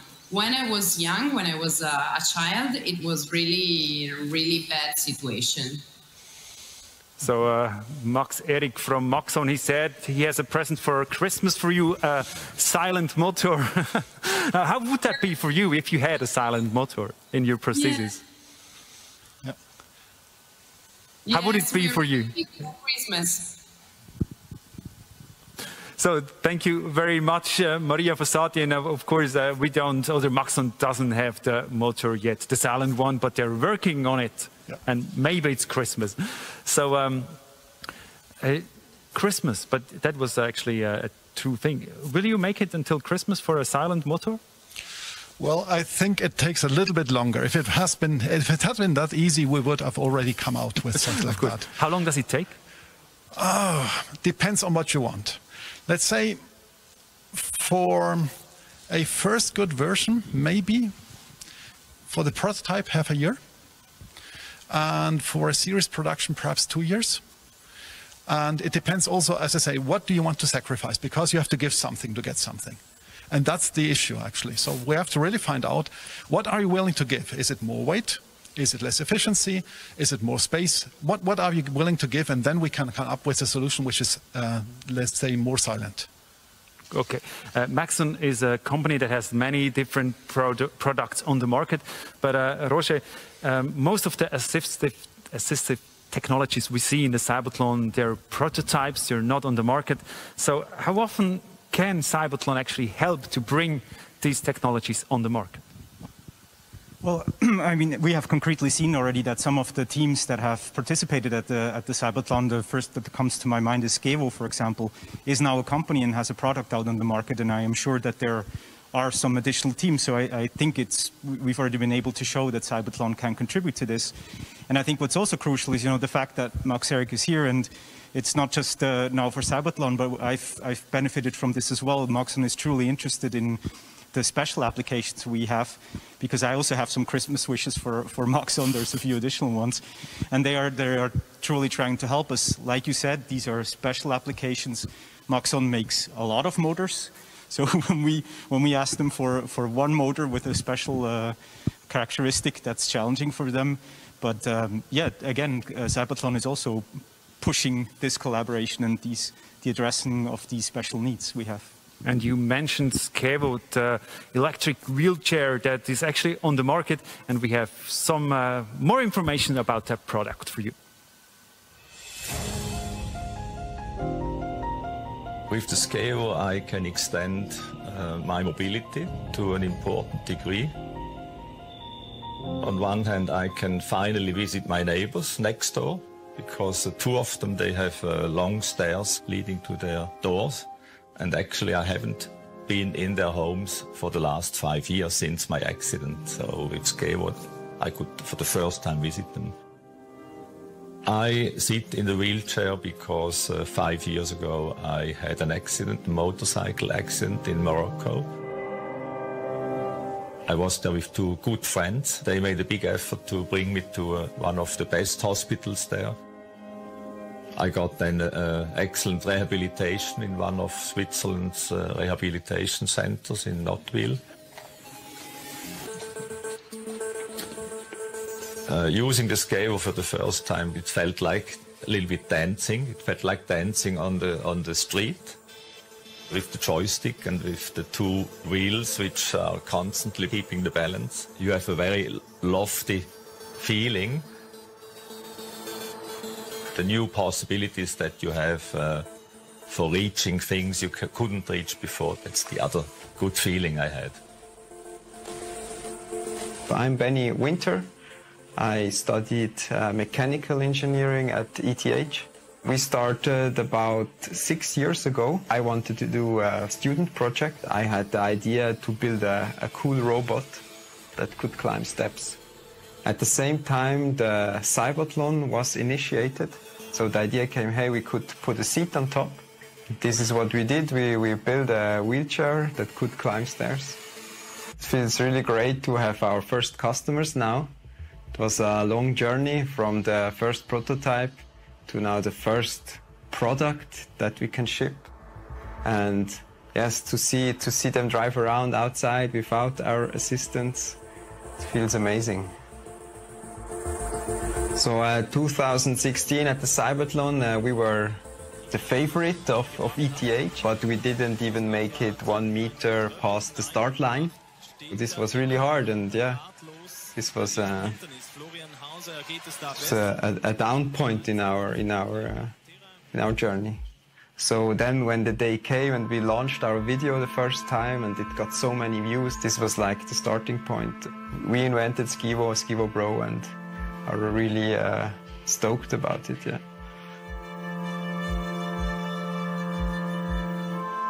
Our focus right now is bringing our device to the market, but of course we also want to compete again at the CYBATHLON because we want to show everyone that our device is really working, that we even can win the first place, and that people actually can use it in their daily lives. It's a whole other story right now. I'm a mobility freak, and I would say the Skivo for me is the city mobile and the neighborhood mobile. I certainly will enjoy to make more visits to my neighbors, a thing which I couldn't do in the past. So that's one great thing I'm looking for. What a nice story. And Roger, I think that's a really good example how it should work from the research to the market. Absolutely, and I'm really excited to see where their journey will go. I think Sue mentioned some of the challenges also with bringing such a product to the market and finding those people who can most benefit from it, and I'm really excited to see how they develop over the next years and which applications they find. Max-Erik Busegrawitz von Maxon, I know that you're involved in the Mars mission. How does that help to produce new products? Well, the Mars mission gives visibility. And visibility means that the likelihood that a new customer with a more or less crazy idea shows up is much higher. So I think Mars has given us the opportunity to say, look, we're pushing for the limits. And if people look for something which is pushing for the limits, the likelihood is very high that they come to us. But then it's still a way to go. We are no magicians, but we always like to take challenges. But about pushing the limits, can you say something? Where are you working on? What are you working on right now? Yes, we're working on actuators which have much higher efficiency than before, with lower speeds. That's what I said. You know, for the muscular range, where you really want to have very high torque at low speeds, but still high efficiency and not too much heating up. That's something we are working on at the moment. Does that help for your research? Absolutely. That would be my Christmas wish. If I put what you just said to other words, if I compare it to the muscles I carry around with me, motors right now, they're big, heavy, and very weak muscles. And I would like more lighter, more compact, and stronger muscles. And I think that's exactly what they're planning to do. So I am very excited. He's really very excited. You see his eyes. So thank you very much, Max-Erik Busegrawitz from Maxon. Thanks for joining us. Thanks also, Roger. We're going to see you later in the show. And we have a little break until we will be back for the end.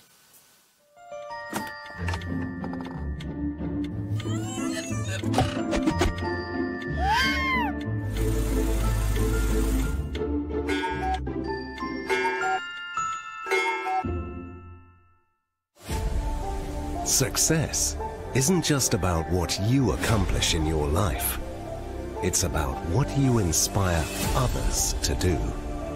Live your version of freedom of movement. We support paraplegics for a lifetime.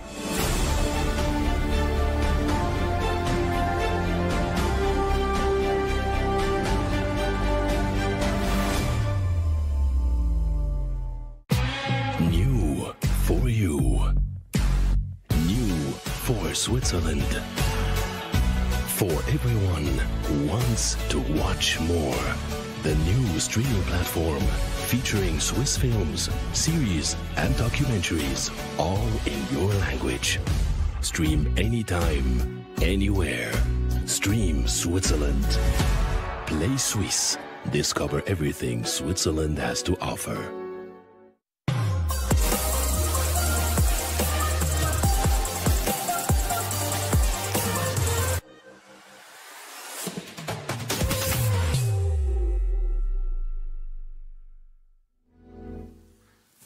Disability justice and disability gain, because disability on itself is a valid and valuable way of being in this world and needs to be able to flourish and not to be exterminated. Yeah, we're still here at CYBATHLON 2020 Global Edition, and I welcome my next guest. It's Sarah Springman, Director of ETH Zurich. Good to have you here. Good afternoon. How nice to be here. So we're at the CYBATHLON. What does the CYBATHLON mean to you personally? It means an opportunity to change the lives of a group of people in a wonderful way. It means that you can push back the boundaries, you can change the way you think about your future, and you can basically push back the walls and do a lot more things you could never do before. And bringing together engineers, and I'm an engineer too, not this kind of engineer, but engineers and the pilots is something really special. I love this, working together. It's absolutely a win-win. To bring back the team, of course. And CYBATHLON Global Edition 2020 is a little bit different the last 2 days. How did you like that? I am so proud of everybody in the team that has organized this, because instead of cancelling it, you said, we can do this, we can make it work.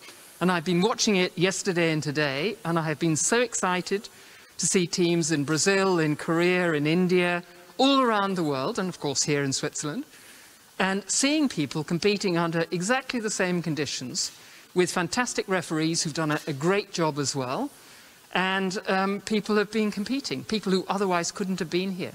So it's inclusive, it opens up the world to this fantastic event, and of course the finals are also quite special. So I think in future to have an e-version and the version in the stadium with everybody screaming and yelling and having goosebumps is going to be just a great extension of the CYBATHLON concept. So we will maybe see that way of events in the future as well for CYBATHLON. If you look at the pilots, how they fight, the happy faces, there's really a lot of energy in it, is it? There's a huge amount of energy, but there's also emotion. And being part of a race is something that I think is really special. But what I want to say to you guys who are commentating, yes, there is a winner, the person who's the fastest, but they're all winners. And I want to hear this more in the future. Everybody who has been a pilot, everybody who has been in the teams, everybody who's been in the entourage behind them, they're all winners. And being part of the CYBATHLON family, I think, is something that should be remembered, I hope, for the rest of their lives. And it'll give them a lovely, warm feeling when they think back to what they achieved. So I want to hear everybody's a winner. This is a real win-win experience. Yeah, I absolutely agree. Everybody is a winner, every team and every pilot. And if you look at the pilots, what do you think? How important is it also for these people to be part of that whole thing? I think it's a life-changing moment, potentially, especially if their feedback on what it feels to move a prosthesis helps to develop it better for themselves in the future, but for also thousands of other people. And it's like building the bricks in the wall, and maybe we're somewhere down at the bottom. And this wall is going to be something that's really very impressive in the future. So I really think they are in a pioneering role that gives them a fantastic opportunity to make a difference, not just for themselves, but for lots of other people. And that also gives you a nice and warm feeling. And I'm sorry we haven't been able to give them the cheering spectators this time around. That's the negative bit. But I'm quite sure if they read social media and all the rest of it, they will also get a nice warm feeling about their impact on lots of other people all around the world. And everybody can watch, not only 5,000 people maybe in Precisely. one hall. Talking about the future, it's the second CYBATHLON. If we look like 10 years ahead, where will be the CYBATHLON? How will it be? Well, I hope it'll be a phrase that many more people will know about. I hope that when they think of CYBATHLON, they'll know exactly what we mean by it, and that we will have touched the lives of many more people all around the world. What is it, over 200 countries in the world? I would be absolutely thrilled that if, instead of the 20 countries we had here, we've had continental events, and within all of those continents, we've been able to reach 200 countries. Why not? I mean, what we've seen is it's possible. What would you tell the young researchers? Why should they focus on CYBATHLON, on that kind of development? But I mean, it's fun, and you can see the results. And that is extremely, makes you feel very satisfied when you've made a difference, and especially when you have a brilliant idea that opens the door for doing something in a different and creative way. And we've seen from all of these prostheses, those that have electrical stimulus, and I mean all sorts of things we've seen in the last 2 days. I hope somebody sits down and analyzes it and puts together a kind of diversity map to show how all of the different groups have tried to solve the problem to go as fast from A to B and do all of the tasks, because I think that diversity is important, and especially in countries where they don't have a lot of money to buy lovely Maxon motors, which are fantastic, the best.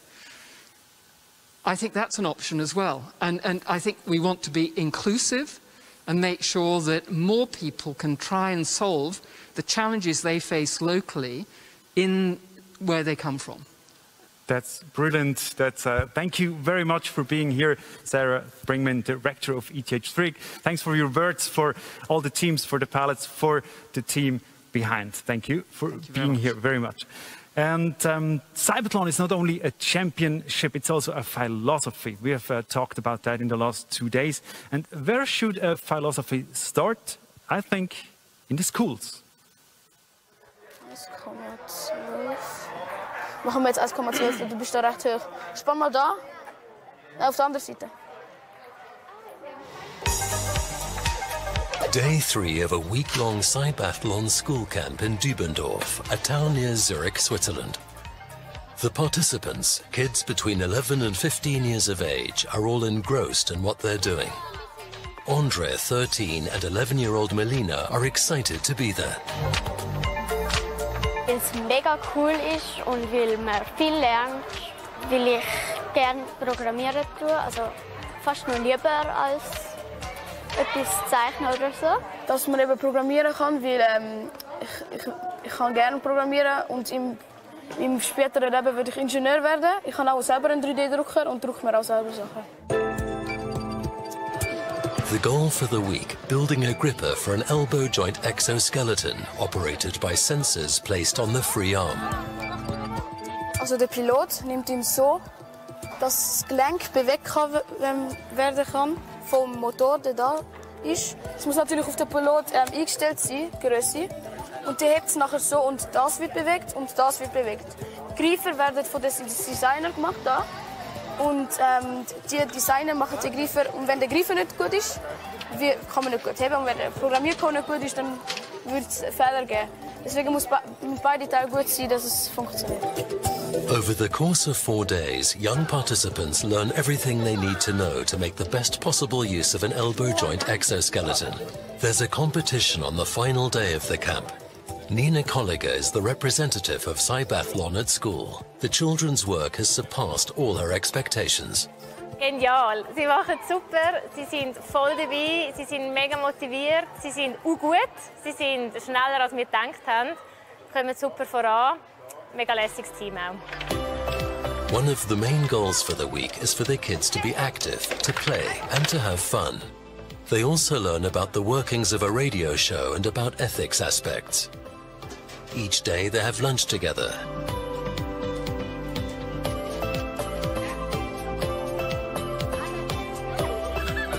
And then get back to work whenever they feel like it. Ziel vom Lager ist, Jugendliche begeistern für Technik, für die MINT-Fächer, das ist Mathe, Informatik, Naturwissenschaft und Technik, wo es noch darum geht, Kinder und Jugendliche sensibilisieren für Menschen mit einer körperlichen Behinderung. Was CYBATHLON jetzt cool ist, dass das grösste Ziel, Module sind entwickelt mit den Menschen mit einer Behinderung, sollen auch immer Menschen mit einer Behinderung dabei sein, die am Modul teilnehmen. Experiencing life with a disability, trying new things, realizing what kind of problems people with disabilities face each day. Armin and Hitzi coach participants during the exercises. Jetzt musst du aber schnell wieder hinten liegen, sonst gehst du vorne raus. Gut.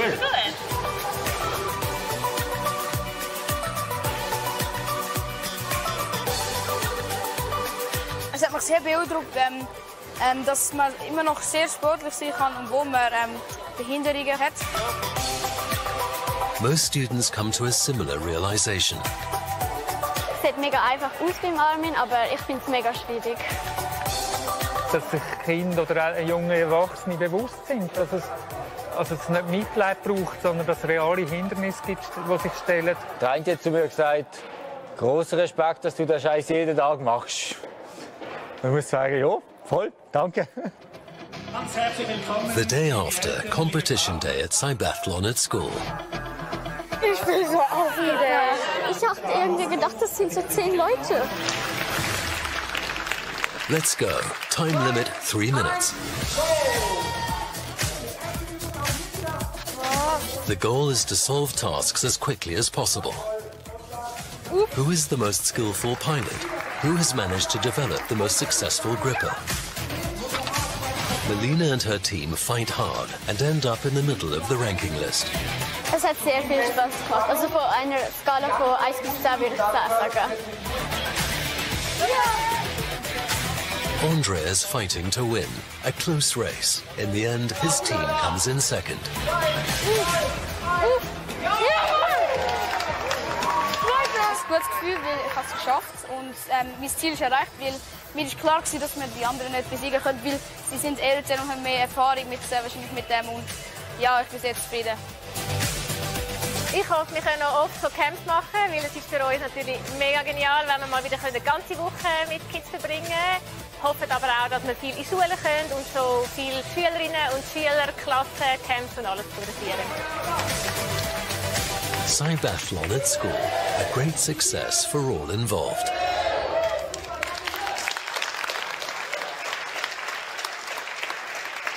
There are many happy faces in the schools, and I asked Robert Riener, the initiator of CYBATHLON, to bring the idea of CYBATHLON into schools. What do you expect from that? I think it's very important that people in a very young age experience the aspect of disability. When I was young, I never saw a wheelchair driver because our family and friendship, there was no person with impairments. So when I first saw a spinal cord injured person in a wheelchair when I did my PhD, I was very shy. There were some taboos, and it took me a while to get used to the fact that this is a very nice, normal person. And I think we have to avoid this situation with our young students nowadays, so that they get confronted with the challenges of these people, but just with these people in a normal daily life. I will say hello to Roland Sigrist, the director of the CYBATHLON, and you were actually in the schools with the children. How was that for you? How did you think? How did they react on all that?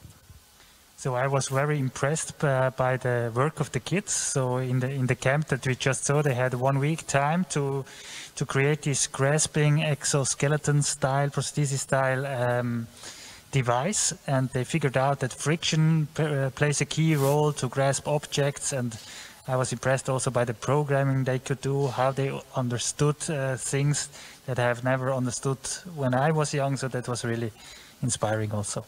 Roger Gassert, is that also something you can look for new talents? There was one child saying, I like programming and everything, so you should actually write him, come to my team or something. What do you think about that? Oh, absolutely. There are some that are really fascinated with this, and we have had actually students from maybe a couple classes higher that have contacted us, for a diploma, matura thesis.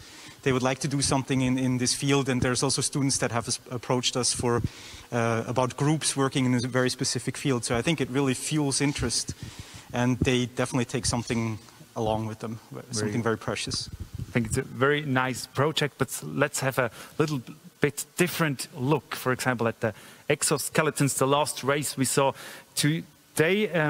It's cyborgs, keyword cyborgs, a mixture between humans and machines, like Terminator movies, everybody knows it. Is that exoskeleton which could become some sort of a cyborg? Should we be afraid of that? When we hear this term cyborg, we immediately think about, as you said, Terminators and Iron Mans, which are often the bad guys in Hollywood movies. And that's why this term is connotated with a negative meaning. And that's why I don't like that term. I think, of course, it's true, a cyborg is just a fusion of human biology and technology. And therefore, people who are using or wearing technology or where technology is implanted into the body, they could be defined as a cyborg. But we should not use that term for them because they're just humans and not cyborgs. But they're not only the bad guys who are the cyborgs. Iron Man, for example, the superhero who actually can fly, that's like the perfect exoskeleton. Or what do you think? I guess the question is where we want to go and where we are, right? And right now, as Robert said, we are still very far from getting anywhere close to Iron Man. And we still have a lot of challenges to achieve. So no flying exoskeletons in the next CYBATHLON? No flying exoskeletons yet, yeah. That's all good. Then we enjoy the movies like that. Roland, that whole theme about the cyborg, does that bother you? Actually, I do not think too much about it. I think that you can always use technology for the good and for the bad. That's also true for other fields in research and development. And I think as long as we can solve and support challenges of daily lives, in this case, come over barriers, it's useful. But of course, you can also use it for the bad, but this is not in our interest. Now, we've seen the exoskeletons and prostheses and everything for people with physical disabilities, but can exoskeletons also be used for like everybody else? Of course, there are ideas and already products even where some kind of simplified exoskeletons can be used for craftsmen in factories to help them lifting heavy objects. And that's great. There are other projects where people think of using it in sports or even in military. We have to say this. There are projects in the States especially to support soldiers. But here we must say that the technology is still much too slow and much too bulky to have an advantage. It's more a burden, a load, rather than a support. That exoskeleton for the military or for people who want to run faster, is that already, are we close to that? There have been studies showing some support of these exoskeletons, but I think they're again very optimized for very specific tasks, and I'm not aware of these things being really, widely used. So I think there must be many challenges still, and like Robert said, we're just still so far away from achieving anything similar to human capabilities. And here what we'd like to do is even have superhuman capabilities. So I think we still have a long way to go for that. Very interesting topic. I think we could talk hours about that. But let's concentrate on the CYBATHLON again. And Roland, the last 2 days, it was a new version of CYBATHLON, the global edition. Your thoughts, how was it from your perspective? I think it was a very, very interesting journey with a lot of efforts from the teams, from our organizing committee, from our partners. So everyone that was involved had to do some extra efforts this year several times. And we could realize this decentralized event, which was new. I'm not sure if the world has seen something like that before. So I'm, in the end, very satisfied and happy. And I really like the collaborations with the teams that we had in the last weeks and months. We had 6 disciplines, 6 races, and one guy, he commented it, he saw all of them. This is our commentator, Nick Fellows from England. And I say, Nick, you commented many different sports, you commented many Olympic Games, actually. What makes the CYBATHLON special to you? Well, as the rookie to the very impressive list of guests that you've had throughout the past 2 days, Stefan, I have been so impressed across all areas. I think Sarah Springman made some very good points. Everybody is a winner. As a sports commentator, of course, we're all about gold, silver, bronze, first, second or third. It gives it a bit of drama. We give it excitement. But I think everybody is a winner at CYBATHLON 2020, as Sarah and many of your special guests have pointed out, that these are very difficult times for sport. These are very difficult times for people all over the world. And what has been produced over the past 48 hours is incredibly special. And I feel very privileged to have been a part of that CYBATHLON 2020. I loved what I saw in 2016 and the way that you have kept that momentum flowing And so many of my experts in the commentary box all pointed out the development, the research and the development and the progress of the teams and the athletes from 2016 to 2020 also makes these past couple of days very special indeed. I'm delighted to have been allowed to get into the commentary box, and to be honest, I want to go again. I want to do more. Can we do it next year? Can we do it next week? I think the whole concept is truly remarkable. There's maybe, but I'm sure there will be more CYBATHLON. But one more question, Nick. You mentioned already that you're actually a rookie, but what will you take with you from those 2 days for the next weeks, for the next days, for the next years? I think what CYBATHLON demonstrates is there are no boundaries. The number of times starting each commentary and looking at the pictures, not just myself, but people all over the world have gone, wow, that is amazing. Wow, the possibilities are truly special and endless. So one of the true statements of CYBATHLON is to conquer all boundaries around the world. When you watch this event, you start to believe that is possible. And I think that is what makes CYBATHLON different from maybe the Olympic Games or World Cup or a Formula One. It really does create endless boundaries, and you really do start to believe that dreams of many can come true. Thank you very much, Nick Fellows in England. It was a pleasure to hear you commentating, even though you were a rookie. That was brilliant. Thank you so much, and goodbye. See you next year, or actually later, whatever. Thank you very much. Thank you, guys. It's been a pleasure. That was Nick Fellows, our commentator, and we're coming to the end, actually. Roger Gassert, the last 2 days, your conclusion. Just fantastic. I mean, I've seen a few technological developments that really impressed me. There was a team this afternoon with a powered knee prosthesis walking so naturally over the stairs and through these wooden cradles, just overwhelming. But what I also take with me are these amazing stories that we heard over the past days from the pilots, from the teams, what they have achieved together, and also, if I may, what Roland and his team have done over not only setting this whole up, but everything up, but adjusting to the constraints and the uncertainty over the last few weeks and months. I'm just amazed that we can be here and celebrate this together. It's really an honor to be part of it. Robert Riener, what was maybe the thing that you liked most, that you for sure want to keep going in the CYBATHLON? Yeah, like that it's possible to connect the world, to connect people, not only in one stadium, in one city, in one country, but to connect many people and stadiums all over the world. And this way produce a multiplication factor that we get the CYBATHLON growing and our message growing. Let's look a little bit in the future. Roland Siggeris, director of the CYBATHLON, 4 years. That would be the normal CYBATHLON rhythm. Is there already a plan for 2024? There is a plan for 2024. I would hand over then to Robert to announce it as the initiator of CYBATHLON.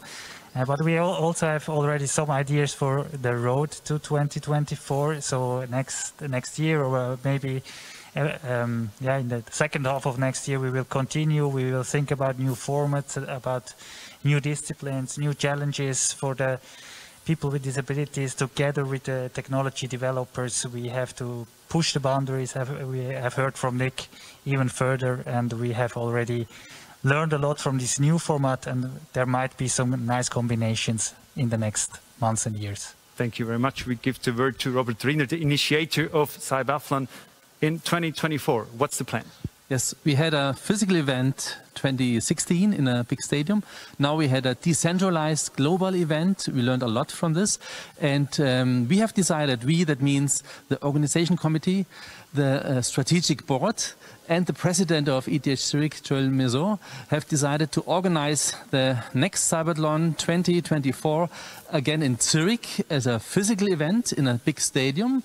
But we learned a lot from this global online event, so that we will take components of that event on the road to 2024. Thank you very much. So we know now that there will be CYBATHLON 2024, which I think it's great. Thank you very much, Robert Riener, for joining us. Thank you, Roger Gassert, for joining us. And thank you very much for all the work, of course, from Roland Sigrist. And we're almost at the end, but only almost. So do not run away, because we will have some more highlights of the competitions for you. I want to say thank you now. Thank you first to all the teams all over the world for your passion, for your work, for being with us at the CYBATHLON 2020. And all the best for the future. All good luck with your research. Then I'd like to thank the whole team behind the scenes, the whole CYBATHLON team who did such a great work to make this all happen. And of course, thank you, our audience. Thank you for watching and listening us for the last 2 days. I hope you enjoyed. It was a great pleasure for me, a great honor to be here. Hopefully we will meet again in 4 years. Thank you, goodbye, or as we say in Switzerland, tschüss zusammen.